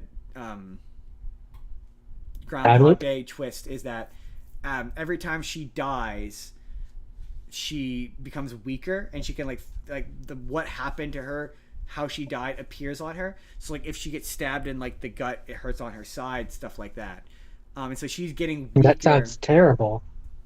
Yeah, it is. She's getting weaker every time she comes back, and it gets to the point where she's like, I don't know, because that's the way that that takes away all the fun of a time loop. Well, yeah, the point. That's the fun of a time loop is there's no consequences. Yeah, that's part. She got the raw deal. I know. That's part of what creates the drama in this movie. Is it hits a point where you're like, well, she could just endlessly do this. So that's how they circumvent that problem in the screenplay, where they're like, well, she has a time limit on how many. To be fair, it's not the first time jump. I actually don't mind that as a concept because it prevents it from being stale. Doctor Who did an episode like that where they can only do it 13 times, so you had to manage the resetting of the day and like not waste it. But this movie's fun. This movie's really funny. I won't give away that there's a twist. There's a new killer, and there's a twist on the ending on who the killer is and what makes this universe different. So like initially she goes and she runs into the killer from the first movie and she's expecting her to be evil the whole time, and she's not. Like you're waiting for the shoe to drop the entire time, and she's good the whole time. There's a twist on who the killer actually is, and it's not necessarily clever, mostly just because you don't, not that you don't see it coming, it's just one of those ones where you're not really looking for it because it's not really what the movie's about. The movie's not about solving the mystery of who this person is. So when it's revealed, it's like, oh, okay, yeah, this is kind of a clever twist in the sense that like I wasn't looking for it. And it's a funny movie. It's a horror comedy. You would like these movies. It's one of those ones where you should probably watch the first one for when we get to Halloween. It's a solid. I would recommend it for one of our Halloween episodes. One of our classic Halloween episodes. That's it. You'll have to remind me. Happy Death Day to you. I think I almost picked it last time, but you picked it first. Did I? I don't remember. There was one of the ones that I had on my list, but then I noted you were like, I already picked that, and I was like, damn it. I think it was that. Fair enough. That's it. That's Happy Death Day to you. Okay, we're gonna make this one real fast because I don't have a lot to say about it. Fair enough. I watched the 1988 version of Hairspray. Not a musical. No, I wouldn't call it one. No.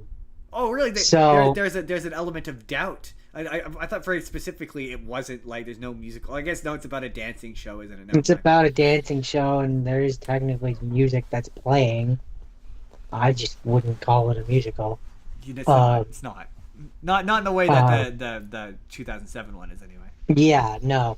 Well, and that has everything. The history of Hairspray. So as I understand it, it started as the movie. Yes, it did. And this movie is, again, I would not call it a musical. And then it goes on to be remade into the Broadway play first. Yeah, and then the movie that I know is based off that Broadway play. It's not based off the original movie. The Broadway play is an adaptation of this movie, and the other movie is an adaptation of the musical. That's what I just said. Yes, that is 100% accurate and true. And this is it's not different. It's the same, more or less. There's just no singing. It follows the same beats and points and things. Like, for some reason, the mom is still a guy in drag for some reason. Yeah, which I don't get it. I don't get it. It's not even, the thing is, it's not even played to be a joke. It's just... She's just, I guess, because she's just supposed to be a really unattractive person. Like a super husky woman, I guess. Yeah. I guess is the idea. Isn't it Harvey Feinstein? Isn't he the mom in this?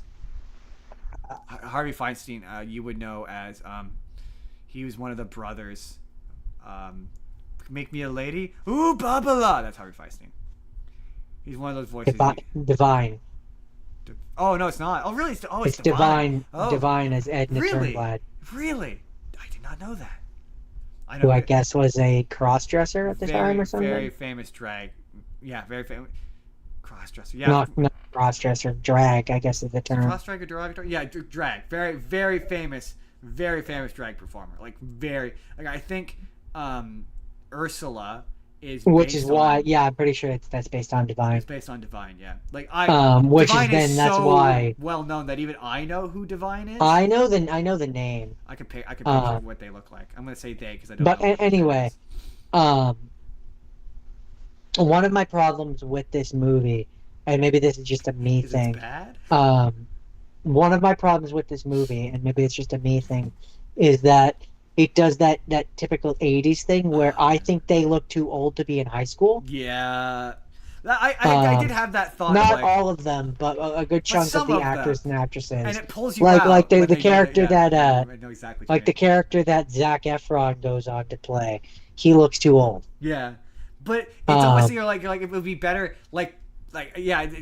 16 Candles was of a similar way where not all of the characters look like they don't, and it makes it more distracting than less distracting. Too many of them do. Like at least with Grease, you're like, yeah, it's fun to be like, oh yeah, they all look like they're in their 40s, and it's fun to make fun of it for that. But like, yeah, they all look like they're in their 40s. Where it's I also joke to myself that the reason why I can't speak for the girls, but the reason why the guys all look like they're really really old is because they keep failing their fucking tests. yeah, exactly, yeah. That's my headcanon of why they all look like they're fucking 30 is because they keep failing. Keep failing, yeah. That's believable. I believe that. They're all dumb. I absolutely think that's the case. I can buy that. That's what you're talking about in Greece. Yeah, in Greece. Yeah, I can believe that. That's my headcanon. That's my new That's headcanon. how I can't speak for the girls. I'm gonna be generous and be like they're all 20 and they failed. They Like, failed. 20. yeah, I'm not gonna be like they're 30 they- because that feels mean. But they're in their 20s like because they 20, failed. 21 or They all- something. Like they failed a couple of years. They all got held back at least a couple years.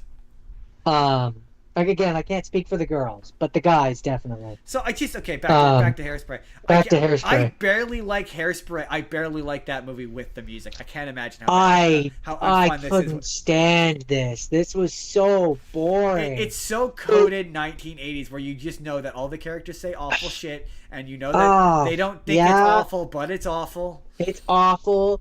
Like that when she gets sent to the detention class where she meets Seaweed. Does anyone say the N-word? I don't think so. That's the least believable part of Hairspray is that nobody says the N-word. Maybe they did. I might. If they did, I blocked it out. It's the 80s. Like they could get away with saying the N-word. They definitely use the R word a lot, though. Oh yeah. So did 16 Candles. 16 Candles used like the R word. when she gets sent to the class or the detention or whatever. Where I think they actually call it the special class. Where she meets Seaweed and she's like, what? Why do I have to get sent there? The only people that get sent there are artards. You can't say. Unfortunately, Jordan, you can't say the R word. I learned. Fun fact: I learned that on TikTok. We say great many things on TikTok, but you can't post a clip of a movie where someone says the R word. TikTok will mute the audio. So we cannot say just straight up that I had to. It wasn't the part of the clip where he talked about dating or going out with the underage girl. It wasn't any of the bad stuff. It was specifically because he said the R word. Once I blanked out the R word, it let me play the clip.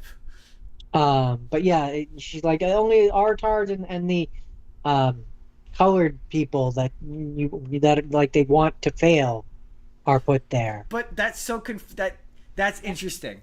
That's interesting because that's a complete turn from the musical where she specifically wants to go to that class. She's excited to go there. There's a number of changes like that where like I'm of the opinion that not just you're not alone. You're gonna say the musical's better. Oh, that musical is absolutely better. There's so many people. You're not the first person to say that. I've heard so many people. But like I just in terms of the way that the characters are. I just think that they're portrayed better in the musical. They're worse person. They're bad people here. Also, isn't there way more? Like the one thing I will note about you can't help it. You have to compare, right? But the one thing I can recall is they really because I've seen clips of this. I've never actually seen the whole thing. But isn't the Hairspray? I thought you said you watched it. No. I've seen bits of it. I've seen clips of it on TBS once. But I'm seeing. Don't watch it. Save yourself the time. Go watch the musical. But isn't the That's my emphasis on summation. the Hairspray? Like the reason why it's called Hairspray? It's kind of a huge thing.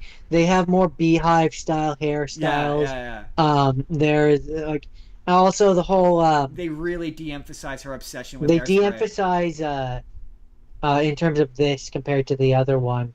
It's less about it being the Courtney Collins show. Like that's less of an important factor. Like he is the host. He is the host, but like there's a part where the African American people want to dance, and it's not like him who's like it's just sort of like sure whatever, but like the studio people are very much there, and are like no, and the woman it's not the woman who is trying to actively block it. It's like the man person who owns the studio who's like absolutely not. Of course it is. Of course so like even in terms of like the musical is still supposed to take place in the same time period, but like that is more progressive than this in a lot of ways. Well, that's a big criticism of that movie is that for a movie that takes place in the 1960s and is about racial divide, it does not feel like it takes place in the like that. That is a criticism of that movie to be had. And so like sure. you either like that or you don't like that. Is her motivation that she still wants to get on the show? Oh, absolutely, she wants to get on the show, and that she doesn't like. There's a point where like she's not like against the end of the separation or the segregation or whatever. Like she's into things that are weird and different and stuff like that.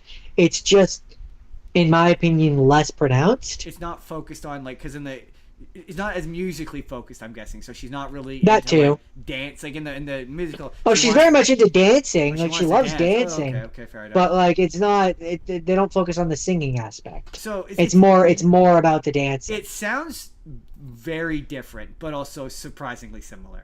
It's another example of I guess we should say that the new one is different, but it's very much an example of the remake. Well, I guess more the musical because it's based on the musical. So like the musical saw the beats, the high notes, the points that they had to hit.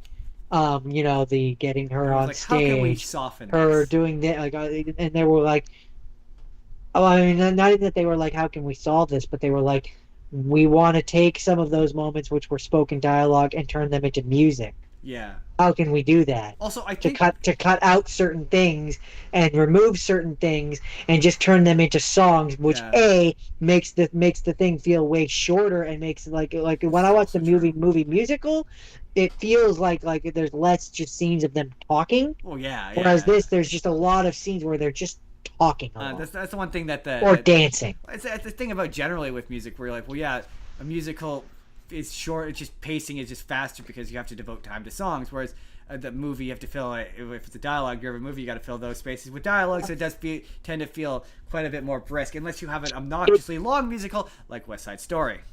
Yeah, it also, in terms of things that I noticed, while with this movie, the segregation, the racial segregation was definitely an important part of it.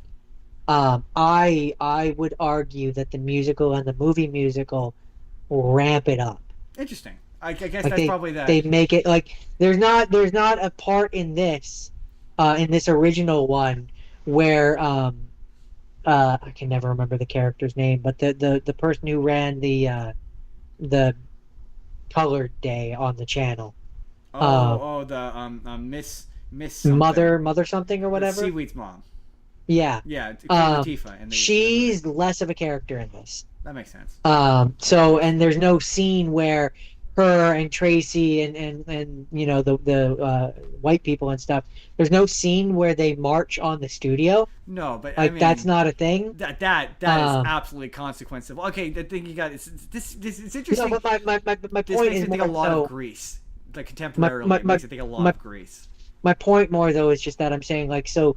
Those modernized versions choose to focus more on that, whereas this, while that does exist, this seems to want to focus more on the she's fat aspect. That makes sense because like just by the way that the original ends versus how the new one ends. The new one ends with the little, and she's still a character in this. But Seaweed's little sister, she wins. She wins in the modern version, and that's how the segregation ends, right? Yeah. She doesn't win in this version. Well, Tracy wins in this version. Technically speaking, she does not. Oh, I could be wrong about this. I'm going to say it, and I'm not 100% on if it's true or not. I think in the original musical, Tracy wins. I don't think Little Inez wins. I can't speak for that. I think that Little Inez winning is a movie thing. But I'm I can't confident enough to. I'm pretty sure in the musical she does not win. An interesting or a weird thing or an interesting little tidbit, which I was like, okay, that's strange. Is the person who directed it, John Waters? Yeah, John Waters. Yeah, you know John Waters. So, you just don't realize you know him. Either way, so apparently this movie was PG and. It was apparently the least restrictive rating a Waters film has received. Yep. He is well known. He is well known for his X-rated movies. Yeah. He, you should. He's one of those guys where I would be shocked if you didn't know who he was. He's got like a creepy pencil mustache. He's been in I'm pretty positive he's shown up in a Muppet He looks thing or somewhat two. familiar. I just don't know what Yeah, from. he's one of those guys where he's just shown up in shit as John Waters. Like he's one of those guys. Has actor. Let's see. He's kind of like Don Rickles or I one of mean, those guys. he was in this. John Waters. He was. Surprise me. In this version of Hairspray, he's Dr. Fredrickson. He's one of those ones who has the weird pencil cigarette holder kind of guys. And yeah, he's one of those like you would. He's been in stuff. I'm pretty sure he's been in a Muppet. He was in Jackass #2. Yes. Apparently he cameos in the 2007 Hairspray. Yes, he does. Yes, he does. Yeah, I can't. Yeah, I don't really have anything else to. He was also in Alvin the Chipmunk. Oh, I didn't watch that one though. Yeah. He was in the TV version of 21 Jump Street as Mr. Bean. Really? That's funny. Yeah. No, he's one of those guys where Frasier. He's one of those old school.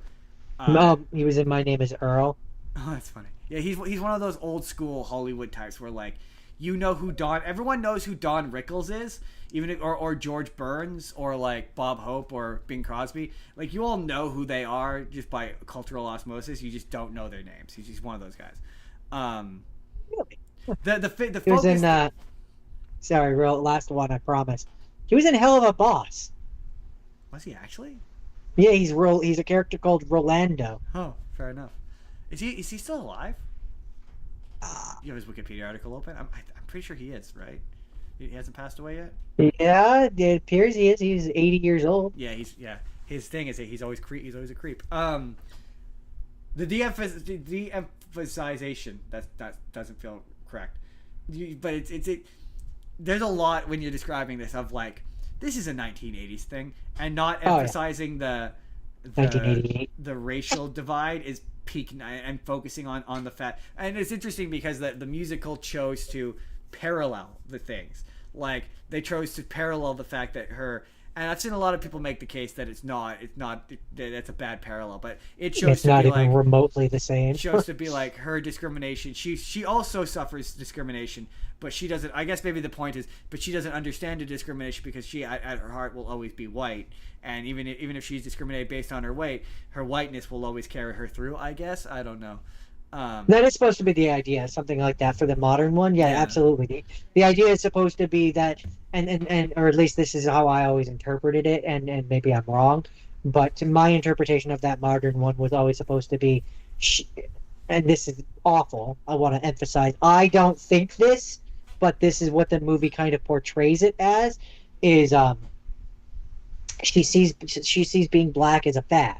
Yeah, it's a cool thing to be, and she wants to be like that. Absolutely. And she attributes what she goes through with being fat and being treated differently as a result of that being different. She attributes it as the same as being black, and it's not the same. No. And that's the point. Yes, you're right. Absolutely, she sees blackness as being a trendy thing. Yes, absolutely. Because there's a bit where she's in detention. At least in that version. She's like, it's so hip. And 2000, whatever year, 2007, 8, 9, whatever year that movie came out. Something like that, yeah. That fat phobia. I think it was 2009, You don't do fat phobia. That's pretty much the point where, like, only mean characters draw attention to. So, like, the fact that so the bad girl calls her fat or whatever, and in this one she does the same thing where she's like, she's making fun of her weight and like calling her a whale, stuff like that. Yeah, says there's roaches in her hair, which, as an aside, there's apparently that reference to her having roaches in her hair. I was reading down here. There was a bunch of deleted scenes, and one of them was the bullies put roaches. Yeah, here it is. Another deleted scene involved cockroaches being placed in Tracy's hair, which was removed. But in the scene again in the movie itself, there's a point in the final edit where near the end, where the bad girl or whatever at the Miss Auto show has to do a dance, and she does a dance which she's like, this is in honor of Tracy. It's called the Roach. Which in the movie means nothing because there's what? No, why is it called the roach? I called don't the understand. But that's because there was a deleted scene where they put roaches in her hair. That's dumb. Anyway, Jordan. It's not a very good movie, No, and it's I good. do truly think if you want to, watch something Hairspray, watch the musical Watch the musical. So or the Jordan, musical movie. That so too. Jordan, the movie that Not very good. the movie that you mentioned earlier when I said 16 Candles, you're like, I'm pretty sure this movie's about wishing for stuff. The movie you're thinking of Three Candles. is a movie called 16 Wishes, 16 Wishes. That's what it starring was. Debbie Ryan. Disney Channel original movie that Disney. It's interesting because there's just certain Disney Channel original movies that like they're not super proud of because they're not on Disney Plus. This was not on Disney Plus for whatever reason. Could be a legal thing too. She also did a couple of these kind of movies not for Disney, which is weird. Like she did one for I think it was Nickelodeon called Radio Free Rebel that I cannot believe Disney let her make. Any relation to Radio Free Roscoe? No. Or no, it's not Radio Free Rebel. I think it was just Radio Rebel. Anyway, not tied to this. So number one, it's important to mention that whenever you talk about a Disney Channel original movie, I'm not a 16-year-old girl. I mean, I could never have guessed that. So that I am not the target demographic for this. I'm also not a child. So when it comes I to mean, but you're a child at heart. It's kind of the same thing. when it comes to show movies where it's like you become an adult and you wish you were a kid again. I already wish I was a kid again. I don't need a movie to convince me of that. My back wishes it was a kid again. Youth is wasted on the young. Education and youth are wasted on the young. But so this is okay. Debbie Ryan it's her 16th birthday and she is very excited. Her family bursts in and is all like, "Yeah, it's your birthday," and she's all like, "Get out," or whatever.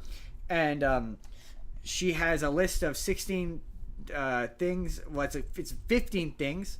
She has not decided on the 16th that she wants to happen before her 16th birthday. And it's of various things like I wish I had a car, or when I'm 16 I'll have a car. Boyfriend. That I own. I'll have a boy. Or it's a specific boy. Of course it is. Everyone will treat me like an adult. I can't remember all of them. And she very excited about this, but a magical imp fairy-like character just shows up randomly and As one does. infests her house, and this is never really explained why this character needed to do this, but it infests. Is he a dick? That's a girl. She infests. Is she a dick? No, but she infests the house with bugs like wasps, the hornets. It's hornets, I think, that have been like growing. There's a nest that has been growing for 16 years, and it's finally ready. And the house is taken over by these things, and so she can't celebrate her big sweet 16. And she has to go to school in her pajamas. And for some reason, she goes to school in her pajamas. And Why does she have to go to school in her pajamas? Because all of her clothes are in the house with all the wasps. Ah, So she can't get it without Okay. getting stung by wasps or hornets Right. or whatever. And, does she not have any friends? well, she shows up at the bus stop with her best guy friend, who definitely is friends Of with course, her, the and best guy friend. Yeah. doesn't just want to get with her. We're gonna pretend that he's not. But anyway, we're gonna pretend that we don't know how 15-year-old boys work. But anyway, so she goes to school and she receives, before she goes to school, she receives a package, and in the package is 16 candles and a box of matches. And it's really weird because the movie emphasizes the matches as if the matches are part of it, but it never seems to be part of it. But anyway, she finds out that or it comes with instructions that is like you light a candle and the wish comes true. So she's like, well, worst case, we light the candle and nothing happens. And he's like, I don't think we should. It's a bad idea. So she lights one of the candles, and It's probably a bad idea to use magical wish granting candles that just magically showed up. I'm just saying. So Things can only go wrong. the girl, the impish fairy girl, shows up in a red sports car or whatever, and is like, this car is now yours or whatever, and drives her to school. And she gets out of the car, and the guy she has a crush on, and some other guy, is there, and he's like, nice car, and he becomes really into her car and into her as a result of his love for her car. And she also has an arch nemesis who has course she hated does. her since 3rd grade. Yeah. For reasons that are not really explained. Oh, it's just because she's a Disney villain, Justin. Pretty There well. doesn't need to be And so she exists purely to one up Debbie Ryan and do everything. So she constantly wants to beat her, constantly wants to compete with her, whatever, what have you, whatever. And so she is doing her Sweet 16 on the same day that Debbie Ryan is. She's wearing nicer clothes, and so one of her wishes is she wishes to have the best clothes in school. And the impish fairy girl shows up and Genie Aladdin's her new outfits or whatever. She's just like, here's new clothes for you. And the girl, Debbie Ryan, is going to her Sweet 16 and her best friend offers to buy her a dress. So they go to buy this dress, and the evil girl, for lack of a better word, the rival, whatever, they lose the guy's wallet, and she's like, oh, they're playing dress up, they're not actually, so they get kicked out, and she uses her candle to, I wish everyone would treat me like an adult. And then she becomes an adult. Well, sort of. I should mention there's also a key important part where the impish fairy explains the rules, which is that you can only use one candle per hour. You have to wait an hour and then you can finally use a candle. That's important. So yeah, so she uses the candle to be treated like an adult, and then she wakes up and she's now 21 years old and has completely missed all of high school, is about to be moved into her, what they call is an apartment, but is definitely a house, a multi-leveled and she house. can't use her wishes anymore because she's no longer 16. No, you're close. And she goes back to the school, and the best friend's like, who are you? What the fuck? And it doesn't alter. It's weird. It does like an alternate Biff timeline thing where now, because she's not friends with the guy, because the whole thing is, it doesn't do the beginning part of the movie where she's like self-involved, or it doesn't set up the lesson that she needs to learn. It just does the middle part of the lesson and the end part of the lesson. So like it does this thing where it hints that he wants to run for class president, but because of her birthday magic, she becomes president instead, and he gets upset by this. And so in this alternate timeline, and also the evil rival character is the only one running for president, and so she uses her magic, and everyone writes in, votes her, so Debbie Ryan becomes president instead, and they're all pissed because like, you didn't even want to be president, what have you. So in this alternate timeline, she does this after she turns into an adult? No, sorry, this is before she becomes an adult. Okay, So she that makes becomes more an adult. sense. She becomes an adult, and she goes back to the school, and the friend is like, I don't know who you are, because And the rival has won because there was no competition. well, it turns out that he wanted to be president, so now he is president because he's friends with the rival girl, who it turns out for some reason, without Debbie Ryan there, she has no motivation to be competitive. So she's actually a really nice person, and has helped him become president, and is his greatest supporter.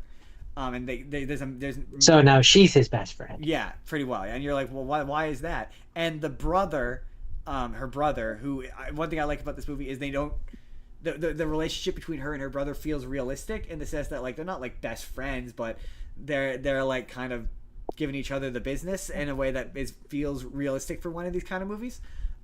He now, because she's older, he has become motivated to play guitar, and there's quite a funny scene where she goes to visit the parents who, because of the birthday magic, just want to get rid of her.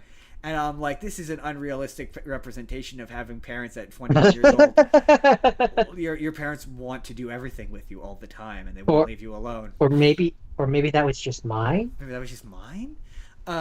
There's a really funny. The movie ends with a blooper reel. There's a really funny blooper reel where the dad goes to open the door of the RV, smacks himself in the head, goes, there's a cut, and then there's just Debbie Ryan laughing, and I'm like, he definitely said a curse word. Yeah.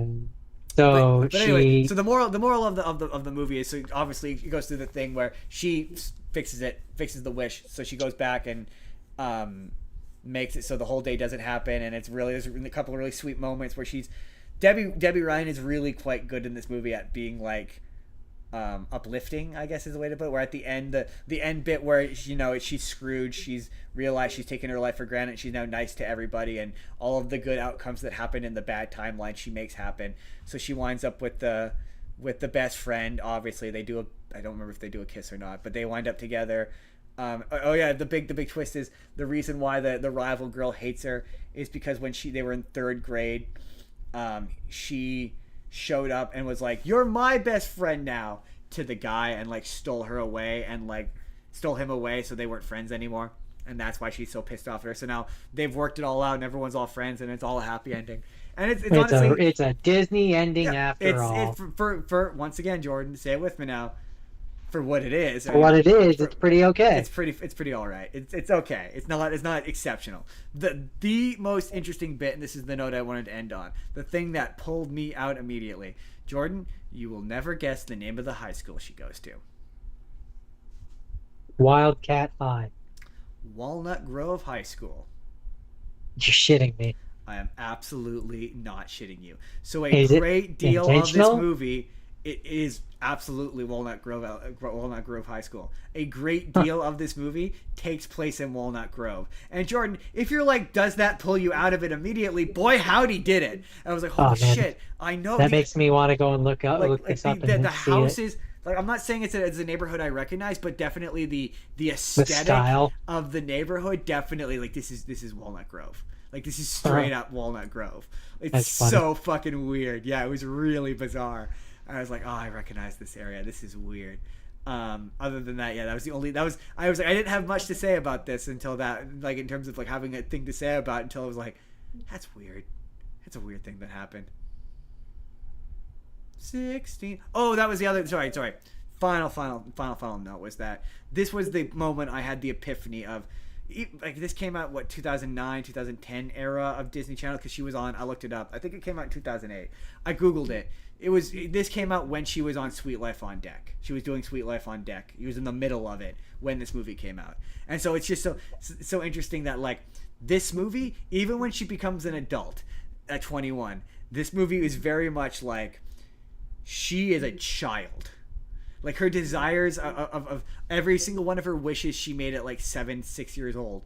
So it's like, she's 16 years old, you are not an adult, you have no adult, and I get it's a Disney movie, so like obviously it's gonna do that, but it's like, you are an adult, you are a child with child desires and child outlook on life. 16 years old is not an adult, and I'm like, man, the world sure changed.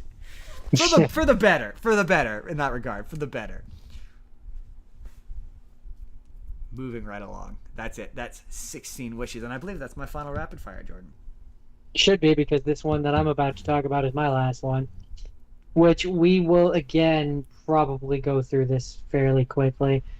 I watched my last rapid fire is Napoleon Dynamite. Yeah, we're gonna do this quickly because we're gonna come back to this, because I definitely want to watch this.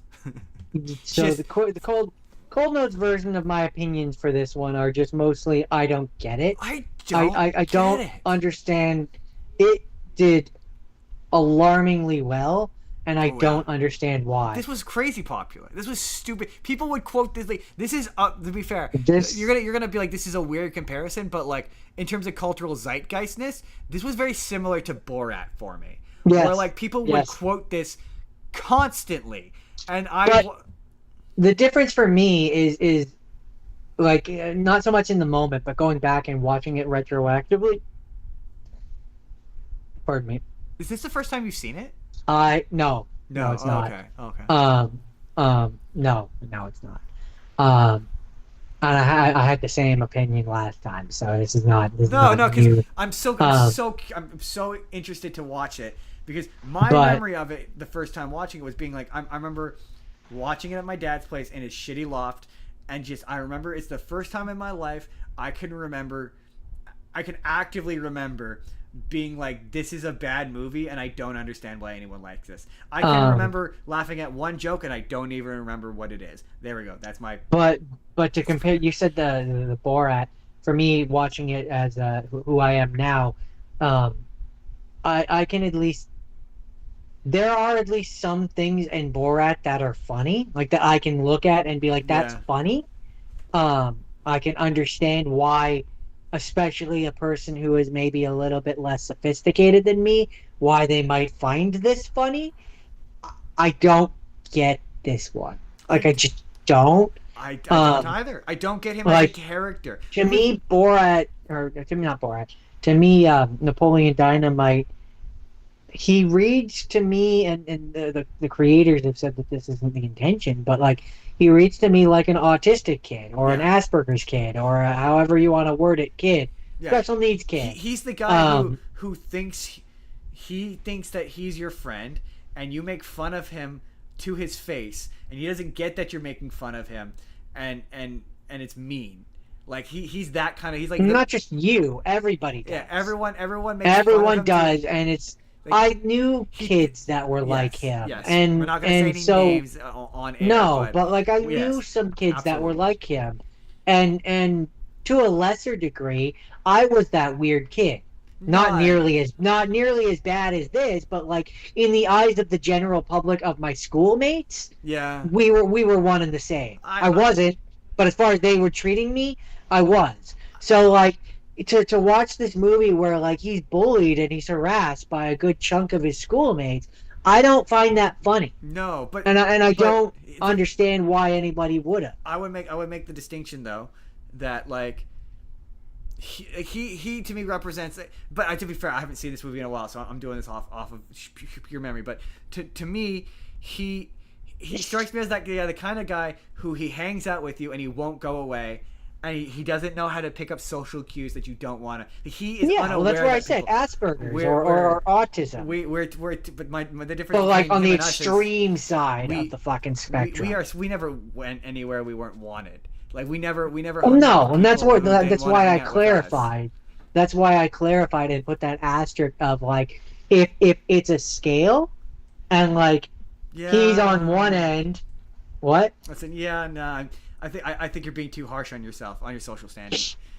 I don't think I am. Like if it's a scale and he's on the far end and I'm on the opposite end, I'm on the opposite end, but I still think we're on the same scale. Yeah, I've known too many people that are exactly like him, and I'm nothing like these people. Like I would never. To be fair, you're not suggesting that I would never identify myself as anything like this kind of person. Not saying you should. No. Or that I am.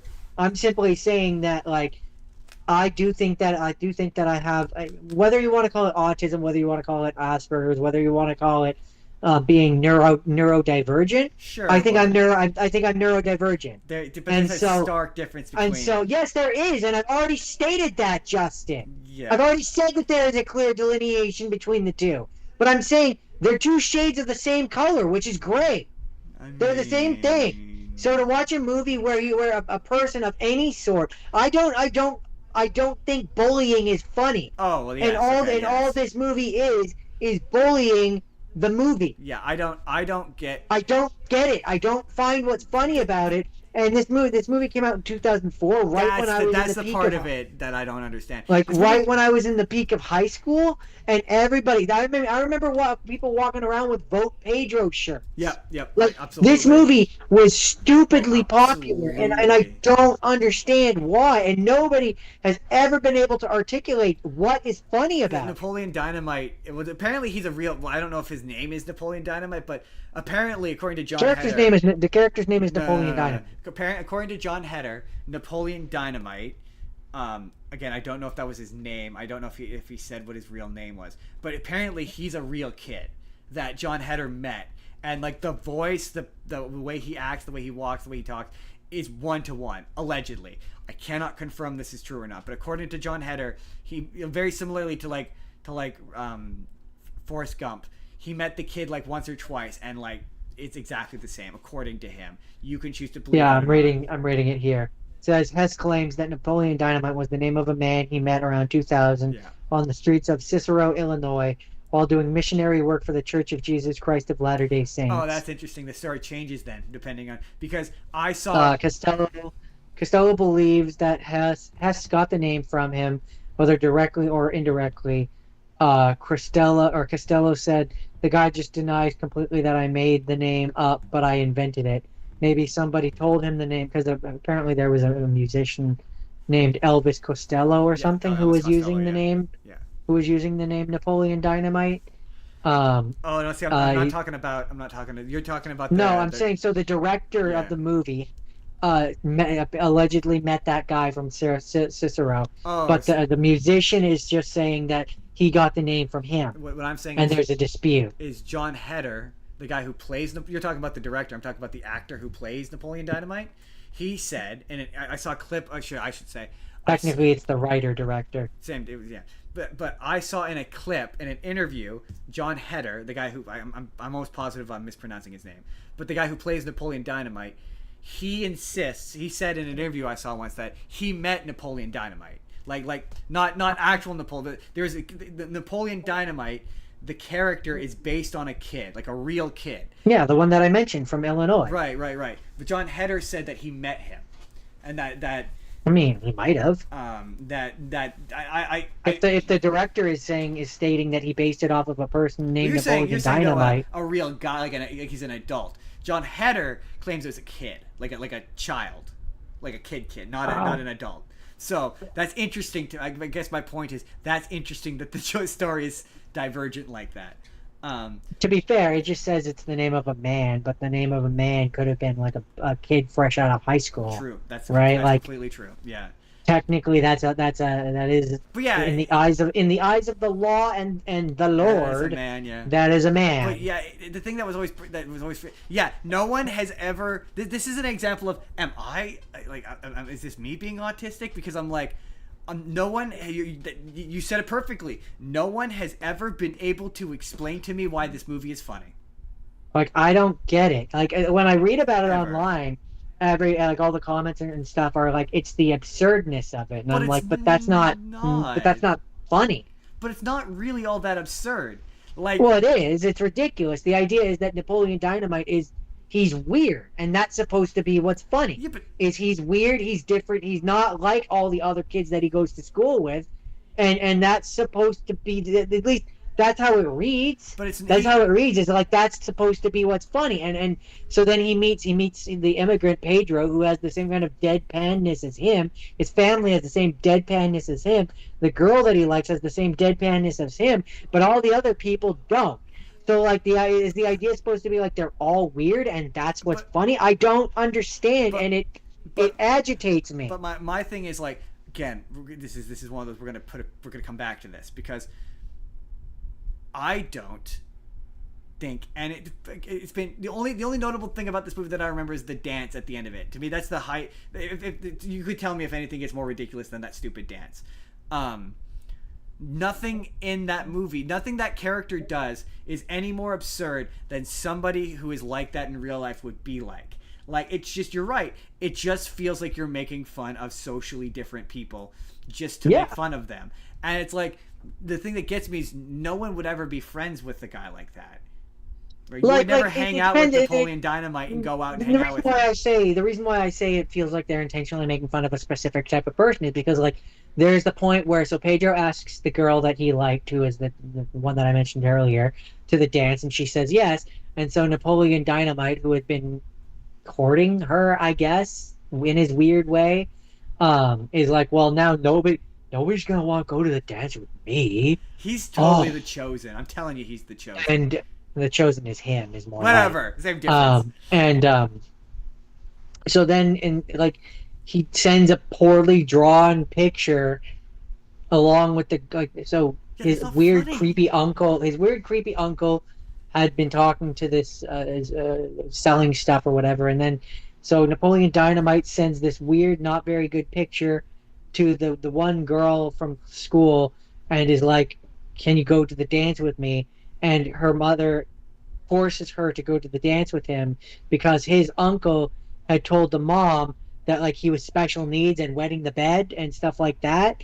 And so his mom feels pity for Napoleon Dynamite and so tells her daughter, you have to say yes. How can you not? But because they can't be like, oh, it's making fun of, especially as the climate. In 2004? In 2004 you could, but, like, I'm just saying, I'm guessing retroactively they can't be like, well, yeah, it was, but I'm guessing it had to be. It has to be. It has to be that you're laughing at. The thing is, from what I can recall of this movie, is it's never good natured.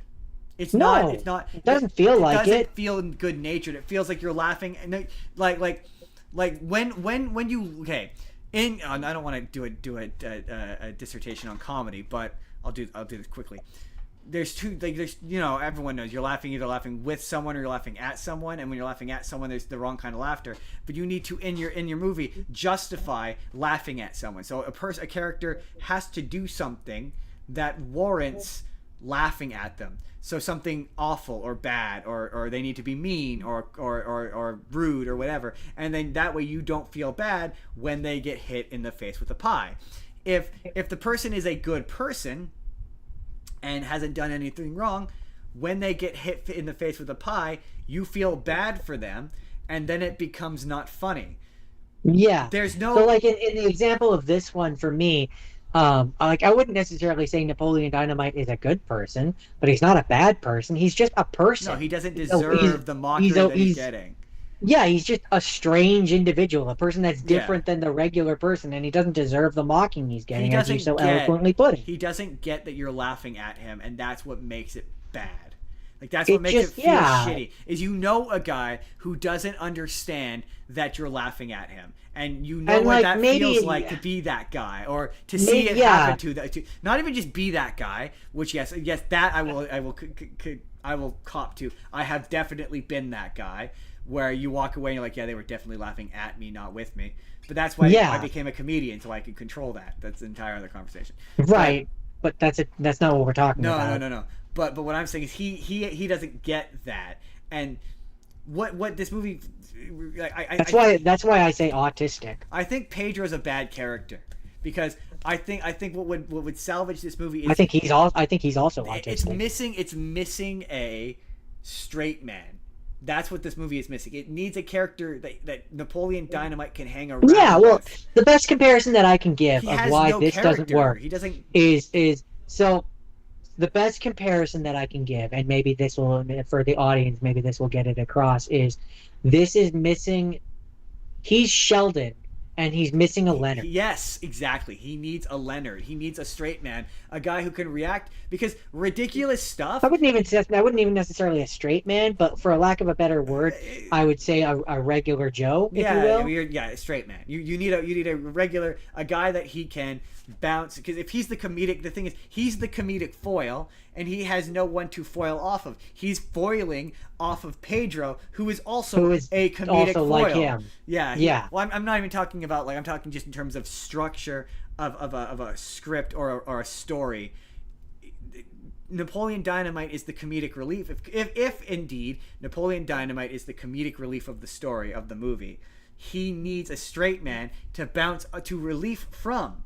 Right? Like, you can't have two comic relief characters just bouncing off of each other. It doesn't work. So his shit becomes not funny because there's nobody reacting to it. And all of the people who are surrounding him are seemingly mean-spirited. Yeah, all the people that are reacting to it are dicks. It comes across as bullying. But also the movie reads like it's supposed to be an homage to 1980s movies. Which, like, that they are mean-spirited most of the time. So, like, maybe that's the intention.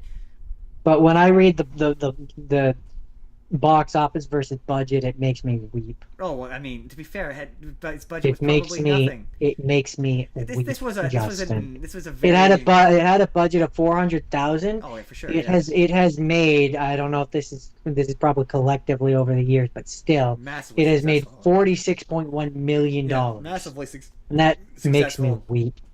Independent movie, one of the most successful independent movies of all time. They've been trying to make a sequel to this forever. I just don't think that they're gonna. It's so funny, like, they keep talking about... It just upsets me when they you read the Wikipedia thing here, and it describes Napoleon Dynamite as a, quote, nerdy high school student who deals with several dilemmas. But he's not. He's not. So that's doing a lot of heavy lifting. It's doing a ton of heavy like he's. Yeah, that's but just like it's an inaccurate statement. Like they keep talking about okay, promise pin, and then we'll come back. But they keep threatening. I'm going to use the word threatening. They keep threatening to make a sequel to this, and there's no way. Like, you obviously can't have John Heder be in high school anymore, and this character would not work as an adult. It would feel sad. No, I mean It would. He would just be Sheldon. He would be No, Sheldon because from Big Bang Theory. Nobody would like I him. He would have maybe one friend who tolerates him, he and he would would be feel a deeply sad. unlikable person, and he'd be sad. That only works in a sitcom context. But no, it would be sad. There's no way to do that character as an adult where it doesn't feel sad. Like there's just you just And there's apparently, Hader has stated that he's only interested in a darker take which, if he was to do it. what? How would you even do that? Like I don't. Like you can't do Napoleon He Dynamite wouldn't. has He kids wouldn't. because it wouldn't be believable. He'd basically be Milton from Office Space. Like what? Like that? How is that going to sustain? Like just no way. There's just no way. There's a reason why they're Ramirez, who I think plays Pedro, improvised a script for a sequel in which Pedro is married to Summer Wheatley, has 5 kids, and owns a bakery. In the same hypothetical script, Kip has fulfilled his dream to become a cage fighter, while Rico has ventured into a new business which his thing does not acknowledge Napoleon Dynamite in any way. I'm gonna have to. I think the second part of this, Jordan, is I'm gonna watch this and I'm gonna see if I can fix this. If I can make this better. If I number one. Oh, you absolutely can. Number one that you do is you add as you put it, a straight man to go with them. I'm gonna have to. You have to give him a Leonard. That's what you need to do to make this at least passable. We're gonna come back to this. I'm gonna rewatch this. I'm gonna identify the one joke in this movie that I find funny, and if you still do, if indeed I still do. Well, it's interesting because there is a with comedy we talk about this occasionally, but there is kind of a difference between something being funny and something making you laugh. Because a lot of times, there's a lot of things where it's like, yeah, this isn't like a laugh out loud kind of movie, but it's it's a funny movie. It's a chuckle. Yeah, well, it's just you find the idea of something funny.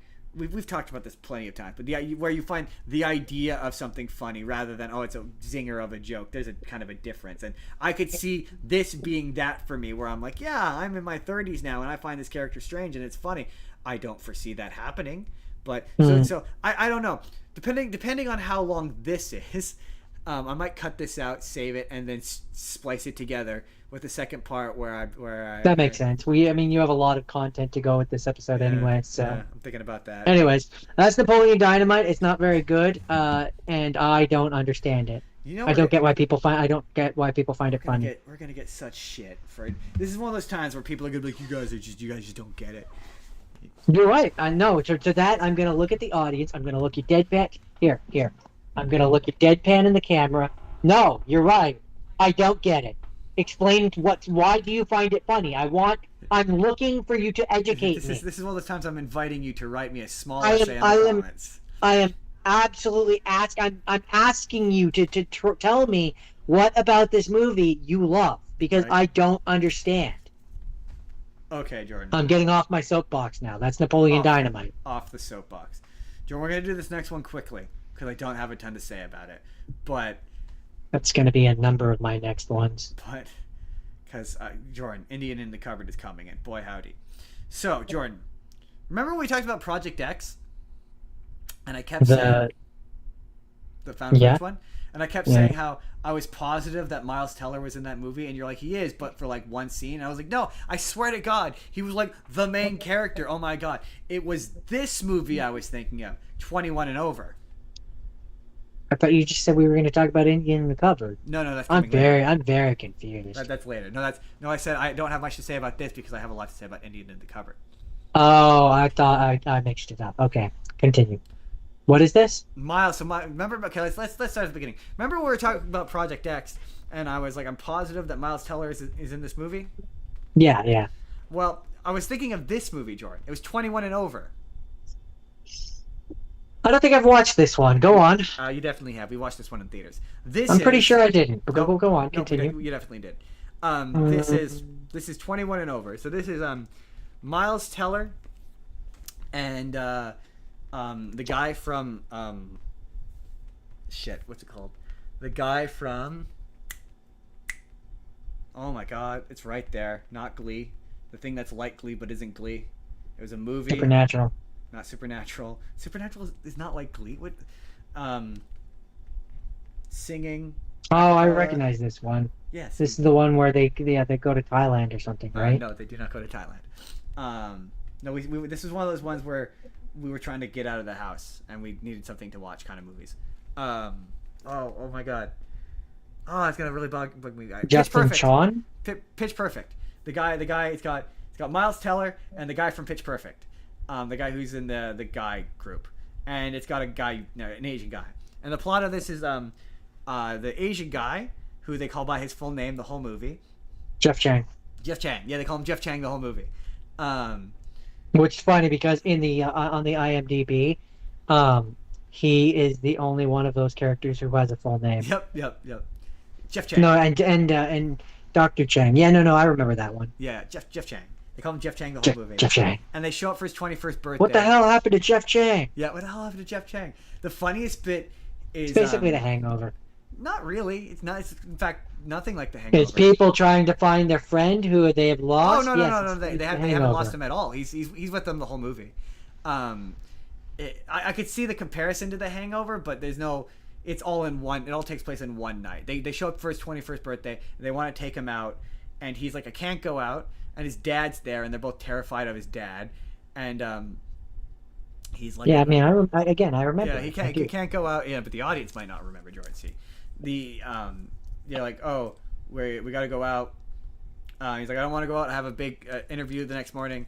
And they take him out, and there's a big, long, very long, extremely long scene of them getting absolutely wasted at a bar. And then the rest of the movie is he's unconscious in varying degrees of unconsciousness. And they're trying to get him Weekend at Bernie's. back to it really is more Weekend at Bernie's, except for he's alive, not dead, but than it is The Hangover. When you're dead, wait, are you not kind of dead? Well, he does wake up periodically throughout the movie and does bad things. Like at one point, when you're blackout drunk, are you not kind of dead? I mean, I suppose, but they show up at a party to try to figure out where he lives, and a bunch of stoners glue a teddy bear to his groin. Yep. There's a bit where they get kidnapped by, which I maintain is bullshit. Bullshit was a kangaroo court, but there's a bit when they're looking or they're trying to find out where Jeff Chang lives, and they go to find his friend who they met earlier in the movie at a sorority house, and it turns out it's the wrong sorority house, and there's these two girls who are blindfolded, and they're like, should make out. And they make out, and then and like, yeah, you should spank us, and they spank them or whatever. Then later on in the movie, they get kidnapped by the same girls who put them through a trial, and he's like, you must now answer for your crimes, and the punishment is that you must receive the thing that you told us to do or whatever. And so they spank them with the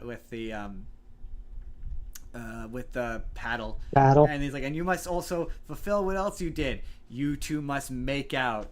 And then they do, but they're like, no, not good enough. I'm like, fuck you, not good enough. There was tongue. They made out. We did it. They did exactly what you asked of them. They kissed each other, and it was reasonably passionate. It was equally as passionate as the kiss you gave. This is bullshit. My clients were railroaded. And the next scene is them walking through the streets. And hey, I'm just saying, gifted men. That's all I'm saying. I don't know how to respond to that. They didn't have to show off Jordan, but they did. Okay. But they did. And then the movie ends with them punching Jeff Chan's dad in the face, and it's not it's a mid to late 2000s comedy, R-rated comedy. That's not quite raunchy enough to really be all that interesting. It's honestly kind of a nothing of a movie. It's like this is right before Miles Teller kind of got big, so he's just kind of doing meandering comedies. Like it's nothing. There's nothing all that interesting about it. Moving on. That's 21 and over. Okay, first rapid fire is going to be real rapid. Watch Dragon Ball Evolution because you wanted me to suffer. It was bad.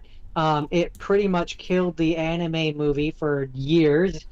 Certainly the American one. I don't know about in Japan. There's been some pretty horrific live-action Japanese anime movies. Yeah, but I was more talking about in America. Definitely in America. No. Hey, look, the one good thing this movie budget did, of $30 million. It had a box office of $56.5 million, and Ron Perlman was almost Piccolo. Was he actually? There's a lot of fun facts about this. Yes. The only reason he didn't do it was because he was doing Hellboy. Man, he made the correct choice in that one. Did he? Here's a I couple think things. both. I think both were bad. This was just worse. I mean, Hellboy is an iconic character, B, an iconic movie, and C, critically well received. So, both of those stand by movies what were I said. critically well received. So, you I know. stand by what I said. But yes, this movie was so bad, very famously, that it brought Akira Toriyama back to Dragon Ball. He was pretty well retired from it, and the series was pretty well over. And this was so bad, and he hated it so much that it's the reason Battle of Gods exist. The other thing, and then as a result, why Super came into being. Yep. And another fun bit of trivia about this that you may or may not know is that the guy who plays Piccolo, James Masters. Justin Chatwin. No, that's the guy who plays Goku. Guy who plays Piccolo. James Masters? Jason Masters? James Masters? Hold on. Keep talking while I look it up. Well, I'm pretty sure it's James Masters. He was very famously Spike on Buffy the Vampire Slayer. James Marsters. Marsters, yeah. He was very you know him as you wouldn't know him as he was on Buffy the Vampire Slayer very famously. You would know him on Smallville as Brainiac, but he alleges that he is a fan of Dragon Ball and that he was so upset by this movie that as an apology to the fans, he is Zamasu. And I know that the guy who played Goku in this has also apologized to both Akira Toriyama and the fans. Yeah, I don't think. Yeah, we got into it last time about how I maintain it's not his fault. But yeah, James Marsters plays Zamasu uncredited to not distract away from it as a thank you. So that's the reason why he sounds as cool as he does. I think it's the fault of any one of them who claims to have been a fan of Dragon Ball not putting their foot down and refusing to be in this. Right. So the guy who did Piccolo says he's a fan of Dragon Ball. That's why I don't believe him. I hold you responsible for being in this movie. Then, guy who played Goku said that he liked Dragon Ball. Did he? I blame. I think it said that in here. I don't believe that for a fucking second. Maybe I read, but I do know that the guy who directed it and wrote it has famously gone on record and said that he wasn't. He didn't. That absolutely comes across. It absolutely, yes, exactly. I don't believe for a second that James Marsters was fight. I don't. That quote sounds suspicious. It sounded like promo campaign bullshit, PR campaign. Oh, I could absolutely believe that. Like this is an example of a movie that is unabashedly ashamed of its source material. Well, it's not even that it's ashamed. It's just the director and the writer, I think it was the writer specifically, Ben Ramsey. He knew nothing about Dragon Ball. Yeah, but so clearly he was handed a Post-it note with a few cliff notes, which he they didn't even. And I compare this to the Avatar, the Shamalama Ding Dong one, where it's like they can't even get half of the names right. He claims that honestly that is a fair comparison because to me this is comparable to two adaptations of things, Avatar: The Last Airbender. Because or The Last Airbender, I should say, because M. Night Shyamalan claimed to be a fan of that property, and I just don't believe that that's true. But I think it shares its ashamedness of its source material with it's ashamed to be a Dragon Ball thing, and it shares that with the Power Rangers 2017 movie. Like that's I can see the comparison there too. It is unabashedly ashamed of the thing it's based on. It's trying to ground shit that has no business being grounded in reality. Like this is an unreal universe. What are you fucking doing? I mean, that's not even talking about the fact that it whitewashes. Well, yeah, putting aside it's horrendous. It's horrendous whitewashing. Weird because it whitewashes some of the characters but not others. So like, okay, so Chi-Chi gets to be Asian, Master Roshi gets to be Asian, Yamcha gets to be Asian, Goku's white. The only character who it doesn't bother me is Bulma because Bulma is so white coated. She is white. She's rich white girl coded. She's plus even in the show, she looked white. Even if she didn't or did white, look white, she seemed white. She was rich and white. Yeah, she even if she her didn't dad look looked white. Because I mean, arguably Goku does kind of look a little white, but like. Goku's also an alien, so I'm forgiving of that. She, in her writing and her characterization, putting aside her looks, was coded white.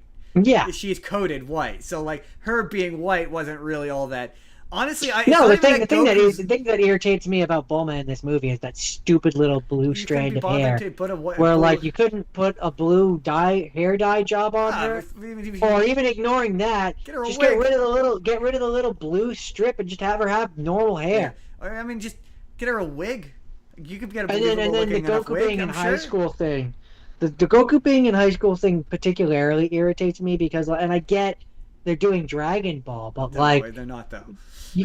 no, but exactly that's my point. But they're So not like, though. so like to have this be where like we. I fixed this I mean, movie if you're before. if you're gonna westernize it, and then like Have I would him just be homeschooled. Easy fix. well yes Basic that's fix. yes, but I was more gonna say like I would skip past the Dragon Ball aspect and skate straight to Dragon Ball Z aspect. Goku's gone. This is go on. I mean, sure, yeah, you're not wrong, but you couldn't. There's no way you could do that with a Dragon Ball movie. Like I don't. Because I mean, Gohan went to high school. It's not Goku. We, I mean, we Goku, saw him. Yeah. We saw him be in high school. What if you did a Dragon Ball movie and it was a Dragon Ball Z movie, you skipped all over 90% of Dragon Ball Z and it was teenage Gohan? Mainstream audience, I guess mainstream audiences wouldn't care. But Mainstream audience hated it anyway. Yeah. No, I mean it's Like the reason they did what they did was to not try and appeal to the Dragon Ball fans, but to appeal to the Main Street, the normal people. So the Main Street normal people aren't going to know anyways. The only reason why he goes to high school is so that he has a established connection bully. to Chi-Chi. No, the bullies had nothing. You could cut the bullies. I mean, yes, functionally, it's to have that scene where he fights the bully, but that scene adds nothing. You could cut it out; it wouldn't make a fucking difference. No, in functionality, the only reason why he goes to high school is so that he has a pre-established relationship with Chi-Chi, so that she can be a love interest, which you don't need. All you need to do, like, you could completely cut out him going to high school completely, because you have it where he's homeschooled. Even if you want to have Justin Chatwin is a normal teenager, and he wants to get out and explore the world, and he still has that desire that he has in this. You could have her meet him at the fucking tournament thing that he Well, that's what I was meets her just at. about to say. You have it where he's homeschooled, he meets Chi-Chi, they go on the adventure, he's a little sheltered, but is still more or less a regular person, what have you, and he meets Chi-Chi at the karate tournament. Having that karate tournament completely makes the high school shit redundant. Completely redundant. And then if you still want to have him be like white Goku and he's more or less like, that's not changing anything. That's not making him like he is. That's not aging him back down to be 8. That's not doing any of that. Yeah. He's the same. The other thing that drives me crazy, it's not airbending. The Kamehameha wave and stuff that they're doing in the anime is not airbending. Why are you calling it airbending? Stop calling it airbending. But I have to assume like, this is bad. Don't get me wrong. This is a bad movie and I still hate it. I remember once I said it was worse than AIDS. I don't think it's worse than AIDS. Ooh, that's a strong statement. No, I think AIDS are pretty bad. I think you might have said it was worse than AIDS. I don't think so. That sounds very hyperbolic. You were 17. That sounds like but like my level of hyperbolic is not that intelligent. Because that sounds like your level of hyperbolic. I remember the back and forth being, it's worse than AIDS. No, it's worse than a movie about AIDS. I seem to recall that. But anyway, I have to assume you. And that's not even talking about all the things that it gets wrong between the Dragon Ball, the Ozarus, all of it. I will say, like, I do recall from my last time watching this that, like, there was more in there that's accurate, especially considering, like, I'm actually, it makes the shit that they get right more impressive than it would have otherwise been, because, like, there's the occasional thing in there that, like, yeah, this is a fair, like reasonable representation of what this was in an Americanized version format. You're being too nice. I can't think of anything specifically. I have a previous video where I did that, but like I do recall like it's bad. Okay, so that was my point. It's one of those. My ultimate cessation and what I kind of came to feel about it this time is, if it didn't have Dragon Ball on it, yeah, it'd be a better movie, and it was its own movie. Like same, like, and I'm talking like same beats, same like everything. You just white out all the strip away all the Dragon Ball related orbs, stuff. So not Dragon Ball, yeah. So like he's finding something called the Promethean orbs. You get 7 of them or 5 of them, let's say, change it slightly, and it'll give you a wish. You've got the aliens, which are just aliens, and they don't necessarily have a name. That's what Piccolo is. I agree with you to a point, because I'm like, In the writing, yes, but also a lot of the for a show that's about fighting, the fighting in this movie is god awful. None of the fight scenes look good. but I'm saying it would if you took away the Dragon Ball stuff, it would take it from being a god awful piece of trash and turn it into an acceptable piece of trash. Okay, fair enough, I suppose. Like it would still be bad, but like it's much the same way with like Avatar when I watch it now, where it's like, because I know the source material, it makes it worse than that first time I watched it, where that first time I watched it, I knew it was bad, but I didn't realize just how bad it was. See, it's funny. I have kind of, with this now, I imagine well, this week alone, I imagine you probably went through this experience where it's not the worst thing I've seen. Oh, it's definitely not the worst thing I've seen. It doesn't really even crack the top 10 of worst things But I've it's seen. still... That's where I say, like, if I'm looking at it as a Dragon Ball movie, it is a bad Oh, for sure. It's a horrid Dragon Ball. But it's an But if I'm looking at it as a separate beast of just its own thing, it's not bad. It's I've a seen D worse. plus. It's okay. Here's what I'll say. If I'm watching it as a Dragon Ball movie, it's an F. Yeah, for If sure. I'm watching it as its own movie, Solid D. if I'm being generous, it's a D plus. Okay, D plus. I'd go as high as a C minus. Maybe, but that's being really kind. But yeah, really nice. It's such an opposite effect, because when I first watched this, I was acutely aware of the source material, obviously, and it made me mad. I mean, this movie is the genesis of this, just generally. Yeah. We were so upset by it that we went to the internet and we complained before. We had to really voice our displeasure. Yeah, before that was really a thing, and so. Yeah, I hated it, and it was the worst movie I saw. That was our bit forever. Is this worse than Dragon Ball Evolution? And like as time has gone on, it's like, yeah, I've seen movies that make my skin crawl and are reprehensible. Like, just not even just like with the shit that they're doing. It's not on even screen, just that, but like I can morally... articulate different reasons for why things are bad now too. This is a bad adaptation. adaptation. This is bad adaptation, but it's not gross. Right, exactly. I don't feel gross watching this. It's no Terrifier 3. Right, or even like I can't like it doesn't make me feel icky like 16 Candles did. Or make me go like, oh, that's problematic, like Adventures in Babysitting did. Yeah, or made me straight angry like Lilo and Stitch did. Like, oh yeah. It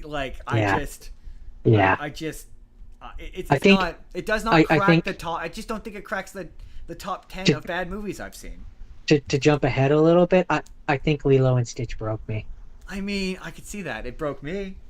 Oh. You recall, Jordan, I came into it very angry. My video was a very angry rant, so like I get it. Anyway, Jordan, is there anything further you'd like to say about Dragon Ball Evolution? No, that's before we it. put this movie to bed for the final time? Probably the final time. Probably. Yeah, no, it. I think it needs to just be forgotten to the annals of history. Yeah. The rest of my year in 2000. I can't believe Japan has never made like Japan has made made attempts on several live action anime movies that have all been mostly bad. I cannot believe this and Naruto. I cannot believe they've never made an attempt at it. Like I just. Ironically, I think Naruto would be easier. I do think Naruto would probably be easier. The thing is, the only way a Dragon Ball movie would be good. But the problem is, anyone you could get that would be competent in making one of these, like you want to get someone who can really direct and choreograph action and fighting. I just don't. Yeah. I don't think it would be good. I think it'd be one of those like this is not really understanding the source material, but the fighting scenes are good. I think and this was kind of ever since I knew about the One Piece final note. Since I knew about the One Piece live action show. I think the only way you could do Dragon Ball, and I think this with Naruto. Yes, I agree with that. I think this with Naruto to a similar degree, but less so. But I think the only way you could really do it is if you did a show.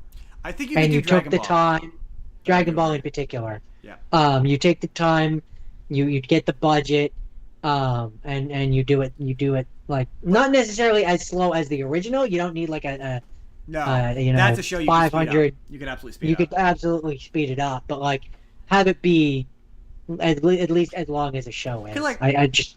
don't think you could do a movie. The problem with Dragon Ball, like any like Avatar stuff, is he's a kid, so you either have to age up the character in the story, or you have to find a kid who. But like, yeah, I do think that. I don't think you're ever gonna get a live action version. Particularly hard with Saiyans because Saiyans just don't age for the longest time. I don't think you could ever do a version of Dragon Ball Z in live action. I don't think there's a world where you could do a version of Dragon Ball Z in live action. You could do Dragon Ball in live action. It would look weird. Like the first 13 episodes of Dragon Ball, you could totally do in live action. It would not be Dragon Ball Z it'd be expensive, especially towards the end. The only character that you couldn't do and you just changed the character is Pilaf. It's the only one that's any sort of difficult. But you could do it. CG? Absolutely, you could do it. You could, but why? Why would you spend the money on doing why not? CGI? Because why spend the money? He'd be the one expensive character. I would just change him so he's just a regular person. He's not a little person. No, that's boring. Well, yeah, or, but that's or I put him in practical makeup. Yeah. I just don't think it would. I think it would look. No, the thing that would make Dragon Ball Z impossible, aside from just the beam effects and how sheerly expensive that would be, the thing that would make it difficult is a number of things. One, they go to Namek and you have a whole bunch of aliens, which would be expensive. Exactly. B, Frieza would look like a horrifying abomination in live action. There's no way to do. C, once you got to the if you made it to the Android saga, Cell would look like a horrifying abomination. Yeah. That's just not even talking about Boo. It's just one of those things where doing with Dragon Ball. I'd much rather I'd much rather have Pilaf be a person and then them do a CGI of the wolf guy. Like it's just the wolf guy with Shu Fox. Oh, Fox guy, yeah. I just think that well, that's why I say practical effects with Pilaf. You could make it work. I just think it would end up looking really cosplay. But hey, I don't know. Maybe it could work. It Anyway, would depend on how high the budget was. But anyways, no. The thing that they would really need to spend the money on in order to impress me with a Dragon Ball show, final thought, is the dragon. Oh, if we're doing Pilaf, Ozaru's got to look good, and it's got to look accurate. We got to be massive. No, I'm saying the dragon. Like the dragon's got to look good, but. If we're doing the first 13 episodes or whatever of Dragon Ball, yes, the Ozaru yes, but he's also very important, absolutely. But the dragon has to look really good. No Chinese looking. No cheap one. Yeah. Anyways, Dragon Ball Evolution, bad movie. Don't watch it. Putting it to bed forever now. I don't think we're ever going to come back to this movie. That's my first have seen. Ever again, Jordan. Ever again. So, Jordan. I just don't know what else we could say. I'm going to say the name of this next movie. And I need you to understand that I'm well aware that the name of this movie is probably not PC and it's probably offensive in today's day and age. Understand that it is the name of the movie. After I say the name of the movie, I will be referring to the character that the title of the movie refers to by name for the rest of the movie, for the rest of the segment. Okay? This is Indian in the Cupboard. Sorry, The Indian in the Cupboard. George, do you remember The Indian in the Cupboard? Yeah, no, I do. With Jamie this is a very, very specific example of. I absolutely remember watching this movie as a kid. I was thinking about this when I watched that on the plane going to Mexico the one year, and it was not a good movie. Interesting. I thought you were going to get defensive about this one. That's so fascinating. No, I remember why he's a whiny, annoying little kid, and it just. I just remember it not being. I remember.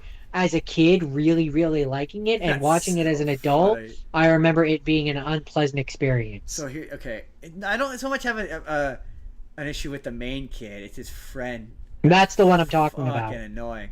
Okay, man, there's a lot with this. So, first of all, that's so funny you say that because my memory of this is twofold. I remember loving this movie, and I remember it pulling at my heartstrings. But I also remember I hated the kid's stupid face.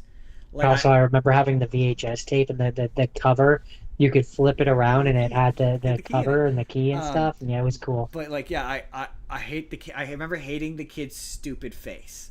His dumb fucking dopey grin when he brings the thing back to life. He's like, and you're like, I hate your face, kid. It feels weird to say that as an adult, but I hate your face, kid. As a kid, I did. Yes. The green screen is cutting out my ears, which is making my head look weird.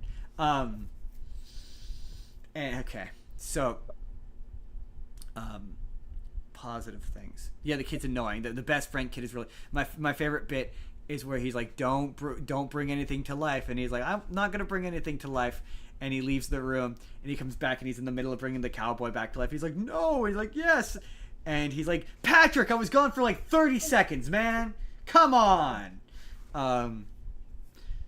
So the interesting thing about this movie is, for those of you who haven't seen the Indian in the cupboard, it's about a little boy who gets the world's lamest birthday gift.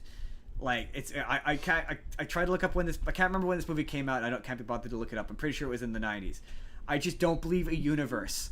Even if this movie came out in the 80s, there isn't a universe where I receive a cupboard for my birthday as like an 8-year-old, and I don't do this exact thing. Oh, thanks, I guess. Like, Yeah. he's so excited about this cupboard, and it's the lamest thing ever. Until he learns it brings shit to life, it is the lamest thing ever. Movie, by the way, directed by Frank Oz. Oh, he was Fozzie. Yeah, of the Muppets, Frank Oz. Yeah, very strange. And Yoda. There's a lot. At a certain point, Patrick brings the cowboy to life, and the cowboy just says a bunch of slurs about Native Americans, just an exceeding amount of slurs about Native Americans. I will give the movie this: the effect of the guys looking small and the kids looking big. It looks great. Like considering this movie's quite old at this point, it looks great. The number one thing about this that's interesting is, did you know that this was based on a book? No, but it also doesn't shock me. Did you know, Jordan, that there's like 6 books? No, that kind of does surprise me. So what's funny about the books is, the movie doesn't really explain how any of this works, what's causing it. What the books explain everything, exactly how it works, where the magic comes from, what it does. And so in the books, Jordan, that makes sense. you learn that it's not the cupboard that's number one. It and to be Is it fair, the key? The movie hints at this, but it doesn't really fully explain it, because it has the characters be like, use words like sending them back, or you gotta send him back, or you gotta send me back. But yes, it's revealed that it's the key, the key that It like summons them or it whatever, summons right? them. It brings them from the past, and it basically attaches them to the toy, which is their avatar. But it's not actually bringing the toy Sounds back to stupidly life. complicated. It's pulling them from the past. So in later books, So then my question then, Justin, would be, in the scene where he does the key thing and like he brings a bunch of his toys to life, and one of them is Darth Vader. yeah, is he bringing Darth Vader from the movies? I had that exact question, Jordan. My theory is that in the book they don't use licensed characters for that exact reason. Yeah, that would because make sense. it's not just what's really fascinating is it's not just Darth Vader. The RoboCop is also gets brought to life. Oh yeah, right. I forgot which is about weird that. because I'm like, dude, RoboCop. you're too young to be watching RoboCop. No. Back in the day, we liked RoboCop Well, it's just- too, even though we had no idea. It's interesting because that's part of that RoboCop where they're trying to push RoboCop on kids, and I'm like, I don't know that you should be watching RoboCop, son. Absolutely not. He should not be watching RoboCop. But one of the what's funny is I kept trying to rewind it, and I'm pretty sure one of his toys is Servo from you remember we've talked about it a shit ton at this point, but Superhuman Samurai Squad. Yes, you mentioned that a few dozen times. You know the Ultraman character or whatever that he turns into in that show? Sure. One of the toys he has is him, randomly, which tells me that show must have been popular when that movie came out. It's really bizarre. Or they wanted it to be popular. But that doesn't come to life though, because I guess they couldn't afford the license from Subaraya. They could afford the license enough to have the character be as a toy, but not come to life. But later books, you have revealed there's a point in one of the later books where they get in his toy chest and they use the key on the toy chest, and the key sends them back in time. So they go back. So the kids go back to Little Bear's time, and then in the next book, Patrick gets jealous, so he goes back to the Cowboys' time, and it's revealed that like it's the key from the grandma. The reason why it's magic is because she's psychic, and so there's the bit at the end of the movie where he has like a vision, and it's implied that it's metaphorical, like he's not actually having this vision. But in later books, it's revealed that no, he actually can have visions and see the future. That's stupidly It complicated. really is. These books were hilariously convoluted. I was like, whoa. Like, you really don't need to explain this. Like, it's not one of those stories that requires explanation. You can just accept the fact that the thing is magic. It's a magic cupboard. It's a magic cupboard, yeah. It's funny, though, because the book very goes out of its way to, at the end of it, to have Omri be like, I don't want to have her use this again. I want to resist the temptation of ever. And he like, gets rid of the key at the end of the first book. And what's funny is the books eventually get to where it becomes a story about him and the dad. So the dad becomes a major character. It's very strange. Very, very deep Indian in the cupboard lore. Trying to think. Yeah, there's just a bunch of really offensive slurs involving Indians that characters say, where you're like, man, we used to be real cool with just overtly saying racist things about Native Americans, just overt racist things. To be fair, not just Native Americans, just people in general. Yeah, that's it. That's the Indian in the cupboard. People were horribly offensive, Justin. They were, Jordan. That they were. Moving, trucking right along, Jordan. Okay, so my second half scene. It's time for us to talk about the only other good movie that we're going to be talking about for the rest of the day. Sex and the City 2. No, that's a have seen, or have not seen rather. This is a have seen. This is Howl's Moving Castle. Yes, I want to see this movie. So you can't give too much away. Came out in 2004, and I didn't actually know this, but it makes a lot of sense. It was based on a novel, and there were sequels to the novel. That's interesting. That explains why it's probably one of the more restrained. But I'm gonna not talk about What's it about? Okay, I guess I am gonna give you a loose plot thread. Just the premise. What's the premise? Very premise. Basically, Don't need a plot by plot breakdown, but what's the premise? the main girl finds Howl is a wizard who has been summoned to fight an ongoing war that the kingdom is in the midst of with a neighboring kingdom. The neighboring kingdom has lost its prince, and wants the prince. And the kingdom that he's working for has basically been like conscripting all wizards, and he refuses to fight. He doesn't want to fight. He's a pacifist. Interesting. And so that's all I'm going to tell you. Anything else you'll have to watch. Yeah. But I will say some of the themes of what this movie is about, because all good Miyazaki movies have themes. The biggest one with this one is pacifism.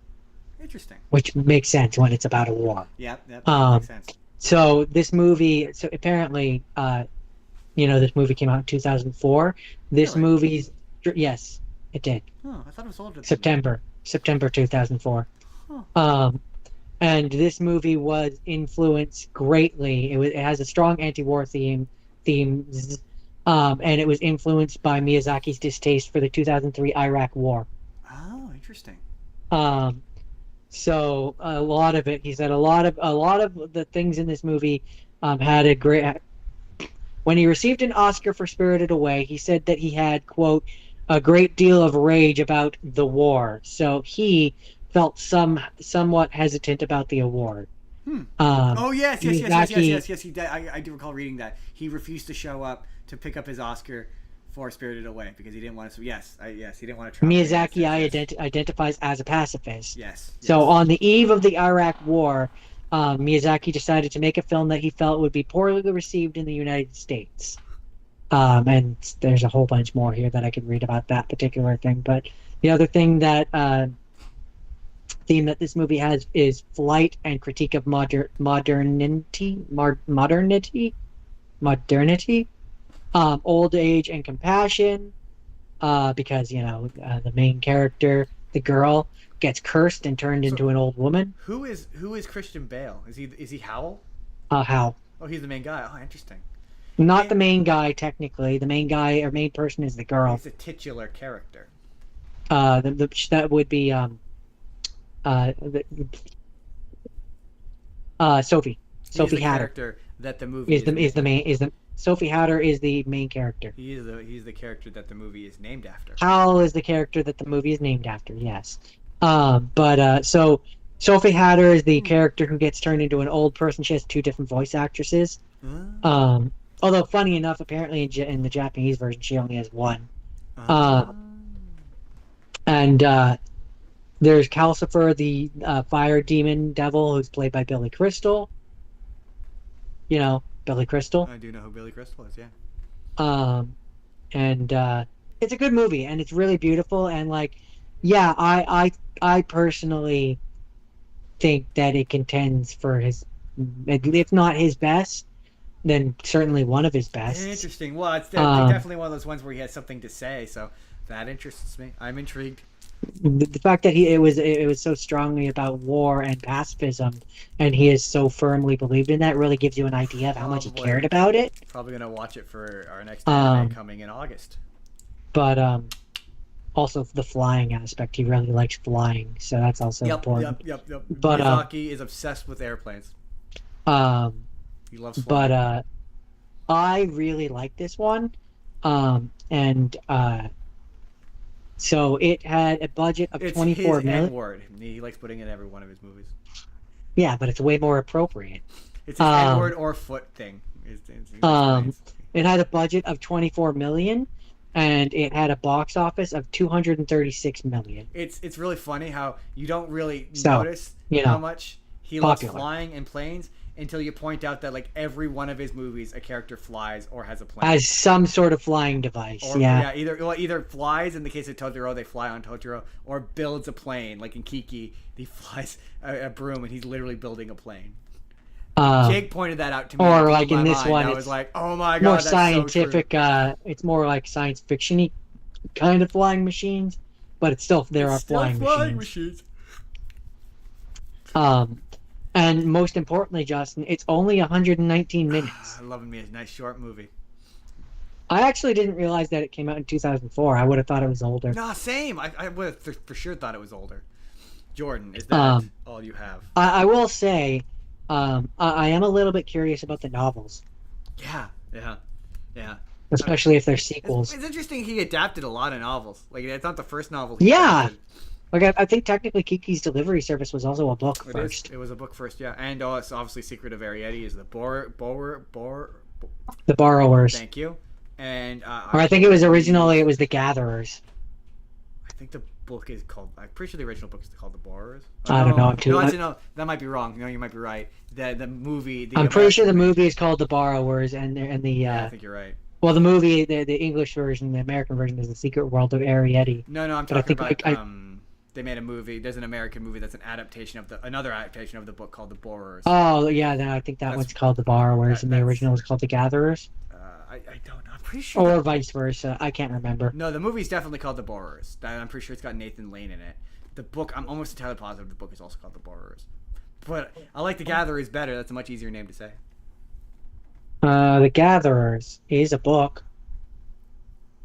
Is it the book? I don't know. It doesn't have a Wikipedia page. Unless you have anything else, I'm gonna move on. No, that's it. I'm gonna keep trying to read this. Jordan, while you talk, and I'll get back to you. Jordan, have you heard of a movie called 13 Going on 30? No. Really? You've never heard of 13 Going on 30? Tell me about it, and maybe I'll change my mind. Jennifer Gardner. It's got Mark Ruffalo in it, and Jennifer Gardner begins the story as the 13-year-old girl on her 13th birthday, and she wants to be popular and well-liked by the popular kids. So in order to motivate the popular kids to show up to her birthday party, she wait a minute, did I put 13 Going on 30 as a half scene?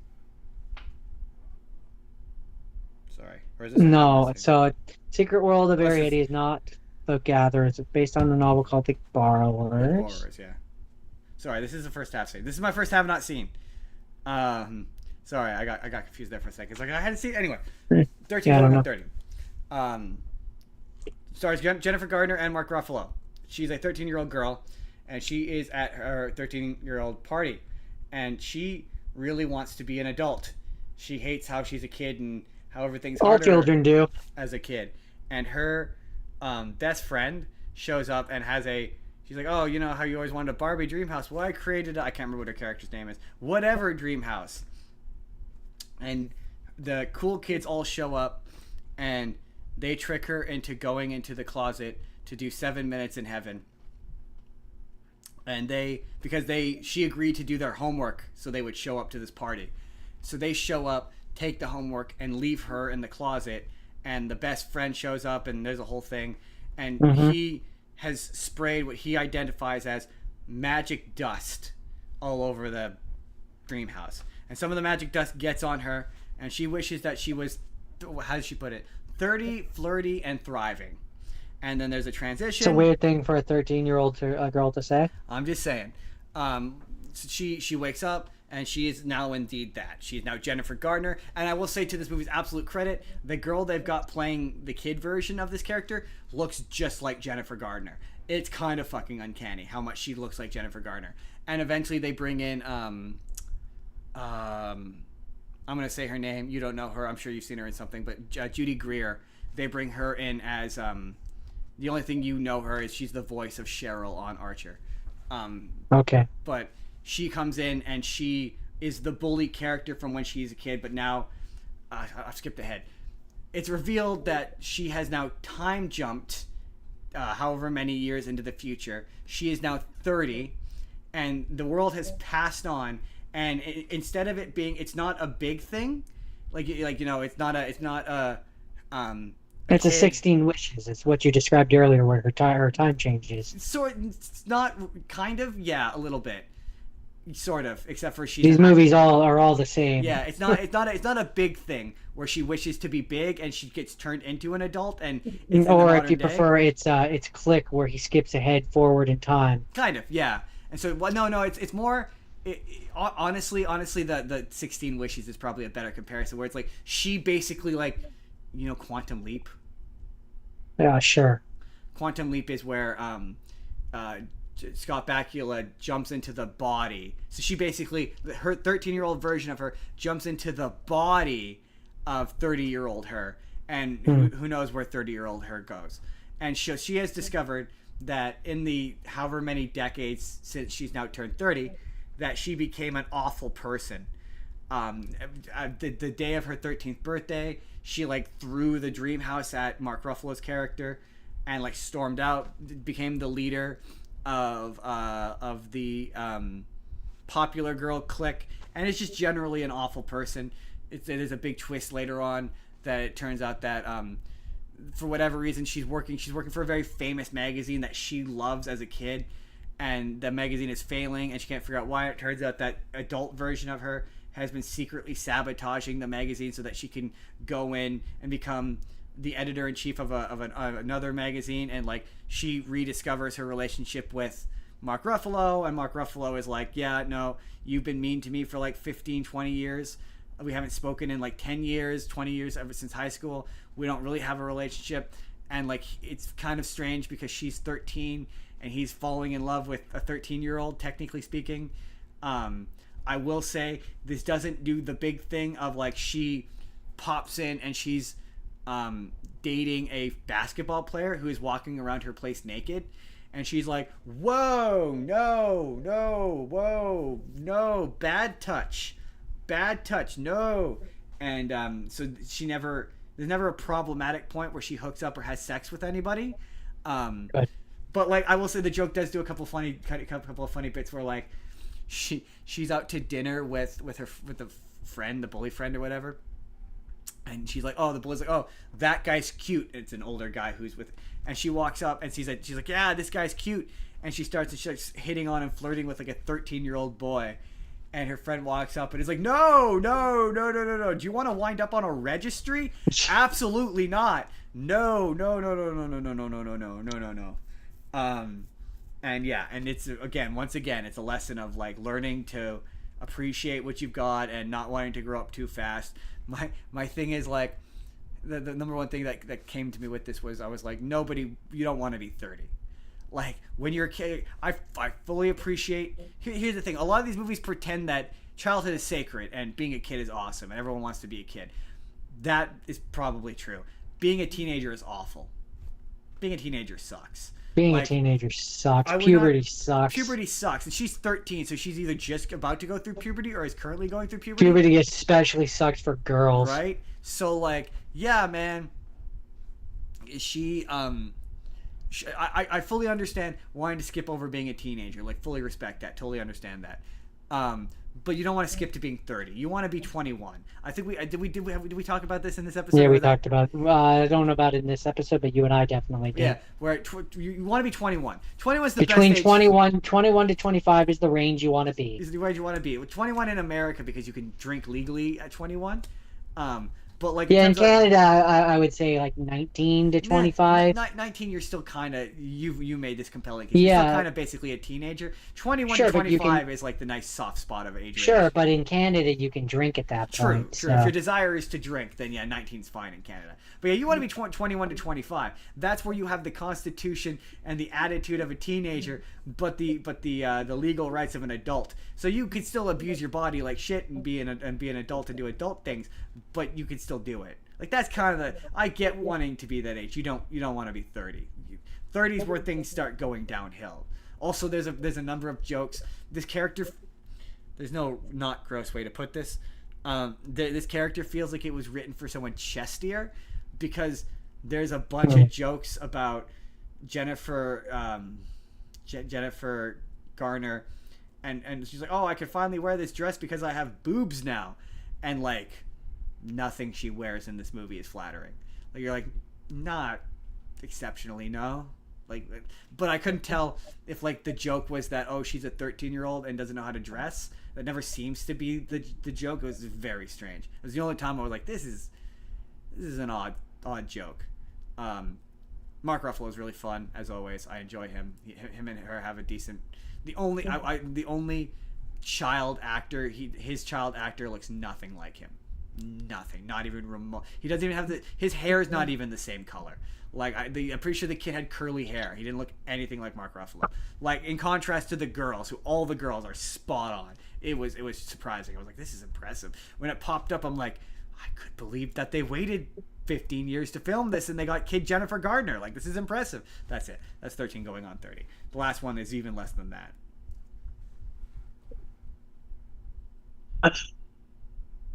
Okay, so this was the one that you told me I had to watch. This is my first have not seen. I watched Sex and the City too. I have nothing to say about this. You told me I had to watch it. I watched it. It wasn't like the most painful movie ever. No. It didn't leave me angry or upset. It just kind of exists in a bubble where it is what it is, and I don't have a lot to say about it.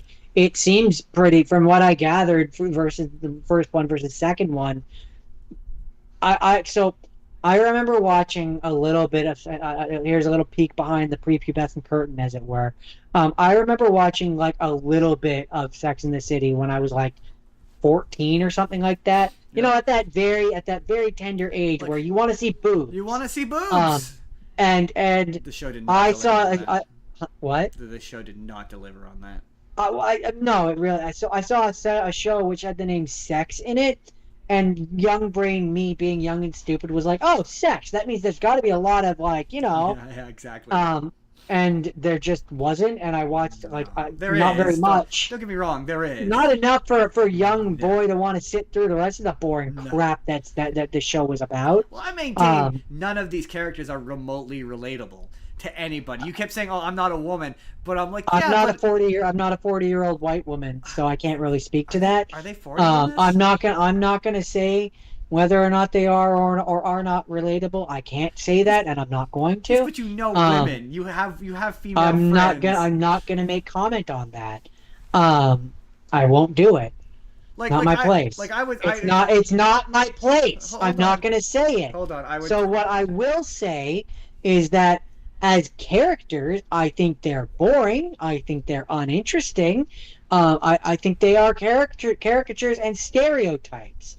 I don't particularly think that they are that fun to watch, and it makes me feel weird when Sarah Jessica Parker's character Big refers to her as kid, and they have sex. It's weird. It's weird. It's Their weird and it's relationship is weird. uncomfortable. Jordan, if it makes you And feel I, any better, he dies on a Peloton. I don't know what that is. You said that before, and I don't know what that is. I mean, you could Google You're it. making me angrier than the movie did. Please stop talking. You could Google what a Peloton is. No, I'm just putting it out there. that would imply a level of care for this movie that I simply do not have, Justin. I mean, the fact that he dies probably should be enough. He has a heart attack. He dies on a Okay. Peloton. Anyways, Peloton is a treadmill, I'm pretty sure, or a bike. then why didn't you just say that? So I half expect you Anyways. to Google it. Why would I want to do that? Peloton. It had a budget of $95 million. It made $294.7 million. Very successful. I'm a little surprised there hasn't been a third one. Oh, it's because they hate each other. Yeah, okay. That's why there hasn't been a third one. People who hate each other for the right amount of money will come back together to make more money. They don't all hate it. Well, okay, to be fair, Jordan, they did kind of technically come back for a third one. There's a sequel television show called and it's like this, I think it's what it's called. So they technically did make a third one. But the reason why they did make a third one is because it's not that they all hate each other. It's the Samantha and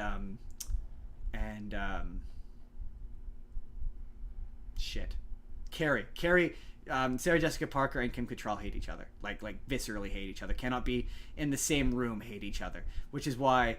Oh God, you make fun of me, but don't ask me why I know this. But that's why. Kim Cattrall and Samantha are not in that show. They're not characters in that show. They show up for one scene in I think it's the season 2 finale, and it's over video chat, and they never talk to each other. The characters are talking to each other, but the actresses did not speak to each other. We're not in the same room. That's how much they hate each other. So that's why there wasn't a third one. Fair enough. They kept talking about it, and then it just never happened. But anyway, sorry. Yeah, so they went to Abu Dhabi in this movie for I legitimately don't remember why. Smith, the guy she was dating in the last one that she breaks up with at the end of the last one, the young guy, she is her agent, and he has a movie premiere in Abu Dhabi, and they go for that. She gets invited as her publicist, as his publicist, and is allowed to invite friends. Right. All I know is then it just evolves into them saying a bunch of racist shit about Muslim people. All I know is that, and I'm gonna be brutally honest, I've never wanted to visit Dubai or Abu Dhabi, and I still maintain that opinion. I don't really have it. No, that's all I'm gonna say on that. Since I don't want to get us into any more trouble than I already have. Really hot. The only reason why I would ever want to go to a country to that area of the world is to ride a camel. But I feel like I could do that in Egypt. So. Yeah, I wouldn't want to go there either. Anyways, really? Not the point. Don't want to go visit the Great Pyramids? No, not really. I'm pretty content seeing that on YouTube or seeing video. You can go there and take videos, and I'd be pretty content. Just Great Pyramids. For all of the other problems that come with traveling there and difficulties that come with traveling there, it's not worth it. Especially because you'd see it from far away anyway. Maybe if I was rich and bored. It's not like you're going into the pyramid. There's certainly other things I'd spend my money on first. Maybe if it was part of a package and you get to go onto all these other places and you also got to go there. Oh, I'm sure. Yeah, if you ever did that, it would be. Then maybe, but I'm not doing a trip just to go there and do that. Okay. Anyways. If you prefer, there are elements to, even if I were to be okay, yeah, there's just certain inherent things that if you present to me in a movie, we're gonna talk about this with men in my final movie. There's just certain things that I just don't believe that the common person.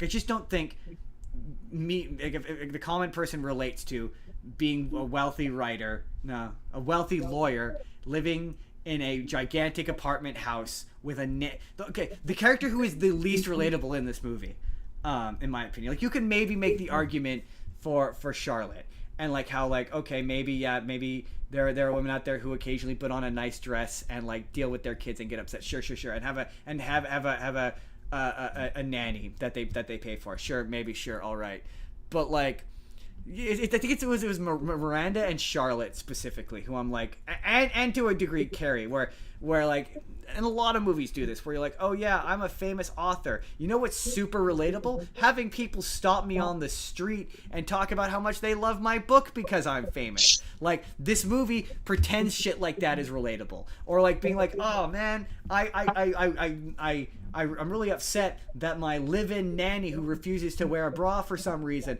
I'm really upset by that. I just don't know how many people. To be fair, you could absolutely make the case that this came out in 2014, maybe in 2014.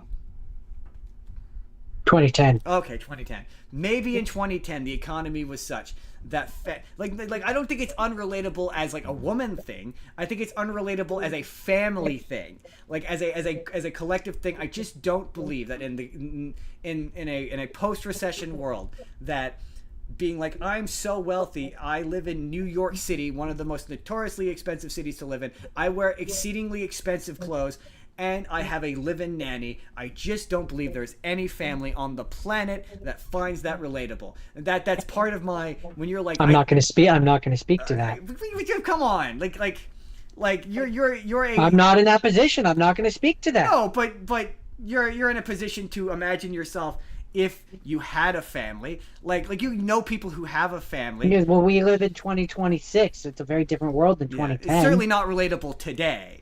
Would you concede? It's not relatable today. But we're not talking. We're looking at this through the eyes of 2010, when everybody would it be relatable in 2010? It was Obama era when things were significantly better. It's post the 2008 recession. But like, I guess those characters.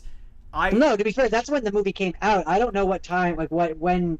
We have no idea what year it is in the movie. Okay, I would assume present day, but I guess as far as I know, they never specifically said. But to be fair, you've already made this point where you're like, I don't like this. I don't understand these people. Like, my thing is, I don't understand why anybody. It's not even just I don't understand why people like this show, because okay, yeah, I get it. It's a show for wine moms who want to gab. It's one of those things where I should be clear. I understand why the people who it's made for like it. Yes, it's not made for me. I understand why people like the show in theory. I don't understand why anybody likes any of the characters involved in it. They're all awful and they're all unrelatable and they all suck. My clinical, cynical answer to that, Justin, would be, they don't necessarily like them. They want to be them. But why? They're all awful. Like that. Because that's just Justin, that's my point. Because Justin, they are four people who can afford to have 2 kids, live in New York, afford a nanny, and be able to fly to fucking Dubai on a fucking whim. Like that's what I'm saying though. Is like, I'm sorry, she's got a live-in nanny, is unemployed, and lives in New York City and can afford to just fuck off to Abu Dhabi. It's not because they relate to these characters. It's because they don't relate to them. They want to be them. To be them? But this is where I'm like, this is where I'm fully willing to, this is the end of the commentary, because like, I'm a guy, I don't get it. Like, I don't get it. I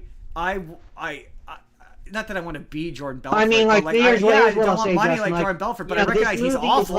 There's a point where in the beginning where what's her name? Sarah Jessica Parker's character is freaking out on Big because he's watching TV in bed. Yeah, you're like, what the fuck? I'm on his side in this conflict. Like, so much of this movie, just like the first one, would be resolved if they acted like normal people and had an adult conversation instead of treating her like she's a teenager and acting like he's her dad. I'm gonna say something which, God, I hope nobody that matters watches this, but I'm gonna say something and you're gonna immediately agree with me.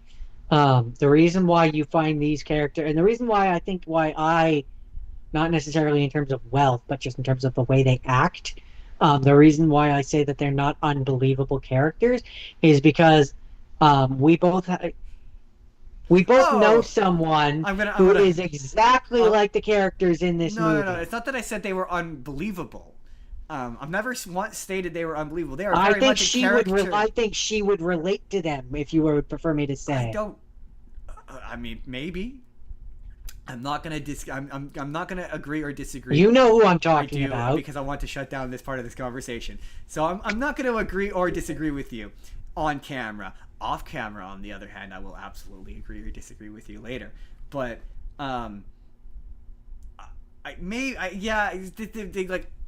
the thing is, I'd like to ask a woman about this because I'm like surely they're all awful. Like there's nothing redeemable or like nice. They're all terrible people who treat the people around them like shit. They treat each other like shit. Like Samantha doesn't have the decent respect to not have loud, obnoxiously loud sex around her friends' children. Dude, keep it in your pants for one night. What is wrong with you? Like, they're all bad. Like, Carrie, have a conversation with your husband who you've been married to for multiple years at this point.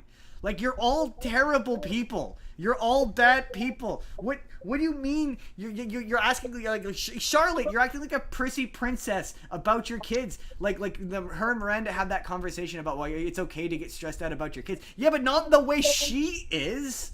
Like, all of you people are awful. This is making me mad. We have to move on. I'm remembering why I hate this fucking franchise. I hate this franchise. Where I say I don't have a lot of these movies. I hate these people. Hate it. It's not for me. No, it's not for me. It's never gonna be for me. It's one of those things. It's largely how I feel. It's about one of the those next experiences, one. though. It's very similar to the Napoleon Dynamite, where I don't understand why this is popular. I don't understand why people like this. I don't understand why it's had as sure, much success as it but has. unlike that situation, in this instance, I can.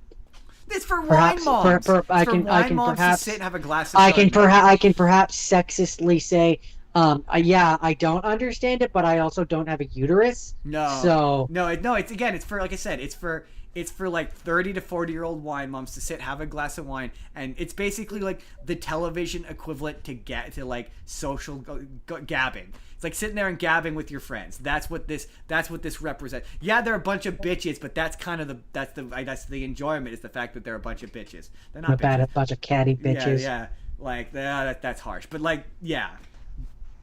I'm aware I'm a guy, so like this is not for me. But like I don't know, never gonna be for me. Never gonna Anyways, be for me. What's your last one? Oh yeah, it's hard not to make. It makes me so mad. I hate. Yeah, I know, but I'm gonna shuffle us along. What's your next one? My final thing, Jordan. My final thing of the week is a movie. Just because we're pushing towards another 6-hour stream. I know. My final thing. And I'd like to have breakfast. Yeah, fair enough. Me too. I have to pee. Something fierce. Final thing of the week is a movie called The Game. The Game. I just lost the game. Oh, you son of a bitch. This is where I'm talking about like the plight of the rich white guy, where you're like, none of this is fucking relatable, like at all to anyone.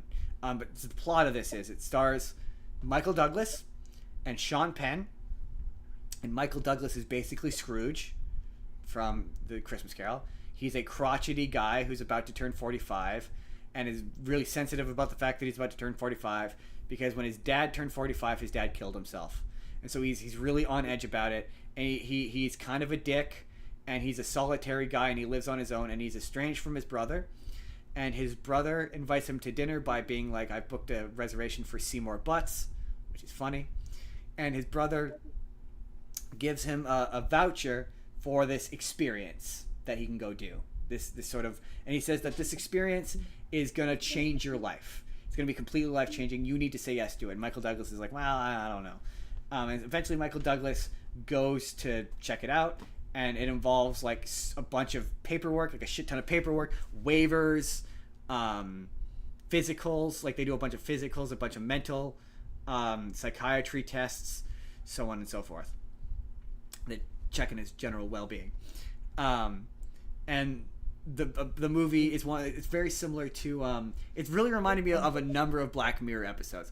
But it goes, and also it reminded me a lot of Total Recall. Where like, so he goes to go back to his regular life, and like they phone him and like, oh, you've been rejected from this, and he's like, what? And then he starts to become involved in a corporate conspiracy where it seems like the company that he is doing this experience with is out to get him and trying to kill him, and they're basically building this experience of like he is, everyone seems to be out to get him. He's making him real paranoid and what have you. And it's a David Fincher movie, so it's actually quite good. But he's really good at tension, of playing with tension, where you're not sure what is real and what is part of the game. And the movie spends a great deal of time setting up the game as something kind of big. Oh, you won't. So he runs into two people early on. He's like, oh, I heard you guys talking about this company, and he's like, yeah, we can't tell you what the game is. If we tell you what the game is, that takes out the whole mystery of the game. Part of the experience of the game is that we can't even tell you.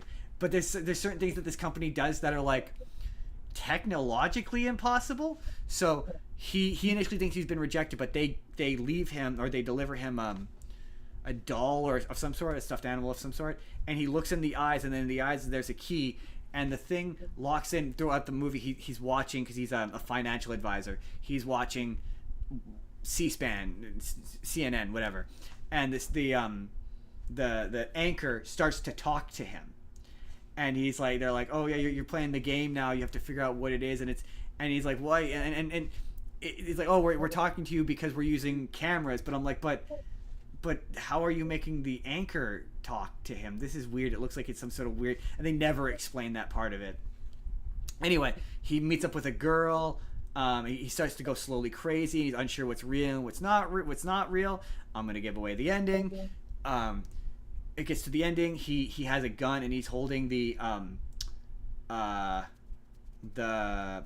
waitress, because there's a love interest in this that he's been with the whole movie. There's a girl, because of course there is, and he has her on the rooftop, and he has her at gunpoint, and she's on like initially he goes to confront her, and he finds out that she works for the company, and she knocks him out and sends him to Mexico and locks him in a case, and he winds up in Mexico. And he gets back to America after dealing with people who don't believe who he is. He has no passports, whatever. He struggles to get back to America. He gets back to America, and he goes to confront her, and he's like, oh, what? And she's like, yeah, I work for the company. This is all part of it, basically. This is part of the game. This is all part of the illusion. It's all fake. It reminded me of that bit from American Dad where after the episode where Stan beats up Avery Bullock, and he's like, actors, everybody. So she's like, he's an actor. He's like, I don't believe you. He's holding her at gunpoint, and she's like, no, once you go through there, the game will be over, and they're all there with champagne for your birthday, and this is all a big birthday gift for you. And he's like, I don't believe you. And the door opens, and it's his brother, and he shoots his brother in the chest accidentally. And he thinks that the brother is dead. The brother goes down. He thinks he's dead. And they're all like, oh, fuck. That's not supposed to happen. You weren't supposed to do that. Like, you weren't supposed to get a real gun. All of the guns you've been using throughout the movie up to this point have been fake. They've all had blanks in them. Like, you somehow have a real gun. That's not supposed to happen. And he freaks out, and he jumps off of the roof and kills himself. Well, it turns out that during he falls through glass, and he lands on a big thing. It turns out that was all part of the game. It's all part of it. Nah. And they pick him up, and they're dusting him off, and like, just so you know, sir, we're just checking you, because even though it's fake glass, you could still potentially injure yourself. And they lift him up, and the brother walks out, and it turns out he's still alive. And he's like, it was all part of it. Oh, snap! What a twist! This is all part of it. This is all part of the game. And they're doing the celebration, and the guy comes up and he signs. He's like, what are you doing? He's like, oh, I'm paying for it. And I'm like, oh my god, the plight of the bored rich white guy whose life is so meaningless with all of his immense wealth that he needs to pay to be part of an elaborate conspiracy where he is tortured and psychologically tortured for several days. This is how boring and awful and terrible it is to be a rich white person. Oh my god, pity the rich white person. Like, it's just so unrelatable, where you're like, no person will ever experience this. Like I don't relate to this guy like at all. Oh, I'm sorry. His dad was so sad about being wealthy. Like I don't want to be cold, but it's just like, yeah. I'm not gonna say it's a bad movie. Like it's a David Fincher movie. I love his movies, and like it's not my favorite David Fincher movie, but it's certainly not a bad time. But final thoughts, and then we'll move on to the final movie. Is Michael Douglas is honestly really good. He's his. I never thought of Michael Douglas as someone with range before. He's just one of those actors where he's always just kind of Michael Douglas. Yeah, he's just always kind of just Michael Douglas. Like he's basically, what he's like in Ant-Man. He's just that. That's what Michael Douglas is. Where he's the same as he is when he's in when Yes! he's in that the one where God, he's on Wall Street. It's so much easier when you know who I'm talking about. Yeah, he's talking like this, and he's got that's that. actually that's not a bad impression. I'm not gonna lie to you. But he's got range in this. Like when he What's that one called? Not Wolf of Wall Street. When he's on Wall Street, just Wall Street. Yeah, but what, is it called Wall Street? Well, technically the only one you've seen, because you've never seen the first one, I don't think. No, I saw the second one. You're thinking of Wall Street Money Never Dies. That's it. Yeah. That's the one. Yeah. We don't have time to get to why that movie's funny. But he in the middle, when he's like genuinely freaking out, like he reminded me a lot of in this movie. It's gonna feel like a weird comparison, but his performance in this reminded me a lot of Robert Downey Jr. Weirdly, like in what way? In the like the quick like the way he freaks out. Just it was very the frenetic energy. Yeah, the frenetic energy of it. Like it was I saw a contemporary review when I was reading about it that said he always matches the energy of the scene he is. He never gets ahead of it, and that's true. He when he's upset that the brother dies, it's impactful because he's been kind of shut off and cold for the rest of the movie, so it really means something. And the thing about this that made me go like this. Okay, no, this is the final thought. Part of this made me go like, this is stupid and unrealistic. But then I remembered all the Darren Brown specials I've watched, and I was like, no, honestly, you could do this. Like they have done this in real life. Like Darren Brown. I said the name. You probably don't. You remember the special where he's the bald guy, and he convinces the guy to. He did the special called The Push, where he convinced the guy. He pushed the guy off the roof. They pushed the guy off the roof, and then yeah. There's another one where he programs a guy, a racist guy, to save a person of color. That's also really good. I don't think I've seen that one. No, I don't think you have either. I definitely know you've seen The Push because I made you. I saw The Push. That I remember. Yeah, that if you've never seen The Push, you should watch The Push because The Push is real. I might do that for this once because that special is so good. But yeah, this is not about that though. No, but that made this movie made me go like, this feels unrealistic until I went no, but that happened. You can definitely get like by the end of it, there's like they show all the actors and there's like 10 or 20 of them, and you're like, yeah, that's pretty much all it would take to convince a guy of this. Like it's a lot easier to convince a person of a thing than you think. It's kind of absolutely, especially if you have enough people and they're convincing enough. But yeah, I was like, man, surely they're like. You can gaslight someone into doing just about anything. Right. What birthday gift do you get for the guy who can buy whatever he wants? That's what this movie is. Oh yeah, Jordan. That's the last of my movies. So you have to guess what the theme was, Jordan. Magic. No. Birthday magic. It was definitely birthday. It was birthday. I was right the first time. I did the first one to throw you off, Jordan. It was a trick. The rest of it was just birthdays. Yeah, it was birthday. Okay, it was birthday. I tricked you, Jordan. I tried to throw you off. But you didn't because no. I did guess it. You saw 16 Candles and you immediately went, yeah, it's a birthday related movie. There was a couple on there that I saw and I was like, those are birthday things. Really? But that was definitely one of them. It was. Oh, probably 16 Wishes as well, if I had to guess. Yeah, I think that was the other one. That's funny. Basically, anything that had to add wish in it kind of tipped me off. Okay, Jordan, let's wrap this up with Lilo and Stitch. Yeah, this is gonna be quick. I hate this. My last have not seen, is 2025 Lilo and Stitch. I hate this. Yeah, no, that's valid. That's completely valid. I hate it so much that you already pretty thoroughly dissected this in your version of this. Anyone who wants the dissected version should really just go watch that. I'm gonna not do a scene by scene thing here, and I'm really just gonna rant for a minute. Wait, but Jordan, we have to say the catchphrase of the movie, which is Ohana means family, and family And means family going... means putting your sister into the foster care Oh, system. see, that's the my favorite one is Ohana means family, and family means going to an out-of-state college. I mean, it's the same idea basically, but you know. Mine is more depressing, so it's better. I mean, I suppose that is true. Yeah, everyone's like the thing about this one more than anything. No, so Yeah, you no, do, so you do no, your, you're doing that thing where you're dissecting it. I don't want to dissect it. I don't want to spend an hour talking no, about it. do your angry rant, and then I will. Okay. So right off the bat, Jumba sounds wrong. Sounds wrong. That's just the first thing that comes to mind when you see him. He sounds wrong. He looks ugly. I don't like the fact that they just devolved them into being just humans. Yep. I don't like that Pleakley is not Pleakley. Nope. I don't like that we've gotten rid of Gatto. Yep. I don't like the fact that they just devolved a fucking Jumba into just being a bad evil scientist. Hate it. They really just took him and merged him with Hamsterville.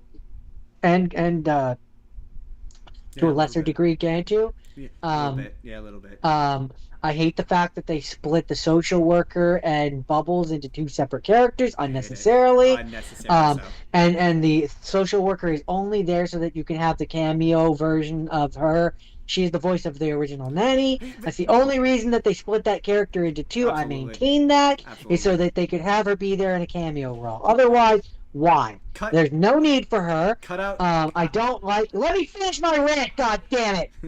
I don't like the fact that we have reduced this from being the idea of it was supposed to be about tourism and how people are different and how things like that. I don't like that they've changed Lilo and turned her from being someone who's just different and ostracized by the people that are around her into being a brat. A brat who is kind of unpleasant. Well, to be fair, you're interrupting me. You're interrupting me again. I have to jump in. Here though. But to be fair, I have to be fair. I'm the devil's advocate guy here. To be fair, there does seem to be an intention with making the idea seems to be that the theme of this for Lilo and I'm gonna.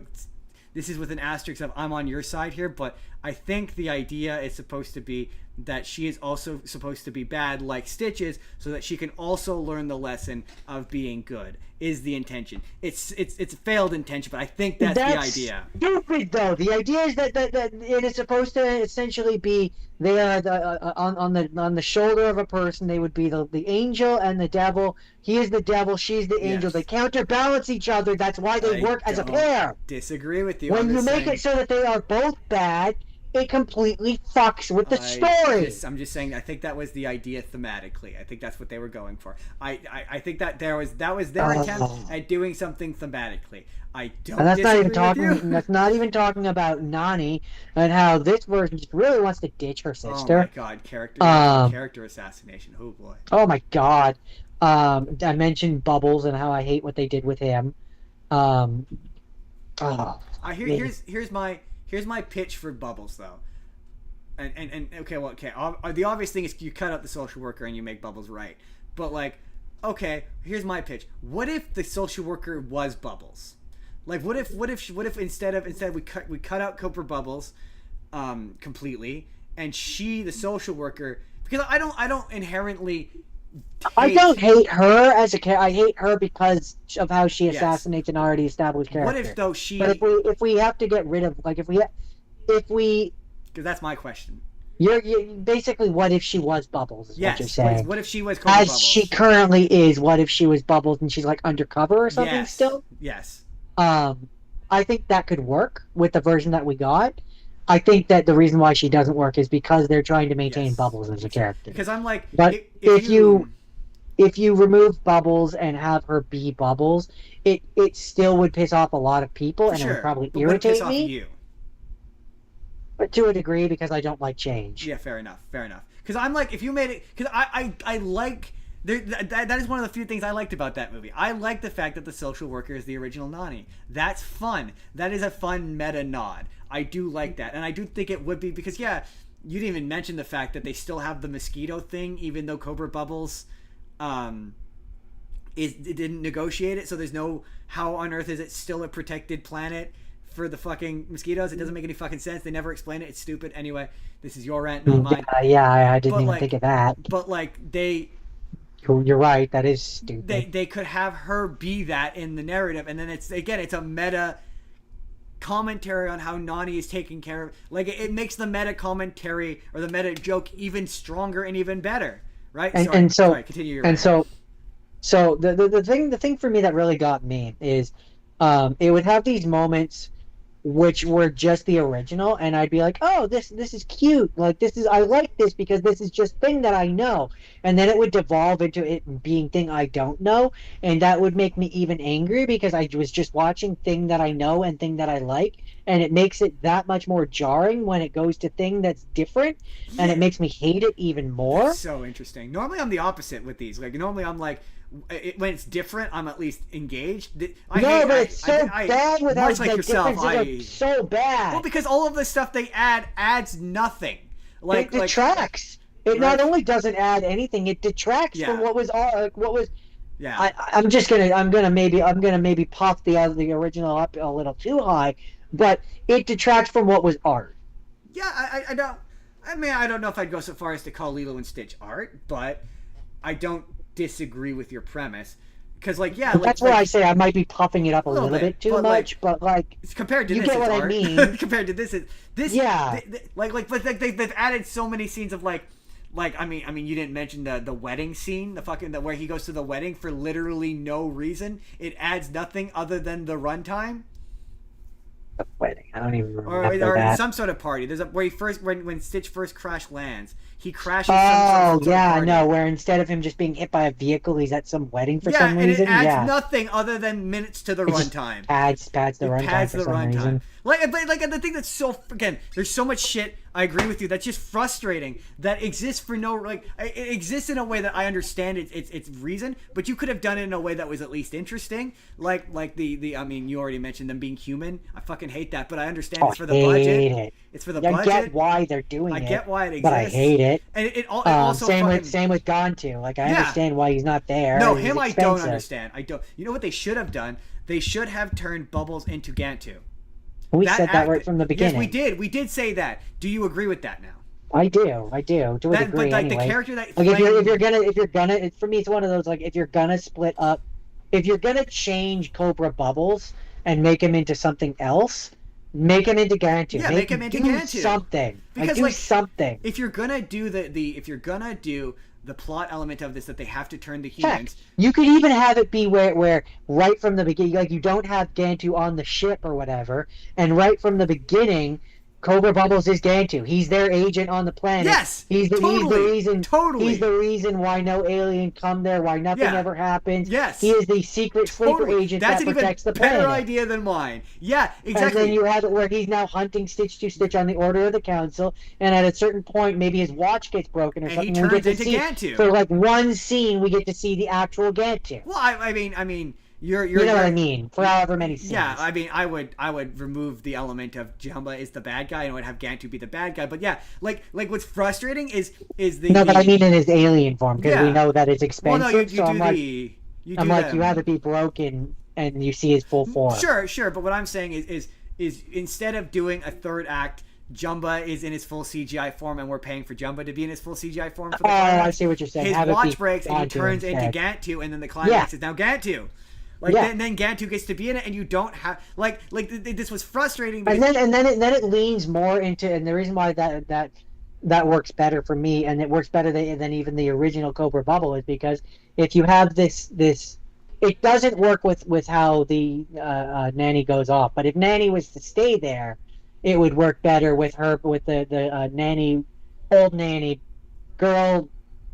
The social worker, social worker. Yeah. It would work better for me for her being just a social worker if she then also if she finds out the truth, and is like the receptive matronly figure, if you will. Yeah, absolutely. Yeah, like the guy. I hate that Lilo ends up with a neighbor and David. I hate that. I hate that she's the. I get.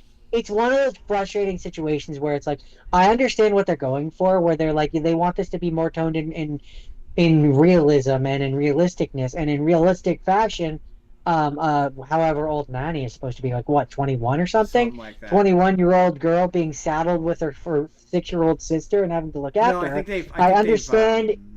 What? Oh, I think she's younger in this. I think in the original she's older, but anyway, sorry. Whatever, but the point being, Yeah, like yeah, her good getting point. saddled with her sister, I understand how, in a realistic interpretation of the movie, you wouldn't want that Yeah, to be the For case. sure. But like the entire basis of her character in the original thing is based on that. Yeah. It's based on the fact that she will do anything to stay with her sister. Yeah. So to then completely change and twist that and like make it the exact opposite in this movie is not only frustrating, but it's insulting to the original Oh, movie. for sure. Yeah, for sure it is. It absolutely is. And that's the thing that gets me with this movie is like, yeah, you frequently say how you don't mind when they make changes or they do adaptional changes to movies. This is the But exception.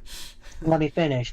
But I think that we can both agree that there's a difference between like adaptional changes and straight not doing things correctly. Yeah, outright character assassination. Yes, absolutely. Yeah. There's a difference. No, yeah, for sure. For sure. And this to me is character assassination on pretty much every front. This was the first one. Right down to the fact that like with Jumba, like, okay, he looks weird because he's in live action or whatever, photorealistic, okay, whatever. Same with Pleakley. You could at least try to find someone who and Pleakley, I give it's Pleakley a little bit is better. honestly not bad. It doesn't bother me that much. He's not bad. He's bad based on his association with Jumba, but he's overall not a bad adaptation. But like Jumba is supposed to have a very like, even if you don't want to make him like exactly the same kind of accent, he's supposed to have an accent. Give him some sort of vaguely European accent. Oh, see, I don't shit like that. I don't care. If the characterization, he doesn't sound right. If the characterization is interesting, he doesn't sound right. Yeah, but the thing that though is that it's just like that's cosmetic. The thing though, Justin, is that if he acted a little bit different, but he still sounded right, you would notice it a little bit less if he acted wrong. I'm the opposite. Yeah, shit like that.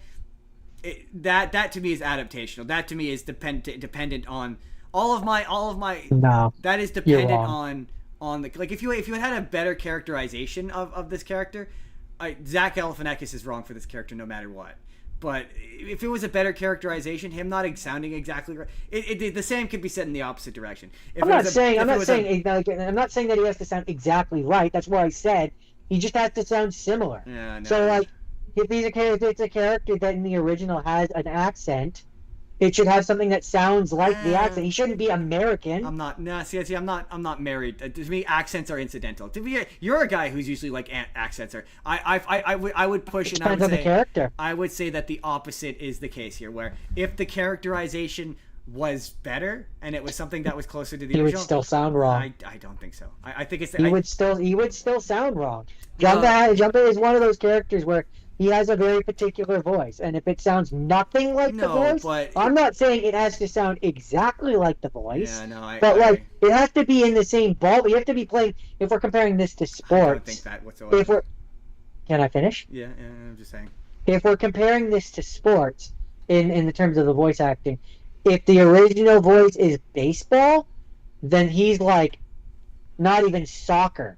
Well, he's not even the closest. Like he's like a race car. It's really so vastly different that it can't even be called the same sport or the same ballpark. Part of the problem here is they have him saying the lines from the original but badly, so you notice it. I think if there was a little bit more of an attempt to maintain if he was close, if this was closer in writing to what he was actually like, I think the voice.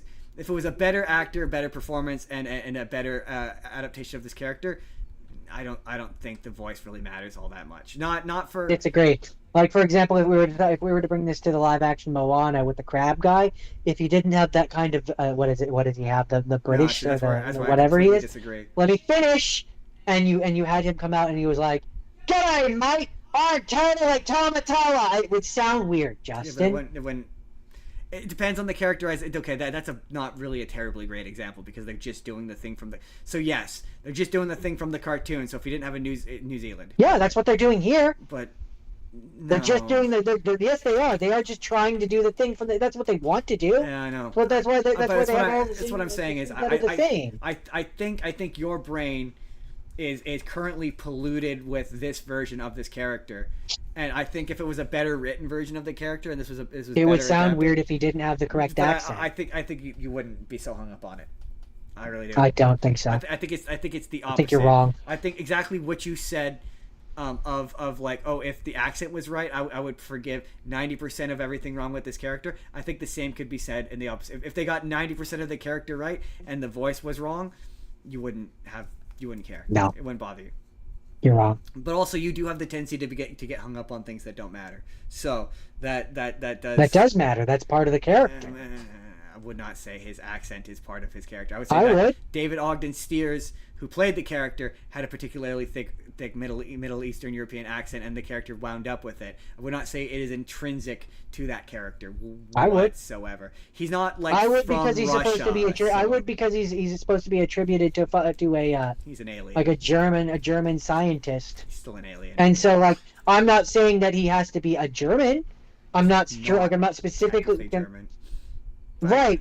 You're missing the point. I'm saying he doesn't have to have exactly the same kind of accent, but if he has a vaguely European-sounding accent in the thing, he needs to have a vaguely European-sounding accent. No. If he was like Russian-sounding, that'd be fine. But you can't have him be North American. You can't, or not North American, but like American. No, it sounds weird. I'm not with you on this. It's an adaptation. The way the character sounds. You can't have it both ways, Justin. I mean, you can absolutely have it. No, you can't.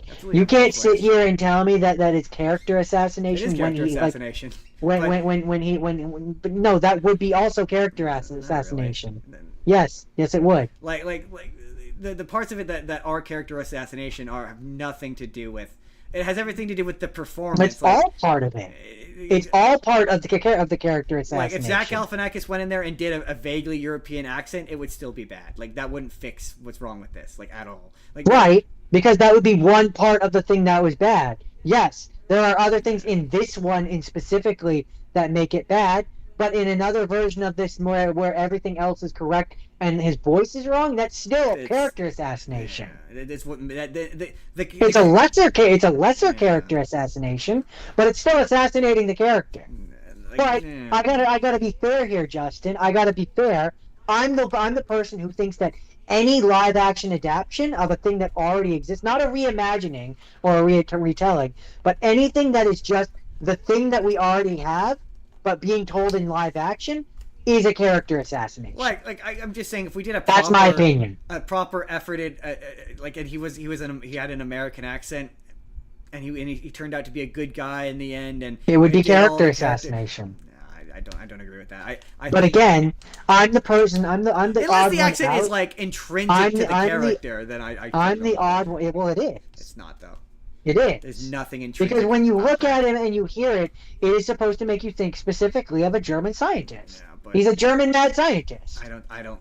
Hey man, someone in the comments tell me I don't remotely think. I did just as I don't. It certainly is supposed to be a European mad scientist. I think you could give Pleakley a. Like you're supposed to look at him and you're supposed to think specifically what he's supposed to, very specifically, what he is supposed to be attributed to. Entirely fair. What very specifically. What Jumba is supposed to be attributed to is Frankenstein and Frankenstein's monster. Yeah, Frankenstein is not German. Frankenstein has an accent. No, he doesn't. A European accent. No, he doesn't. Which is intrinsically part of his character. He's not American. He doesn't have he has an American accent. Wait, well, okay, to be fair, he doesn't. Are you talking about the Boris Karloff version of? Yeah, he absolutely does. I'm talking about any version that I've seen, whether it be from fucking from fucking Alvin and the Chipmunks version of Frankenstein.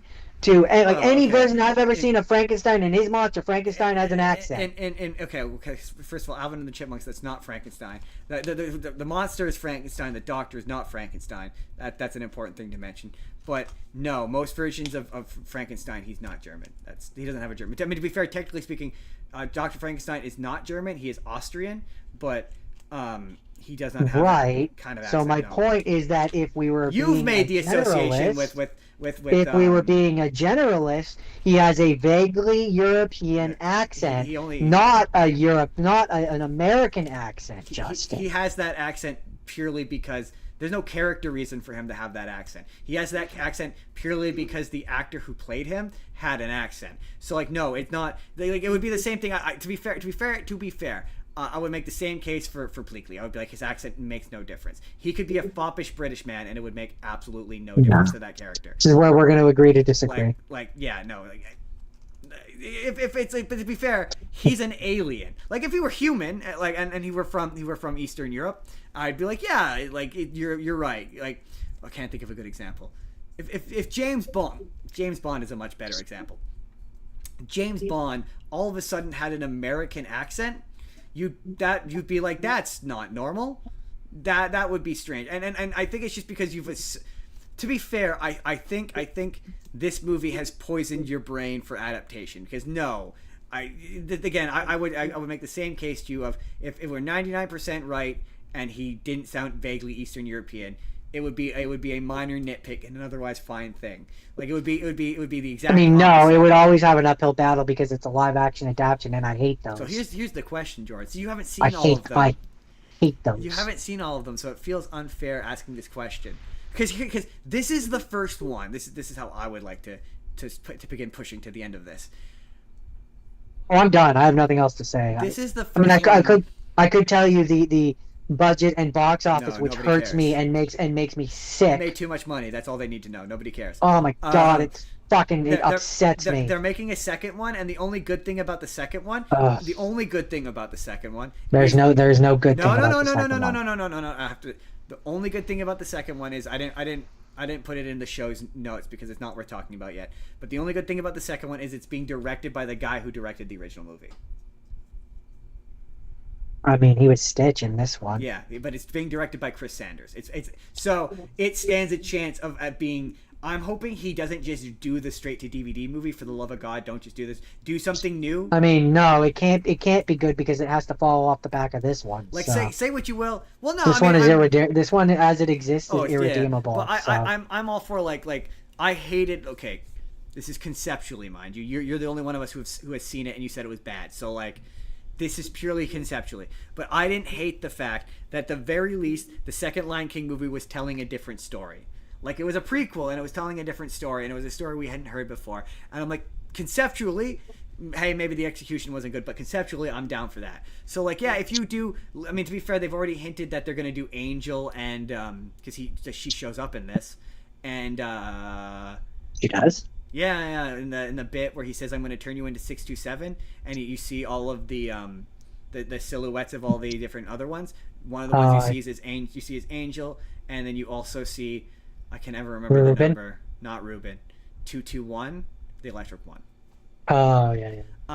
Sparky, yeah. So if you do an original story, with those characters, with Angel and with Sparky, I'm down for that. If you do something, if it's the original and it has the same tone and you hit all the right tones and you fix everything that's fucking broken with this movie, I am not.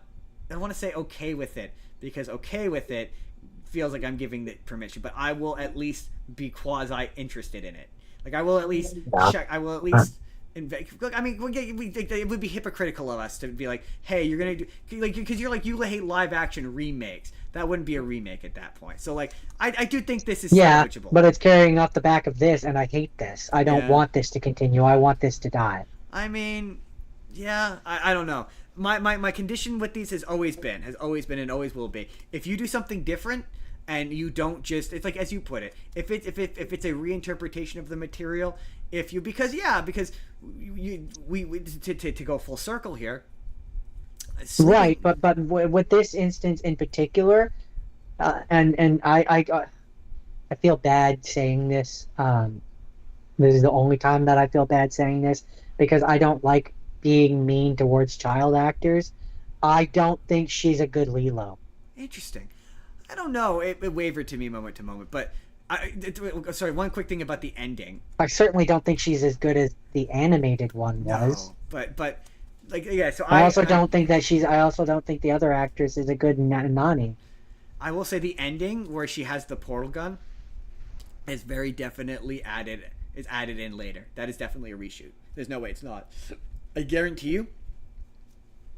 It ended with her going to college, and they took it to test screenings, and everyone got upset in the test screenings, and that, because there's a reason why it's in the credits. I guarantee you that was added after bad test screenings. I guarantee guarantee you. So yeah, this is where I would say in concept, if they're doing something different, unique, original, I'm down for it. I'm all the way into it. I'm for it. I'm not going to support it financially. That's the key thing here, Jordan. I'm never not pitching for supporting it financially, but I will check it out on Disney Plus later, and I will tell you whether or not I will tell you specifically, Jordan, whether or not it is bad or good or not. I mean, that's fair. I can't. Is I this can't. the worst one though? Currently, that I can think of off the top of my head. I'd have to look. I turned my tablet off. I'd have to look at a list and look at all of them. It's for me. It's close between, again, off the top of my head, between this and Lion King. Oh, I know, right? Okay, good. I'm glad you said that because that's also me. But I hated Lion this. King, This made me angry. This is the first. Yeah. Like Aladdin didn't make me angry. Mulan didn't No. make me angry. I didn't watch Jungle that. Book didn't make me angry. No, it's fine. Lion King didn't make me angry. No, that's not fair. Lion King did make me angry. So it's a pretty close tie between this and Lion King. I think it's probably Lion King. It's gotta be Lion King. Lion King didn't make me angry in the same way. Lion King upset me. Lion King, this is the better way to put it. This made me angry. Lion King just irritated me. Fascinating. They both made me pretty angry. I don't know. I hate this, but it's like I said last week, I just don't think anything in this, like if I'm going bottom, like don't get me wrong, it's not far separated, because I just simply have not had quite a negative reaction as I did to this, but I cannot think of anything in this that gets as ear-shriekingly, shatteringly bad as Seth Rogen singing in Hakuna Matata. There's just like, yeah, okay, I hate the writing, sure, I yeah, hate character decisions, but as a for me, technical exercise, for me, that's one moment that's bad in the movie, though. Versus this entire movie makes me angry. right? But the rest of the movie is also one bad. movie, that one part of the movie. But like, at least Stitch can emote. All the live action remakes are bad. Yeah, all of them. Yeah, There's not one that I truly don't. I don't think any of them should exist, even the Aladdin. Yeah, but you always say that. I don't consider that. I don't. Yeah, that just goes without saying. I don't. They do exist. So, whether or not I think they should, they do. My point, though, is that so if I have the sliding scale of how bad they are, I mean they're basically in the same spot. It's just Lilo. I like Lilo and Stitch more. Fair. I see. I like Lion King more. Lion King is more. I have a nostalgia. It's a more for Lion King. I grew up with Lion King, but I. Hey, fair. I think I don't know how to word this. You like articulate this. To be fair, yeah. I think it's more creative because I think that Lion King is just Macbeth. Technically speaking, it's Hamlet, not Macbeth, but whatever. It's just Shakespeare, if you prefer. Same 5 stars. Look, I'm not. Whereas Lilo and Stitch it feels. Plus, Lilo and Stitch is cute. I'm not trying to. This is one of those. This is a Miyazaki situation where, like, I think you're right. It is a sliding It's scale. subjective. It's subjective, and I think it depends on who you are. It's close. Like that's not. I'm not. I don't want to give this movie any undue credit to say that just because I hated Lion King more. This is in the list of the ones that I actively hate. Like this, Mulan. I never watched that. It's bad. It's not as bad as this, but it's bad. Of the ones where it's like, yeah, I hate them. I hate what they did to the movie I like. I think the reason why this one bothers me more than Lion King is because while Lion King has what? I have a follow-up question. Finish with that. While Lion King had bad casting. That's my issue with Lion King. But let me finish. Lion King had bad casting. But it still ultimately follows the plot of the original. Oh, that's a valid point. So while I don't like its casting, it doesn't actively assassinate any of the characters. Lilo and Stitch does. I disagree that it doesn't actively assassinate any of the characters. Not in the same way that Lilo and Stitch does. But I will say, you're right. It is a bad photocopy of the original. but it is a photocopy of a good movie. This is like a person is like a person is trying. It's like those videos where they're like draw that Pokemon from memory. That's what it is. It's like someone's drawing Lilo and Stitch from memory. That's a good analogy. I would actually say it's more like someone was like, not Pokemon. That's way too, people know that too well. It's like someone was like, I want to see your interpret. I'm being deliberately over the top. Just be aware of that. But to me, it's like someone went to like you and was like, I want to see your interpretation of the Mona Lisa. Yeah, that does feel slightly over the top. But you get the sentiment. My response would be, you're like, Pokemon is too well known. You'd be surprised. Like I've seen a lot of those videos, and you'd be surprised by when push comes to shove. Asked to draw a Pokemon that you think you know, you'd be surprised. But my thing is with your analogy, close, but not close enough. My thing with your analogy is that in your analogy they're trying to be exactly the same. This wasn't. This was trying to do their own interpretation. Yeah. I do think see I don't know we're gonna go back in a circle. I don't necessarily agree with that. I could see why you would say that. I don't necessarily. This one has the arrogance to be like, oh, yeah, the original was good, but what if Nani, gave up her sister and makes a whole bunch of unnecessary changes?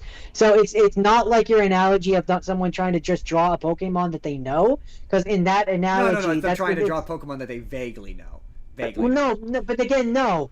Because, no, I don't agree with that analogy. To me, it really, truly is like trying to... Mona Lisa's too famous, whatever, but it's like going to a person and be like, I want to see your interpretation of blank thing that everybody knows really well. Yeah, this is I agree to disagree with that sentiment. I don't think that was the intention here. But in the grand scale of these live action... Whether it was the intention or not, it's what they did. It's definitely the bottom.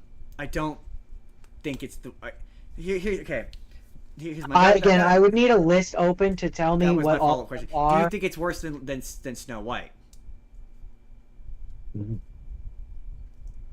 Yes. Right? It's worse than Snow White, right? By like a lot. I don't know. I'm not enough of a fan about Snow White to care about its accuracies. Yeah, true, fair enough. But just like try to remove yourself as a fan, just be like objectively, this is worse, right? Yeah, I guess. I don't know. I didn't really think Snow White was that bad. So no, right, exactly. Conversation. That's my point. Is I think this is like I'm just like to me, Snow White is up there with like the Cinderellas and the Aladdins, where it's fine. I think it's close. You haven't seen Cinderella. Cinderella's actually, they're not all bad. I saw Cinderella. Did you the Disney the live action remake one? Are you sure? I'm pretty sure. Maybe it was an older one. There's been a lot of Cinderella ones. To be fair, that one is not an adaptation of the Disney movie. It's just them telling Cinderella. So it's actually good. Like legit. Like the Cinderella, the live action Cinderella. I think I did. I don't know. Now you've got me doubting myself. I'll find another excuse to. Or if you prefer, the Beauty and the Beast is another one. Where it's like that was fine. That one's fine. Yes, exactly. To me, like the ones that are fine is Beauty and the Beast, Aladdin, and honestly, Lady and the Tramp wasn't bad.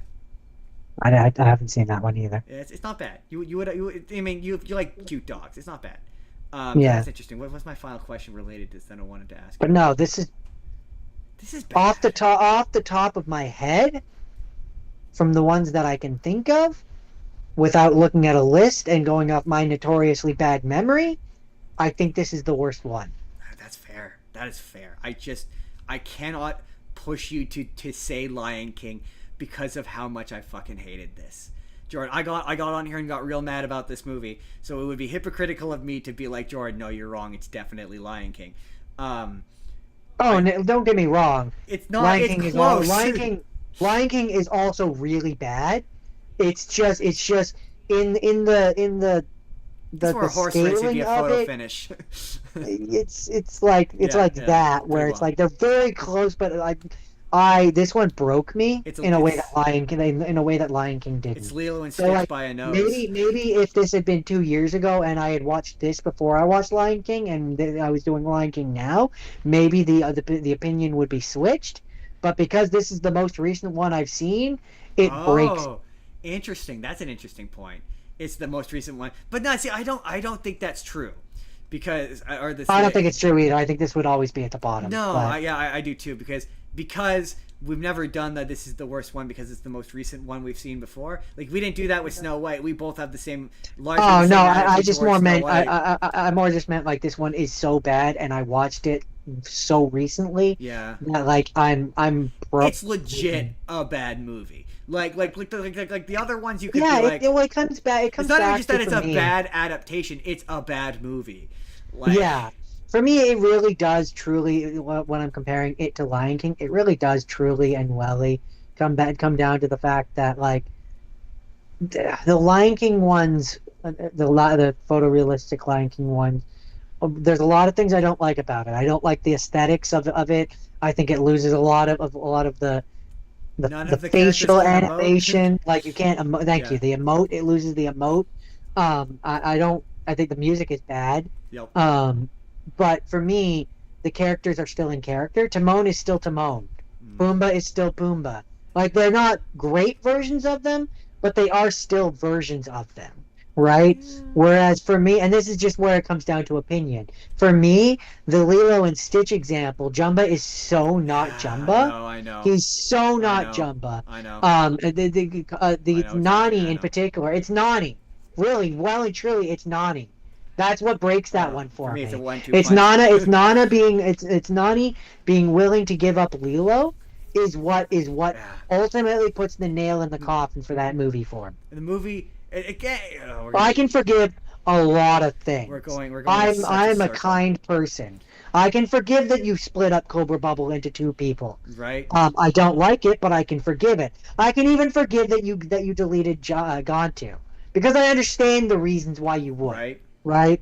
I don't love what they did to Jumba, but I understand that if you're getting rid of Gontu, you have to replace him with someone. So I can understand the character decisions there. Right. But with Nani being willing to give up Lilo goes so far against what I believe her character would do. It doesn't kills it. Do enough of a good enough job being different. Or differentiating her. It's the jail that these fucking movies are trapped in, where it doesn't. The more it wants to be like the original, the worse it is. Right. It tries to. Unless you're going to be a 1-for-1 remake, in which case at that point I look at it and I go like, that's boring. You're right. Like these movies are caged within the original movie, where it wants to do these original character turns and turn these into unique versions of the character or unique adaptation. It wants to do the thing that old school Disney movies did, where you said this, you're like Walt Disney just wanted to do an adaptation of the Brothers Grimm, and that's what he did. He made his own version of the character in his own right, with Sleeping Beauty or Snow White, that's completely different from the original story. Same thing with Little Mermaid. They made a version of these characters that is their own, and that is clearly what this movie wants to do. It wants to create a version of Nani that its own, but it doesn't do a good enough job establishing their unique version of Nani, because it's handcuffed and it's caged by attempting to be the original version. So it becomes a lesser version of both. It becomes a shitty version of the original version that you're like, Nani would never do this, but it becomes a shitty version of the new version because it's hamstrung to trying to be the original version. Jumba suffers through the same shit. His character is made all the more worse by the fact that they just have him saying lines from the original. Where you're like, well, but if he's just doing lines from the original, then it doesn't make any sense when he does the shit that makes him a different character. Like, all of these movies are fucking like that. Like Aladdin, Scar, and Lion King. Scar as a rejected mini lion, smaller runt lion, who is like, that is an interesting turn, but it is handcuffed to the original Lion King movie. Like, that's where these movies suffer. I don't think it is the inherent change of Nani, because if you just went, this is an adaptation. If you said this is an adaptation and you we've said this for a while. We said this for a while. To reiterate, as soon as you try to be like, yeah, this is a retelling of that original, or this is not this is supposed to be tied to the original, it shackles it, and once you shackle it, it gets weight. It's a weight. It's a chain. It's a fucking anchor which is dragging it down. And it's the case with all of these. It will continue to be the case with all of these. You either make it a 1-for-1 remake and you get a How to Train Your Dragon, which is boring, or Moana. I assume it's going to be 1-for-1. You either do that and it's boring and unoriginal and a lesser version of a thing that already exists, or you grow some balls and you do something that is completely original, completely different, and completely new, and you take the chance that people might like it. And then it bombs in the box office. And then it bombs because nobody wants that. Nobody wants that because they just want to show and watch The Rock in a bad wig do a shitty version of You're Welcome. Of the thing that you already that you have. can watch for free at home on Disney Plus. That's why you say that you get tired of hearing me say it, but I'm going to keep saying it until I'm blue in the face. I'm tired of these. I'm tired of them. I'm tired of them, and I'm tired of pretending that they're worth talking about. Oh, This just reinforces that notion. All art is worth talking about. I think it's worth. No, I think no, it's not. Because when you talk about it, Justin, it makes it stay in the public consciousness. If you choose to ignore it, stop giving it attention, and don't give it your money, then the studios learn the fucking lesson that nobody wants. I have no issues with. Okay, this will never get my money ever. I won't even waste a pass on it. But like, okay. But again, we got to wrap up. But, yeah, I'm at like 14%. I know my phone's about to die too. It's not fair for me to say I would never do anything with these because they make great content. So like, no, I'm not gonna pay money to go watch Lilo and Stitch 2. But I'm not a normal we are not normal people. So like, for me to say that in a review is disingenuous.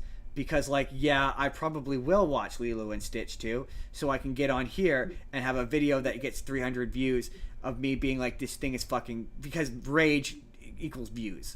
So like, yeah, it'll get me content. So like, to say I wouldn't, as a regular person, I wouldn't. Okay, as a regular movie-going person, if I was still a regular movie-going person, absolutely fucking not. There is no way. I would not have watched Moana 2. I've never seen it, but I would have not spent money on that. I wouldn't spend money on any of these live-action remakes. After what was the last one we watched in theaters?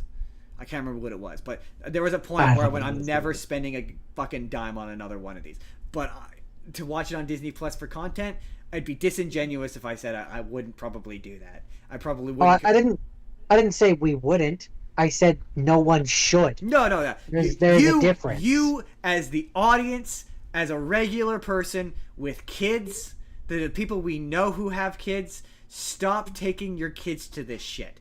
Take them to the Cat in the Hat instead.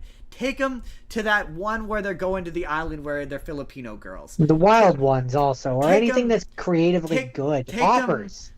Take them to Hoppers. Take them to have them watch Klaus. Like have them, you know what I mean? Like any number of creative exercises. Spend your money on. Stop supporting slop like this. Right? We watch this. So you don't have to.